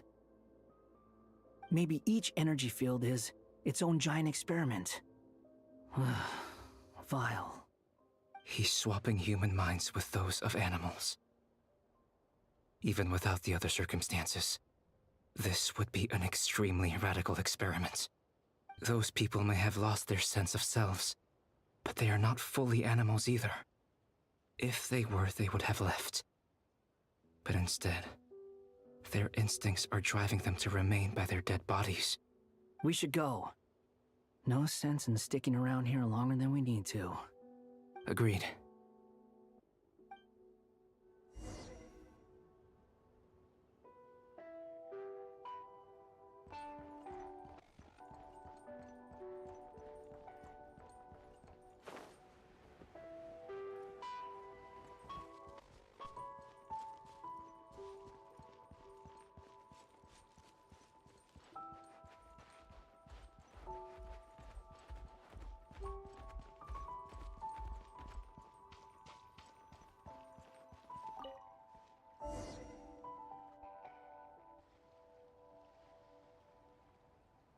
You're back!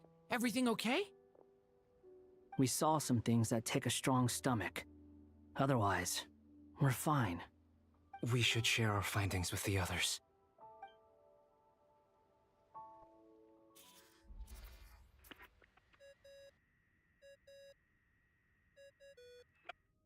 Yes?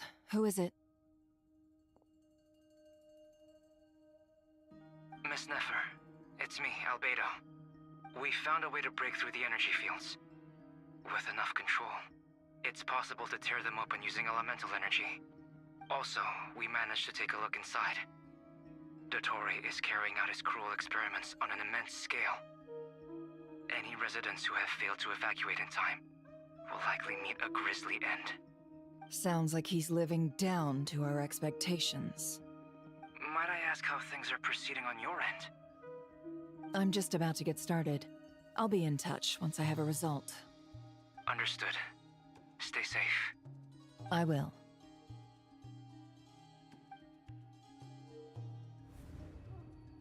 Well, Nefer, I'll link up with you once my tasks are complete. What makes you think I'd need you to do that? I'll need it. And considering the way you approach certain matters, I think you'll be better off with me present.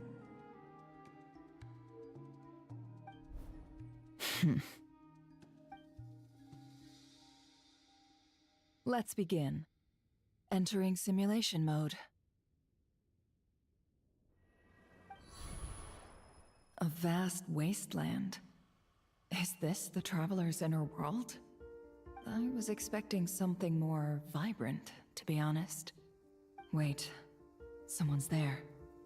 What are you looking at? In that case, I'll look at it with you. I want to know all about everything you've seen and experienced. Is there somewhere I should return to? Or should I stay here and be the hero everyone says I am? I don't dislike my current life. Roaming the land, fighting battles, accomplishing missions, earning a living, looking after Paimon. It's not so bad. I guess the only thing that's missing is that you're not here with me. This is the conscious layer, which contains a person's true feelings. It is filled with both longing and kindness. I suppose anyone who lives long enough ends up wishing for someone who can't be there. Maybe it's the only way we can feel truly alive. Time to delve a little deeper.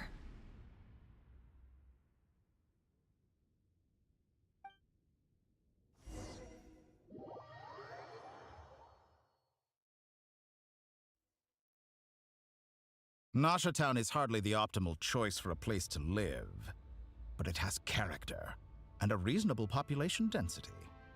What are you trying to say? Oh, don't be nervous.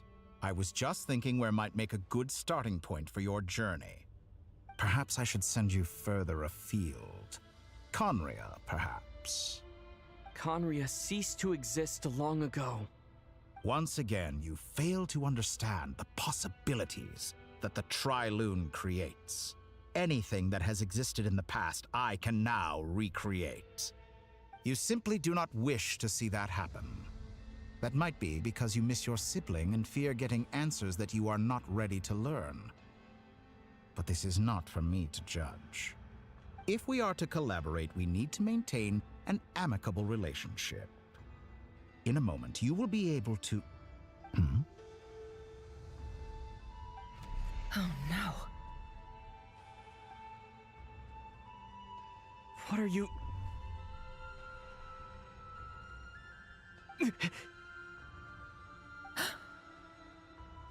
What are you gonna do? Don't move. Something unwanted has crept into... Oh? Gone as quickly as it came.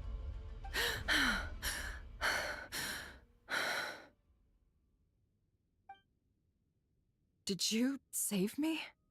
If I hadn't cut the connection, Dottore might have caught you from the other side and destroyed you. This was a good idea, but once is plenty. You were exceptionally brave. Excellent work. Thanks, but now's not the time for that.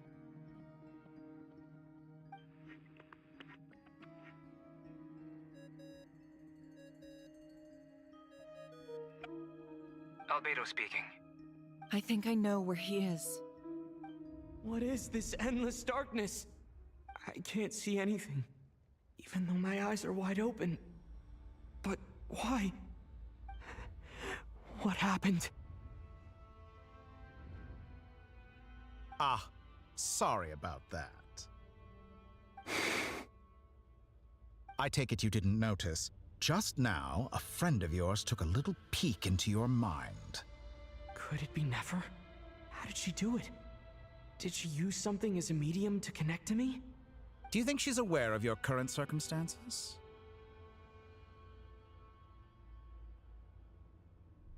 Oh dear. Have I stunned you into silence?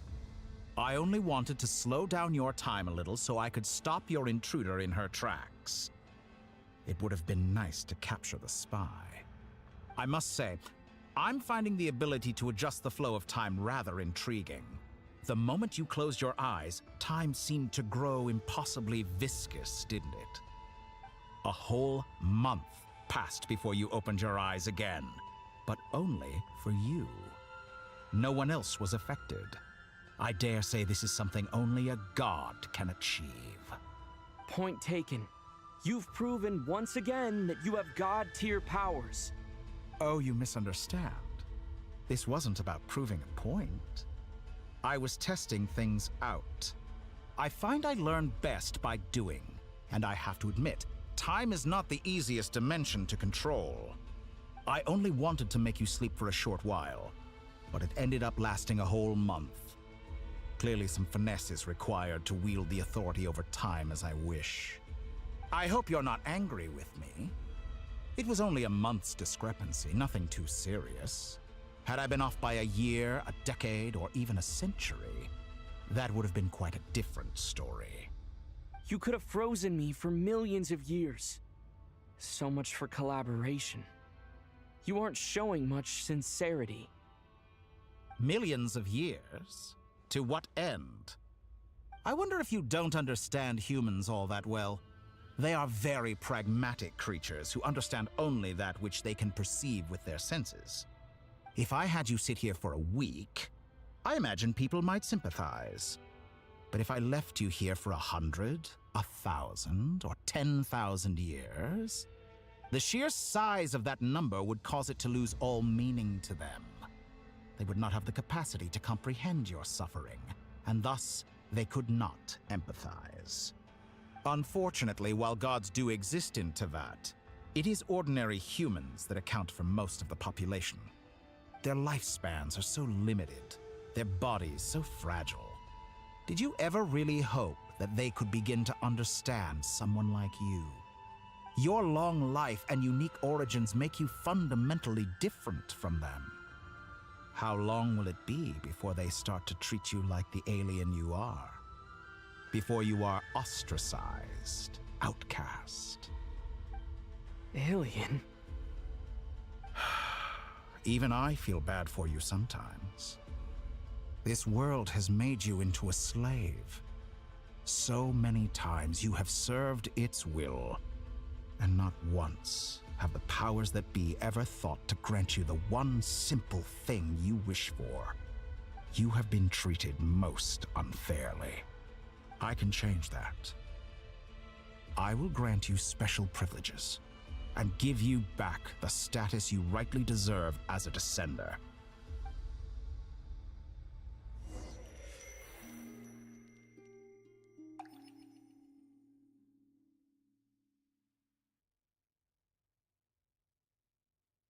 I've entered the past 3 times at this point, but I still have so many questions. For instance, beyond each point being further back in time than the last, what determines the specific locations at which I can make entry? So far, the common thread linking all 3 scenarios is that the Traveler has been present. But it's more than that. I know I sensed something familiar around him. What was it? I'll keep this question in mind as I carry on.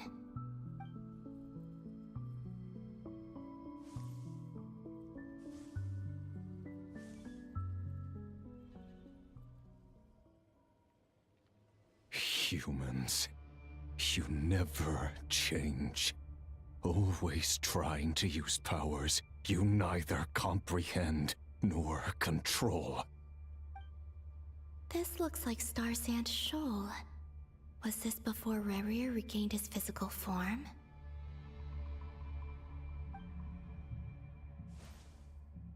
You've messed with the cannon again, huh? Sorry, but this round's not gonna go your way. The cannon. That's right. I was at Silvermoon Hall and I sensed an abnormal Kuvaki fluctuation coming from Nasha Town. And right after that, came an ominous power emanating from Star Sand Shoal. My body was once torn into countless pieces and hurled into the swirling chaos of time itself. But even so, my life and will were not extinguished.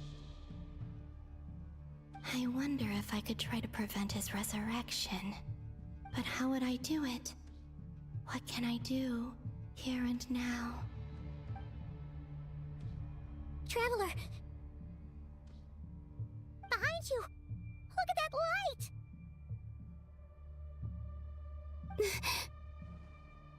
No, I won't make it in time.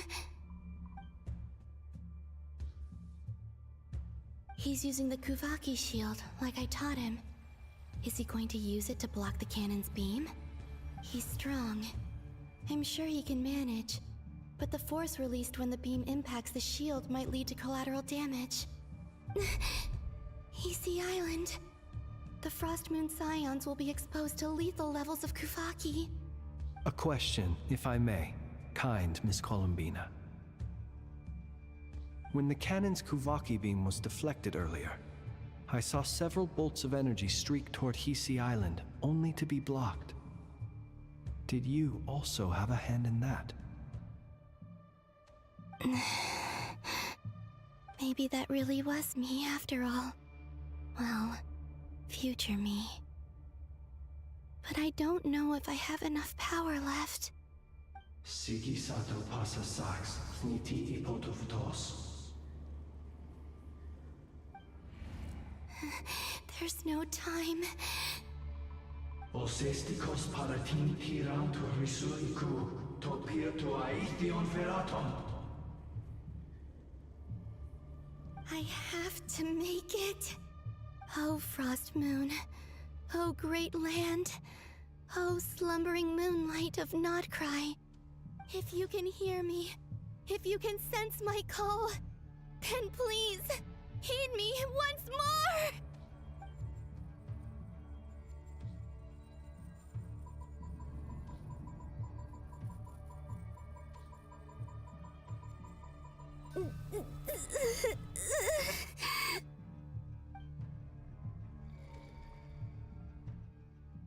Did it work?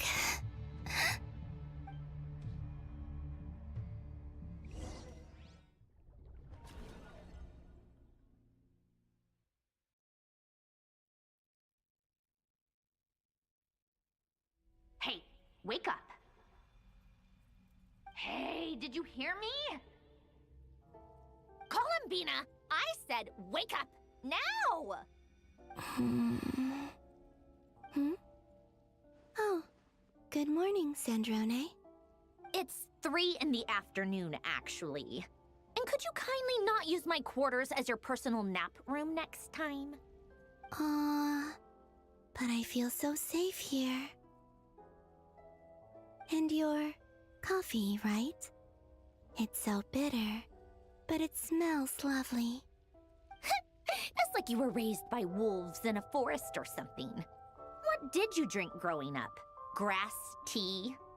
The Frost Moon Scions certainly led a more frugal existence than the Fatui. Then I'll bet you've never eaten one of these before. It smells delicious. That's because it's a Fontanian recipe. I had a little free time today, so I made a batch. Rosaline will be here shortly, but if you really can't wait, I guess you can go ahead and... Hey, at least let me finish before you start eating! Did the Frost Moon Scions not teach you basic table manners? Or did the rules not apply to you because you're the high and mighty moon goddess? These are so tasty. Of course they are. I made them. I was worried they might contain traces of machine oil. What?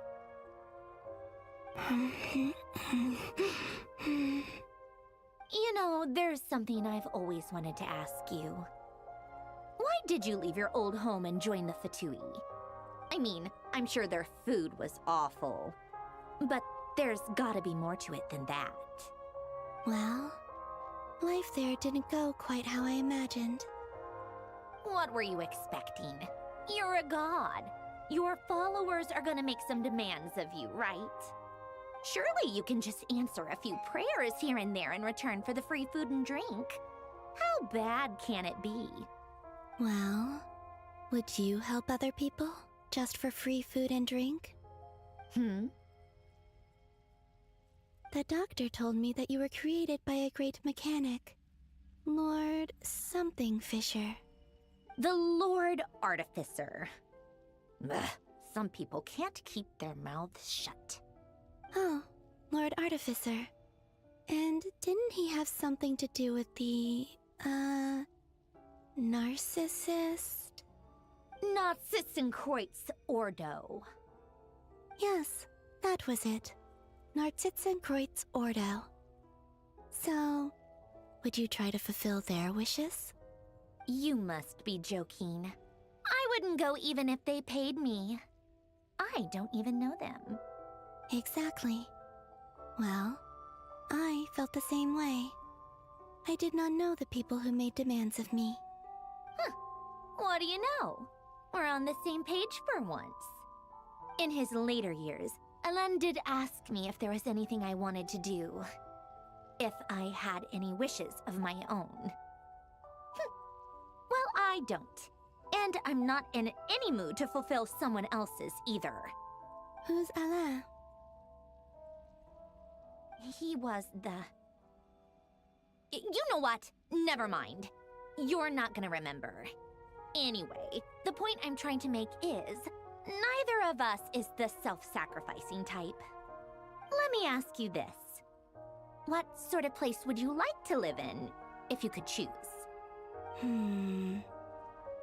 A place where people don't ask me for things I cannot give them.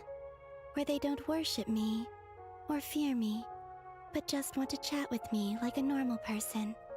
I'd also like the freedom to come and go as I please. And ideally, it would be somewhere with the smell of coffee and snacks. Not to burst your bubble, but no such place exists in the world. Now, take your snacks and scram.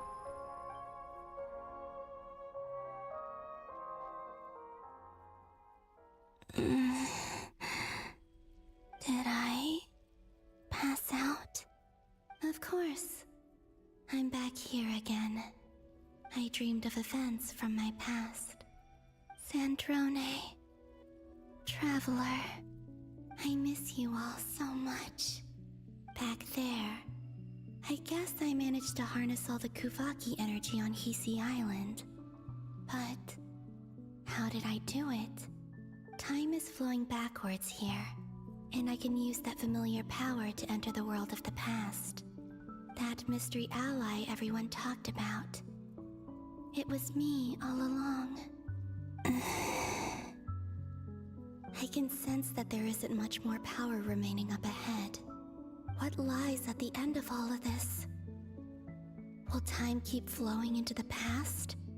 And will I ever find my way back?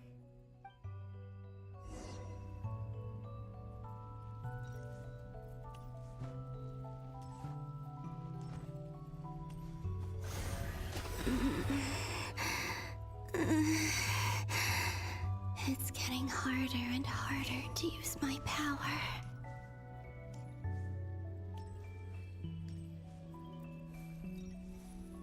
I'm no match for the Abyss in this state. I need to avoid the contaminated fragments.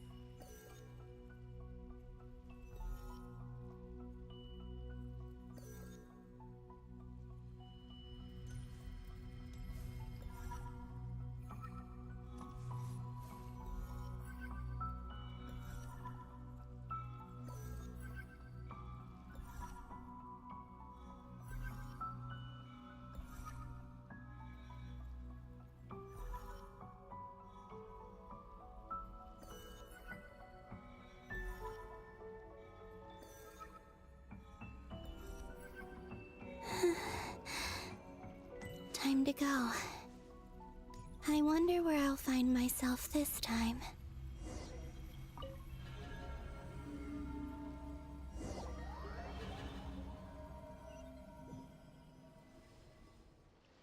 The Final Night Cemetery. This is where Flint's is based. Or not! How are we supposed to read through this many files? Difficult, yes, but it is also our most efficient option. Seems like they're searching for information. Oh, I remember. Flint's and Varka talked about some files on the Wild Hunt.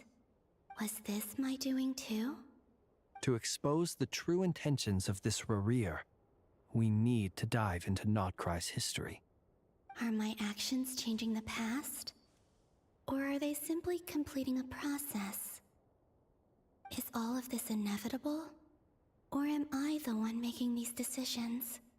If I choose not to help them now, will it change how things turn out? Hope we don't land on our heads then. They're my friends. I can't not help them.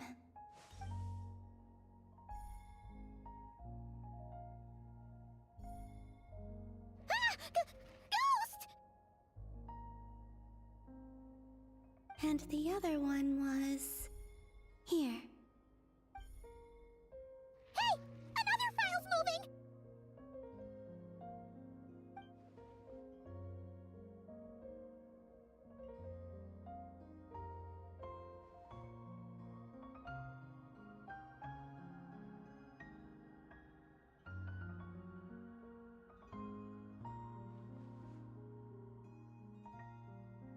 That should do it.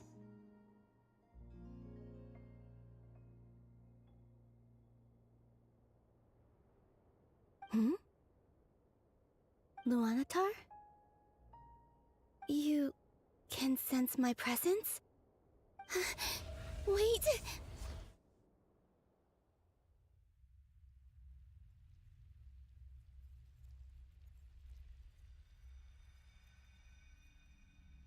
Luanatar. So she's that familiar presence I've been sensing all along. She's always been by the Traveler's side. That explains why the Traveler has been there each time I've entered the past. But why Luanatar? Is it because she has a connection to me as the Moon Goddess's familiar? If so, why not any other Kuhenki?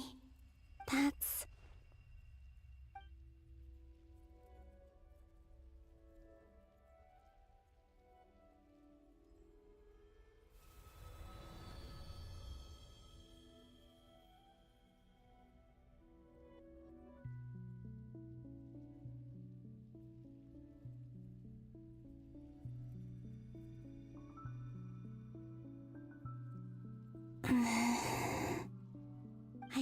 cannot sense any power up ahead.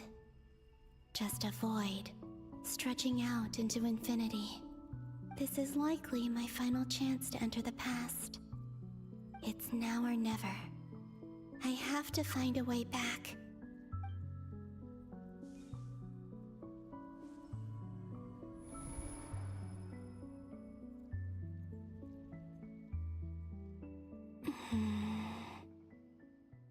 Hisi Island? How far back in time is this? Where's Luanatar? I can't sense her presence this time. Oh, seeing Enefa and Aino reunited like that sure was heartwarming. Traveler, Paimon.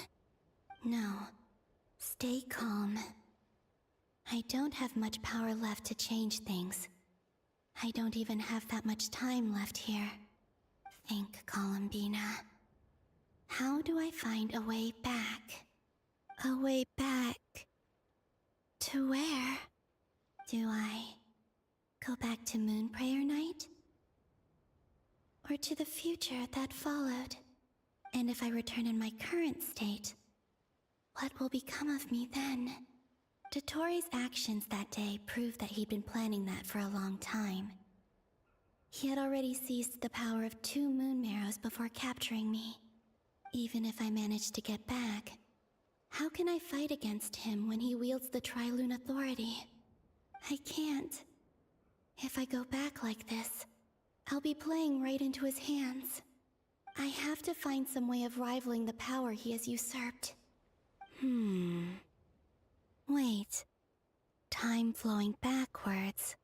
The Tri-Lune Authority. Does that mean... I think I know what the final destination of this lunar reflection might be. I know what I must do. Speaking of homes, we must already be close to where the Frost Moon Scions live. The vibe here feels different, just like the scenery. But how do I communicate my plan to my friends? Should I write it down here? No, someone else will see it. I need something with a close connection to me. Something I can use as a medium to tell them what's happened to me in here.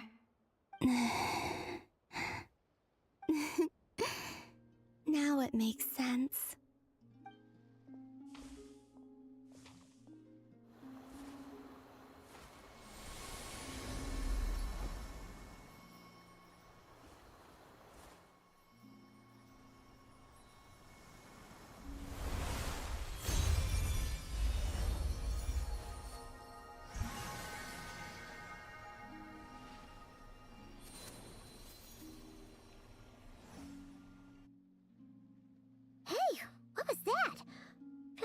Some sort of breeze blew by, and then the petals suddenly turned into...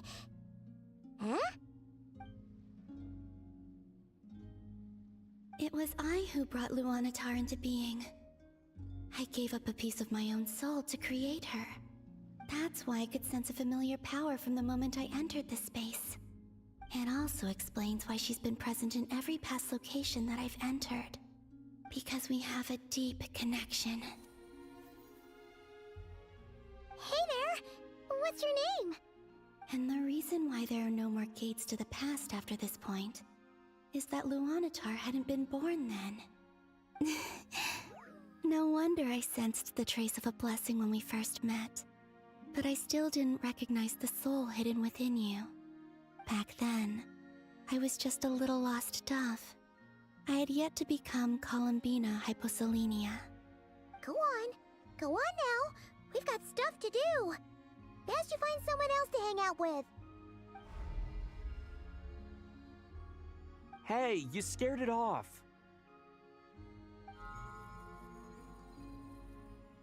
I'll be counting on you. Remember to stay by the traveler's side, guide him, and help him in my stead.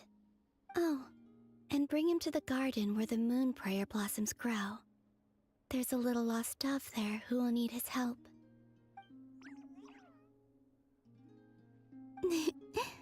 Go on.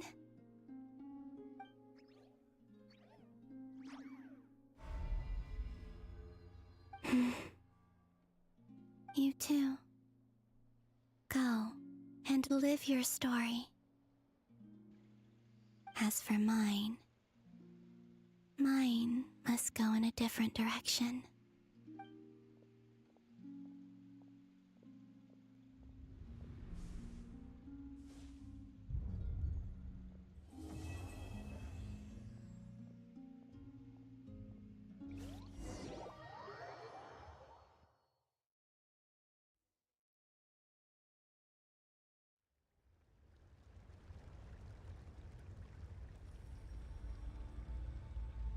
How would you like to experience the thrill of never being held accountable for your actions? You could crush people like ants without consequence, or tear off their heads or limbs as you please. Believe me, such a life is but one small step away. What point is he trying to make? Freedom? But the freedom to kill? To do evil and get away with it? Why would you offer me that? The creation of a world is the ultimate scientific experiment. I have taken my research to the highest level, where I shall be not just a god, but also a servant to many sacred spirits. I shall heed the truth and perform holy deeds. A god's laboratory is the perfect playground, but it needs the right occupant to explore its full potential. Mortals are found everywhere one looks. Not so with Descenders. I'd prefer my first guest to be a distinguished individual such as yourself. And I know you could make the most of the opportunities it offers. So the condition for entering the new world is to take innocent lives. In the same dilemma that Rerir once faced. Could I really bring myself to kill others for my own benefit? Rerir did. And look where it got him. Have you made up your mind? I can't do it. Your playground is no place for me. You're putting your hopes in the wrong person. But we both know I'm not quite the hero you say I am either. I have my own reasons for the journey I'm on. And they aren't all selfless. You've grown a lot since we last met. But there are still things you are unwilling to compromise on. This will only hinder you. Why don't I lower my requirements a little as a gesture of goodwill? I'll give you a little time to learn to be a less noble soul. That'll make things much easier for you. I really doubt I could live that sort of life. And yet you already sound less defiant than a moment ago. The benefits appeal to you because you can read the signs of the times. Why don't we return to my research facility? Your last visit was so rushed. There is much that I have yet to show you.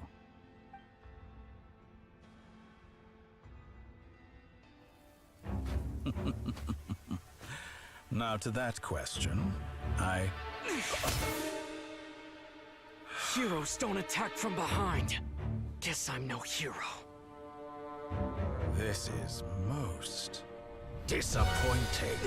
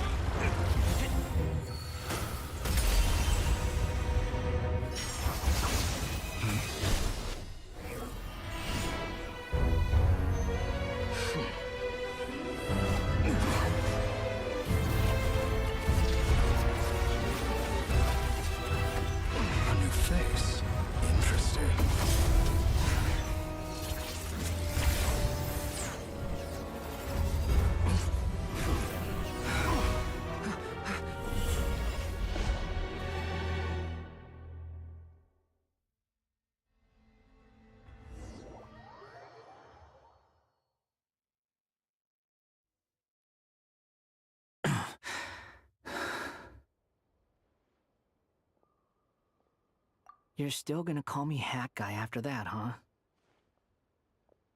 I didn't see anyone else in there who needed saving.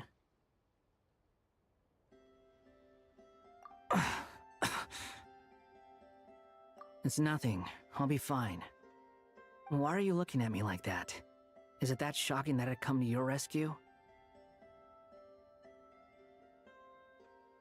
I owed you a favor back in Sumeru. Now we're even. Distracting Dottore was tough. I won't lie. He's not gonna fall for the same trick twice. That was my one shot. I'd hoped to use it to take him out. Ugh. I never wanted to obliterate someone more than I do right now. Dottore doesn't recognize me, but his segments were originally made based on an analysis of my operational principles. I expect it's only a matter of time before he figures out what I am. So Dottore doesn't recognize Wanderer because he deleted himself from Irminsul. Did he really miss his only chance for revenge by saving me? Why the long face? Hey, I'm not blaming you, okay? And I'm not complaining either. Rescuing you and killing Dottore are equally important goals. Everyone would be pretty stuck without you. It's best you live to fight another day. How are you holding up? Are you all right? Hat Guy said to put safety first, so we agreed to run as far away as we could after leaving the energy field and only meet up once it was safe. You don't look injured. It seems that Dottore didn't do anything to you. All right. Rescue operation complete. Let's head back. There's a lot more work to be done before this is over.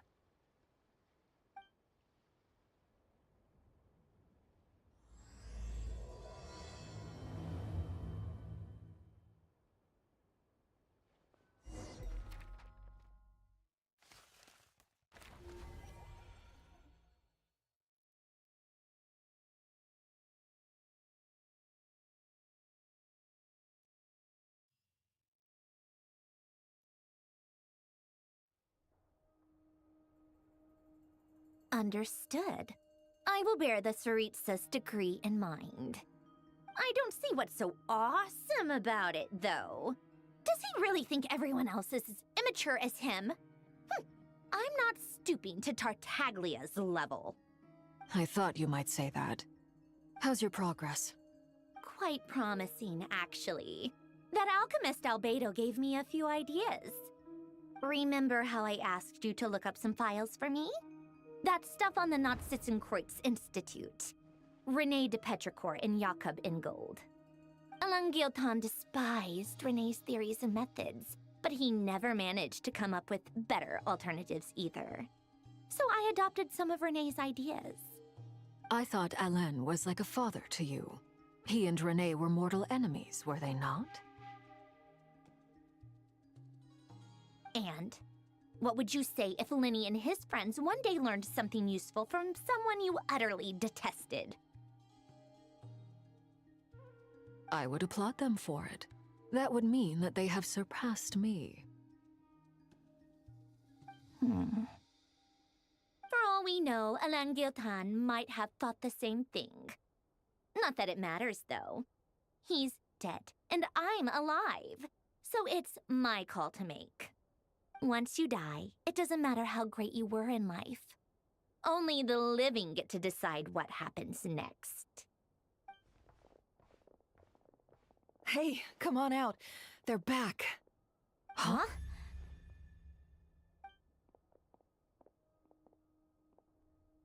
You're back? And your head's still screwed on?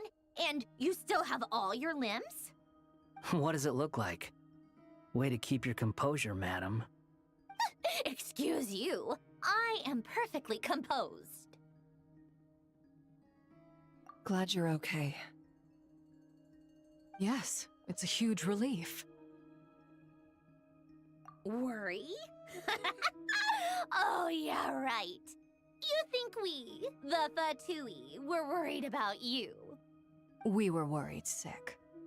Hey! The Traveler and I were already friends. You are free to join this mission in whatever capacity you please. much like your tea parties. It's a laugh a minute with you guys. I must say, I was quite surprised when Mr. Albedo told me he would need no additional aid. We discussed this on our way back as well. I am rarely so unequivocal, but in this case, we had full confidence in Hat Guy. He said he knew what he was doing. Albedo and I pretty much had to just wait outside on standby. Meanwhile, Hat Guy broke into the energy field and rescued the Traveler solo.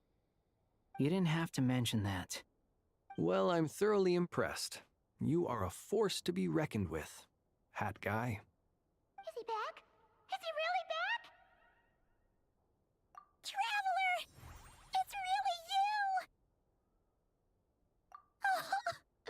Oh, thank goodness!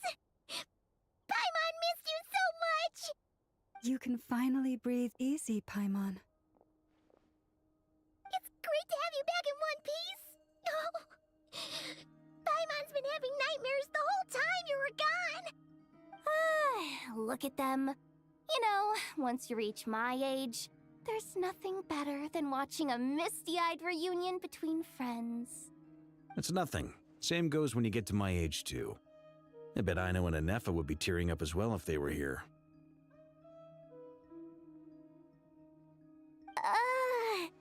Varka, I'm not sure Anefa can cry.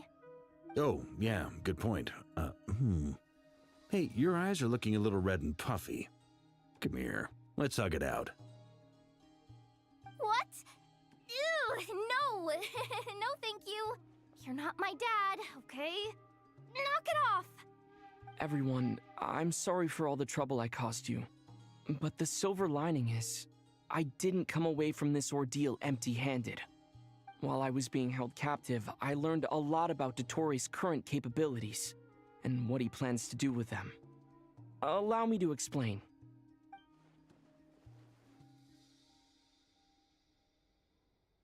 The three moon goddesses were even more powerful than we imagined. No wonder Dottore believes himself to be equal to the gods, maybe even superior. Utter blasphemy. While everyone was gone, Nefer and I made an interesting discovery, and I believe Miss Sandrone has something to share too. Ma'am, perhaps you could do the honors?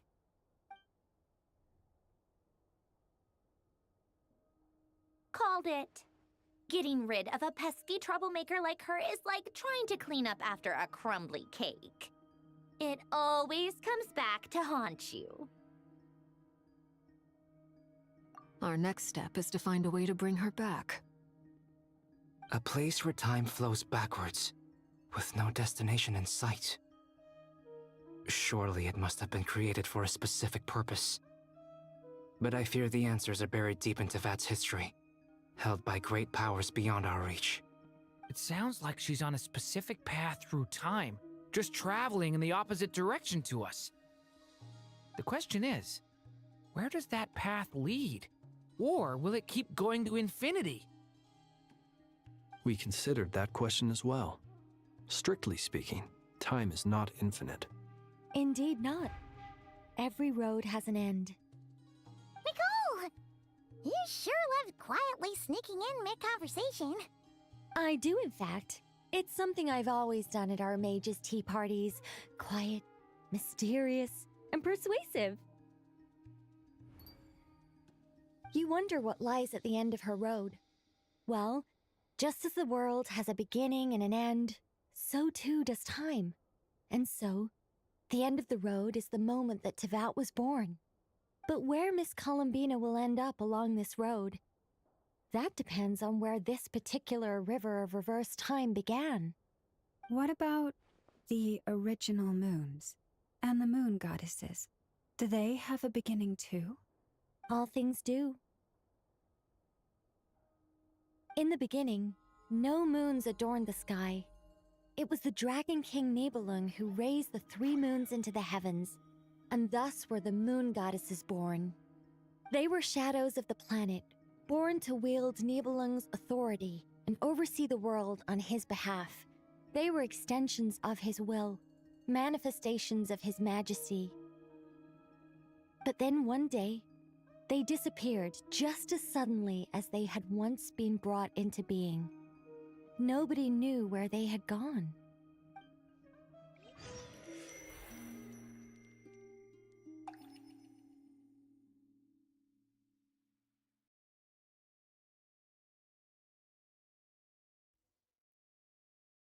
Like I thought, no more paths back to reality have emerged since. But how can I be sure that I'm going the right way without scenes from reality to keep me on track? I can't even be sure of how long I've been walking for. The further I travel, the less stable this space becomes. There are even moments where I can sense something that feels like abyssal energy. They can just materialize out of thin air. I have to keep my wits about me.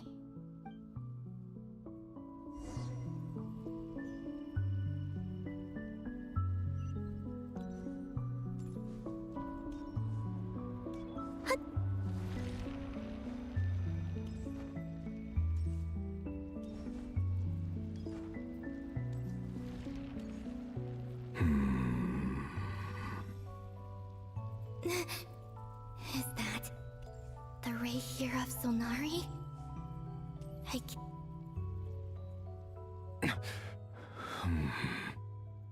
You are the moon goddess. But how? Please, there's no need. I'm not interested in fighting anymore. I find that a little difficult to believe. Yeah. Honestly, so do I. The way you used my own power against me was... It was a brilliant strategy. And then, in the final moment before I was thrown into this space, I got to see an old friend. Mr. Dainsleif. Right. It was so long ago now. But we were friends once. And when I first got here, I was filled with hatred, remorse, and rage. How I cursed and devoured. I tore everything here apart. I was consumed by the desire to leave this place and have my vengeance. But to no avail. This is a place with no exit. This is the second time I've entered this space. Though I have no memory of the first. I was torn to shreds the moment I entered. But this time I survived. It must be partly because of this new body. And partly because of all the Kuvaki I absorbed in Nod-Krai. Are you the source of the abyssal power in here? Not all of it. Some is from when I first arrived here and tried to destroy everything. But there was already a degree of abyssal power here, before I entered. And like a venomous snake baking in the merciless sun, it tried to slither into my shadow. Tried to? So, you rejected it? Yes. Because after that, the world suddenly became silent for a moment. What do you mean? The voices in my head, they were gone. And then I saw her. Her? Thelindis. My former lover. Never mentioned that she saw a memory of Thelindis leaping into the moon's reflection. More precisely, I saw her afterimage. I'm sure the real her is long gone. She was just an ordinary Conrian. She couldn't have survived here for very long. Anyway, why have you come here? Didn't you know it was a dead end? If I hadn't escaped through the moon gate, my friends would have been in far greater danger. Oh, I see. Because of your power. The power of a moon goddess. What? You'd like to know how I know, wouldn't you? The one who resurrected me said so. I could hear a deep lust for power in his voice. Do you mean... Dottore? Dottore. So that's what he's called. He'd been collecting fragments of my body for a long time, all so that he could resurrect me at the moment of his choosing. I had no interest in his research. But being as corroded by the Abyss as I was, we were aligned as far as hunting the moons and recovering my strength were concerned. So that's why the Wild Hunt suddenly became so active in Nod-Krai. When I left the Fatui in my weakened state, Dottore must have felt that his time had come. Moon Goddess, could I ask a favor of you? What? I know this is a lot to ask, especially from someone who tried to kill you. If you refuse, I won't fight it. But this is the only thing I desire now. Nothing else matters. What do you want? I'd like you to take a message to Thelindis for me. Thelindis? But... Yes, she's dead. But like I said, I saw her afterimage. I can sense that some part of her soul remains here. Far, far ahead. Why don't you go and speak to her yourself? I can't. I don't know why, but I can't move freely in this space as you can. All I can see is a glimpse of her walking away. Just like the moment when I last saw her in life. In return, I will clear these abyssal obstacles for you. No, not in return. I'll clear them for you, whether you want to help me or not. It feels like something I ought to do. Why? Yeah. Why, indeed. I've been asking myself that question a lot recently. Why did I do the things I did? I'm tired of it all. Tired of the person I became. People used me. And then I turned around and started using others. I hurt a lot of people. I think I grew tired of it long ago. But I wouldn't admit it to myself. And ultimately, that's how I ended up here. What do you wish to tell her? All of it. My past. My mistakes. Everything that happened after we were separated. Is it okay if I give her the abridged version? Yeah, I'm sure there's plenty you can skip over. Just tell her the important parts. Whatever you think that means. Like the part where you relentlessly tried to kill us? It's up to you. Love demands honesty. But my relationship with Thelindis was built on lies. We hid too much from each other. But after living my whole life in the shadows, I don't want to hide anything anymore. I will do my best.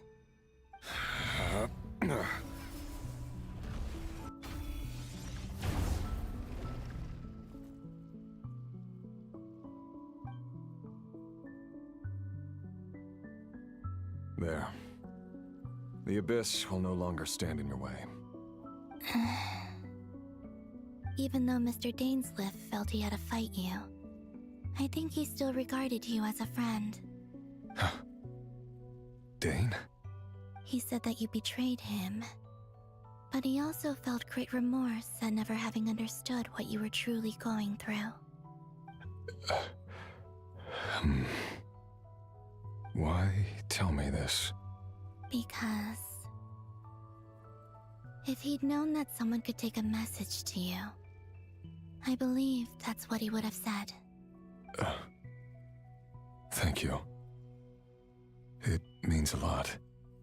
I know this will sound strange coming from me, but don't die, Moon Goddess. I can tell that you're determined to get out of here.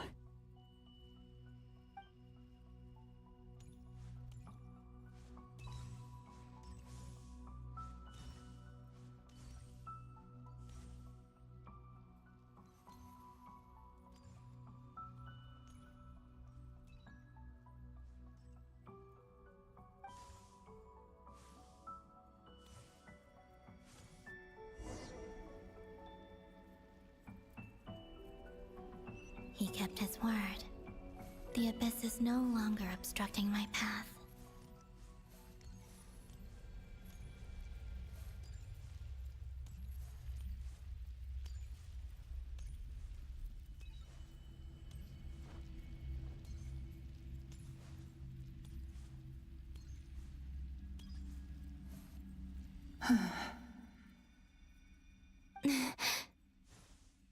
Is that the Lindis?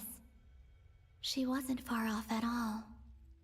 And yet, they can never meet. Hello, Miss Delindis. Who are you? How do you know my name? I've never seen anyone else here before. You can call me Bina. I promised Rerir that I'd bring a message to you. Rerir? My Rerir? Is he well? He's doing better than he was. Better than he was, huh? Sounds like he's had a pretty rough time. Others have had a rough time on his account too. In many cases, their time ran out because of him. And I'm not just talking about the children of the Crimson Moon.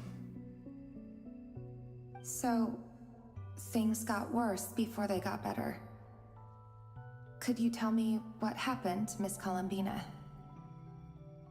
Are you sure you wish to know? Yes. This is my opportunity to learn the truth. No matter how hard it is to hear, I have to know. I admire your courage. However, time is short. I cannot stay here for long.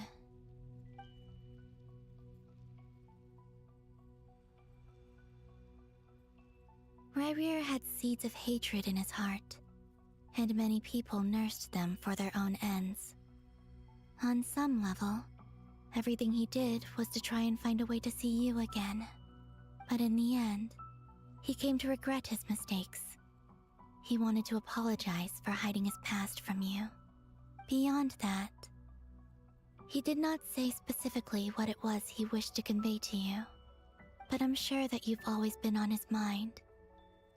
You are what has kept him going over all these years. I'm sorry, Miss Columbina. This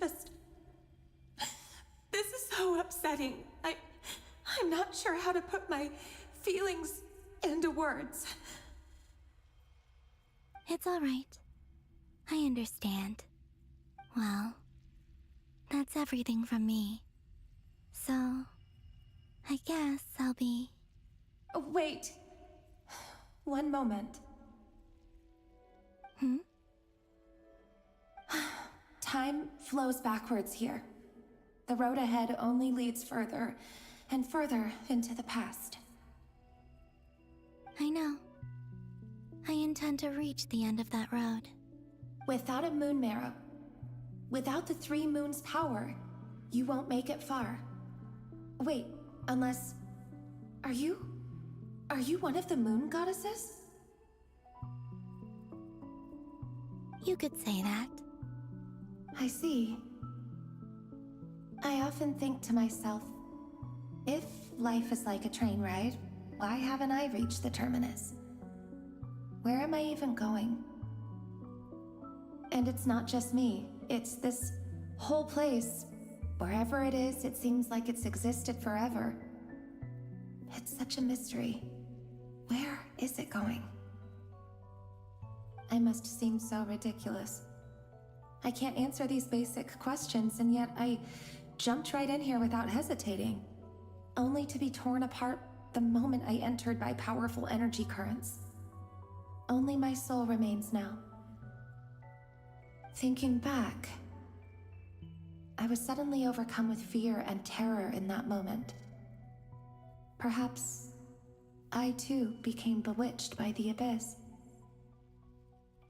I may have been the leverage it needed to control Rayrir. I used to be a researcher at the Universitas Magistrorum in Conria, researching the iridescent moon's marrow. Eventually, I came to the conclusion that time in here flows in reverse. Rayrir was one of the Finster King's retainers. With me, he was in an impossible position. It plagued him constantly. I wanted to help him escape his lot in life. I wanted him to be happy, so I thought I'd use this place to return to the past. At the time, I thought I could just go back to the day that the Finster King first found the princess. It was only after meeting the princess that the Finster King started going too far with his research into the Abyss. That was the day all of our woes began. I thought I could stop the king from ever meeting her and solve everything. I couldn't kill the Finster King himself, so I had to find another way to save Rayrir. That's why I wanted to go back, to kill the person who had brought new possibilities to our realm. I'm sure it was a futile endeavor, but the Abyss probably enhances the basest human desires. So I naively hoped I could change everything. But I was simply too weak. Like a speck of dust against the whole universe. Look at me. I didn't even survive the journey here. Not physically, at least. I know I'm never getting out of here. But you're different. You can make it, and I want to help you. I owe you that much. How do you plan to help me? Have you noticed the golden energy that exists here? Based on my past research and my observations since coming here, I believe they carry you forward faster. I can share what I've learned and help you understand the pattern in which this energy appears.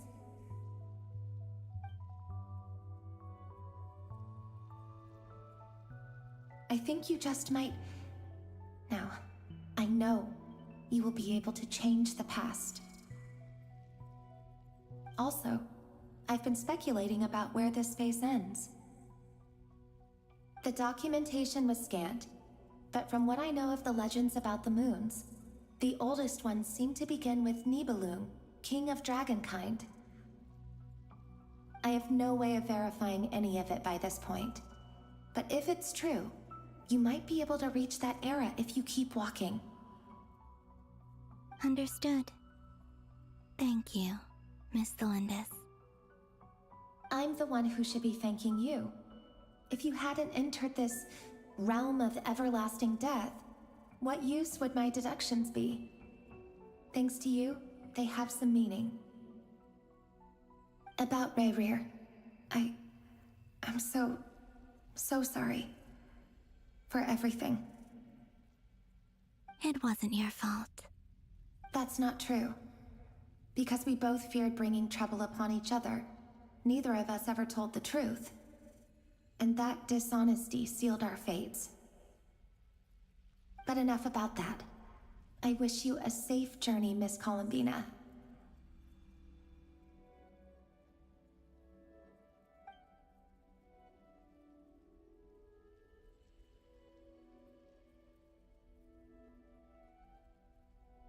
And may the outside world never have to experience pain like this again. Rayrir, you're there, aren't you? I cannot see you, because you exist in the future. I expect we'll be trapped in this prison of space-time for all eternity. But please, gaze upon the past, and then sit for a while. Let's find a place to sit down together, just like we did when we first met.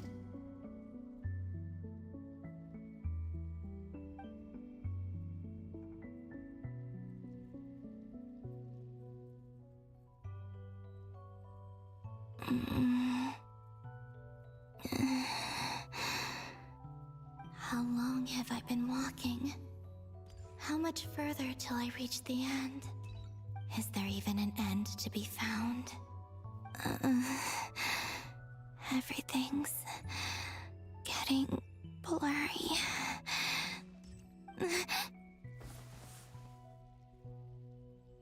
Huh? Are you all right, little sister? Have you come from the distant future?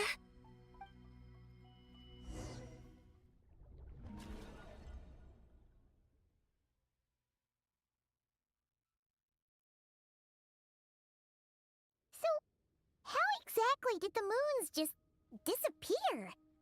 Shouldn't it be a little harder to get rid of major creations like moons? The world is a vast and ancient place. On a certain scale, all life lasts for but a fleeting moment. Miss Nicole explained that the moon goddesses likely perished in the War of Funerary Flame. The moons themselves were also destroyed at that time, save for the Frost Moon, from which a new moon goddess was later born. Am I missing something then? 'Cause the stories say that the moon goddesses were born on the moon, but doesn't Bina say she was born in Nod-Krai? Huh, you're right!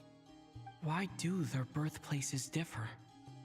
What's the difference between the two generations of moon goddesses? Also, remember what Sandrone said? Her scans detected 4 moons. In other words, 4 moon marrows. Technically, the result of the scan means that 4 moon marrows were detected and positively identified as moons in that moment. In other words, this piece of information alone isn't enough for us to know how Miss Bina is doing right now. Yep, we have no way of staying up to date on whether she's dead or alive. She's on her own for now. But at least she's trying her best to get back to us. Yeah.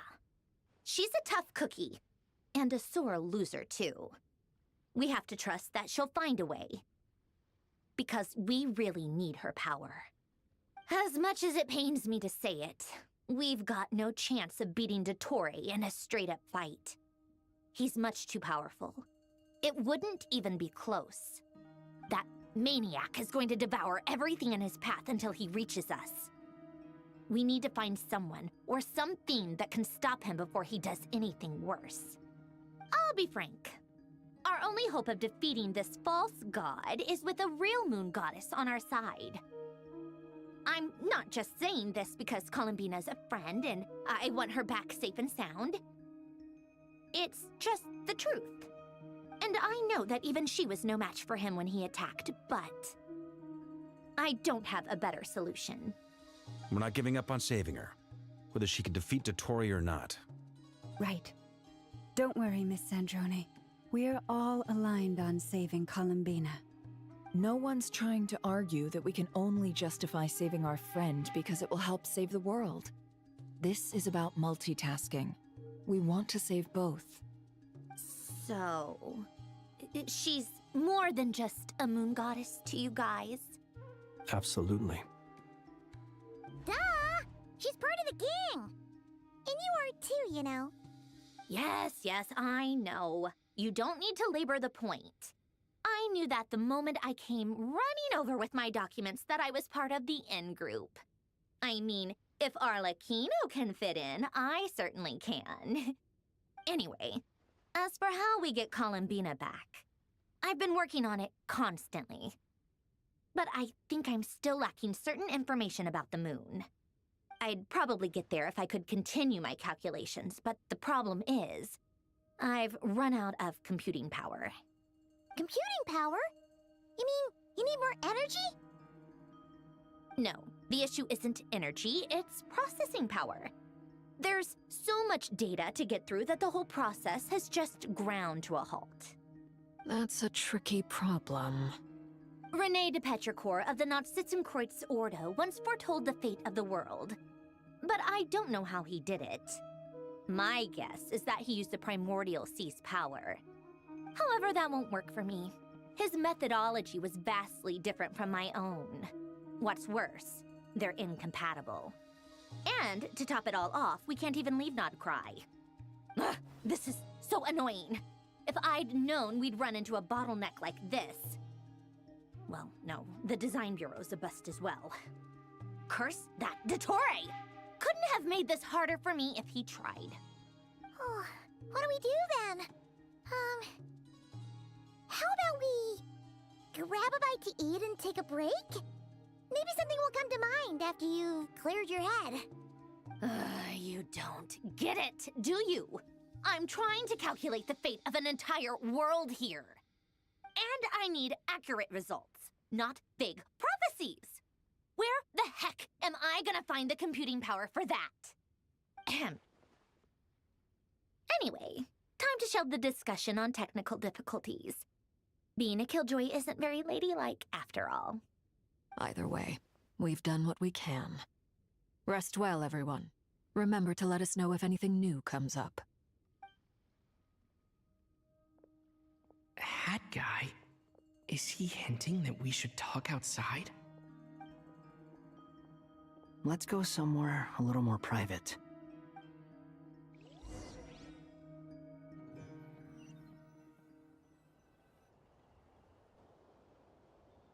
You know that Dory went back to Sumeru, right?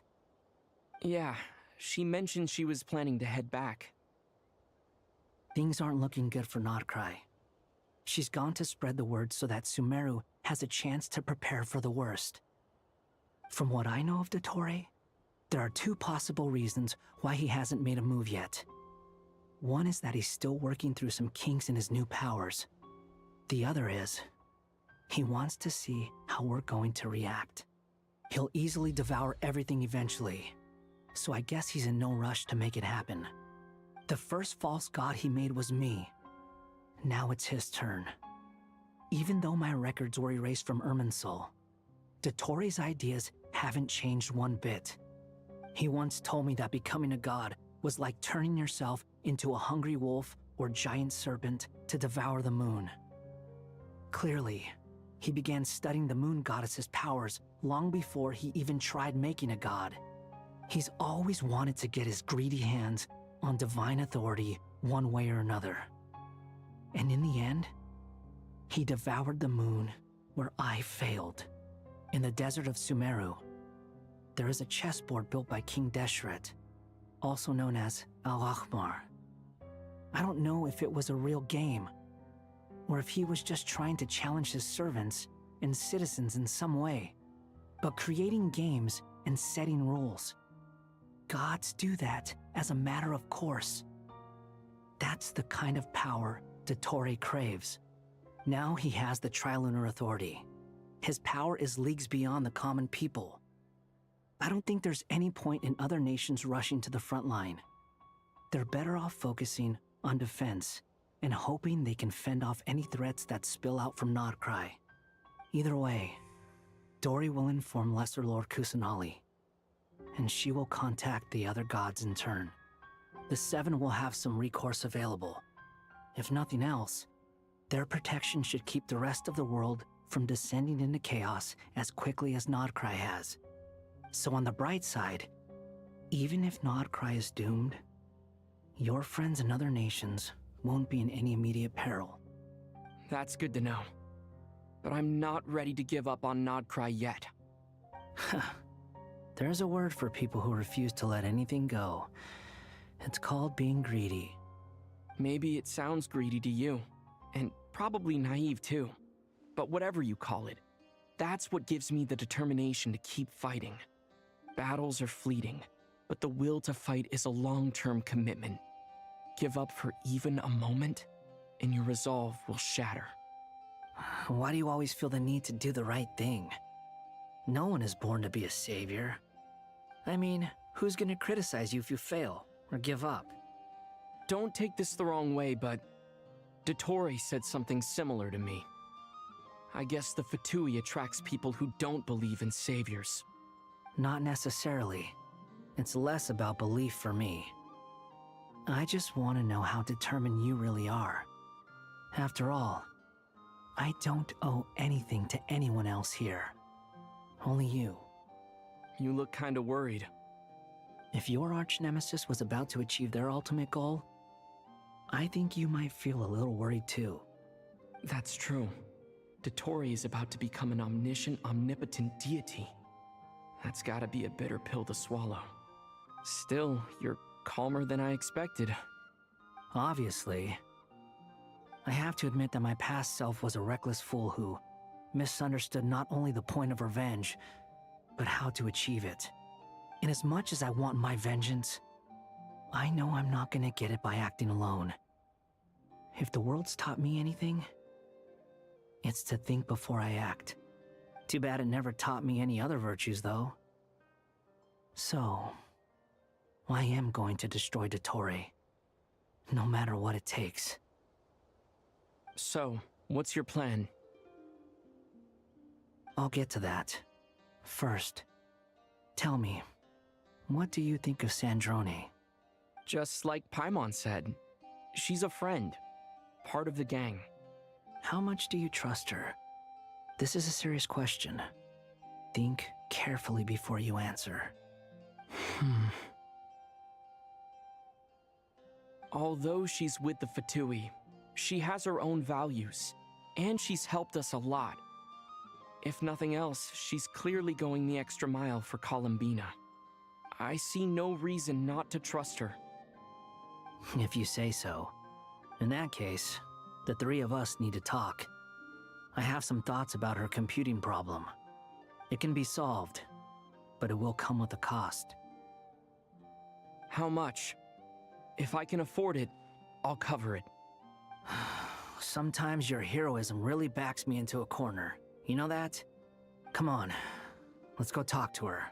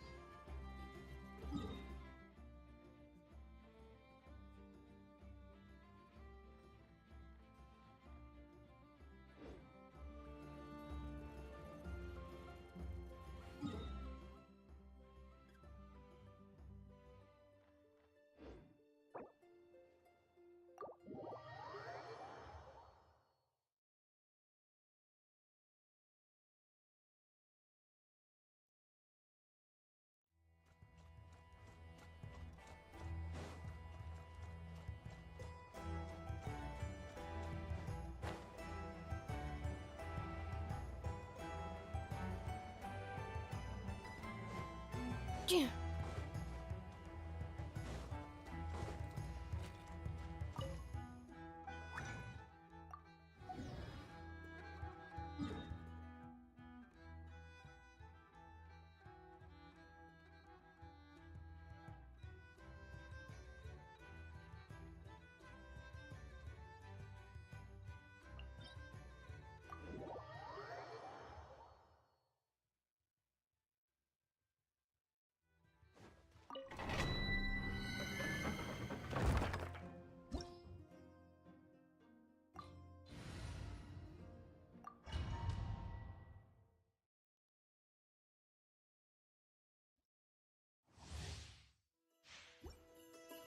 accelerating.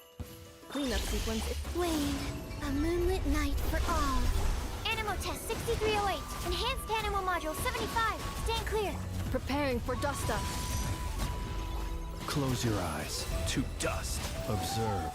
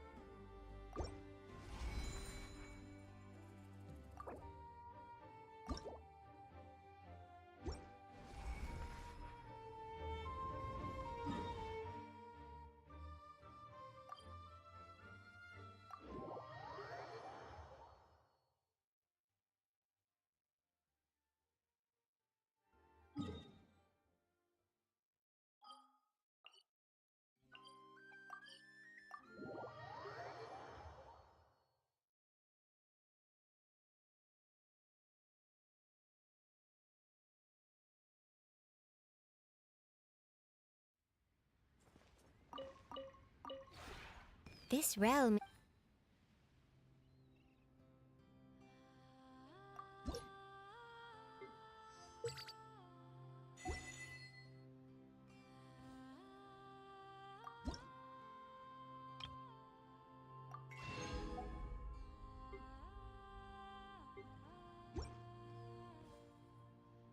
If you ever have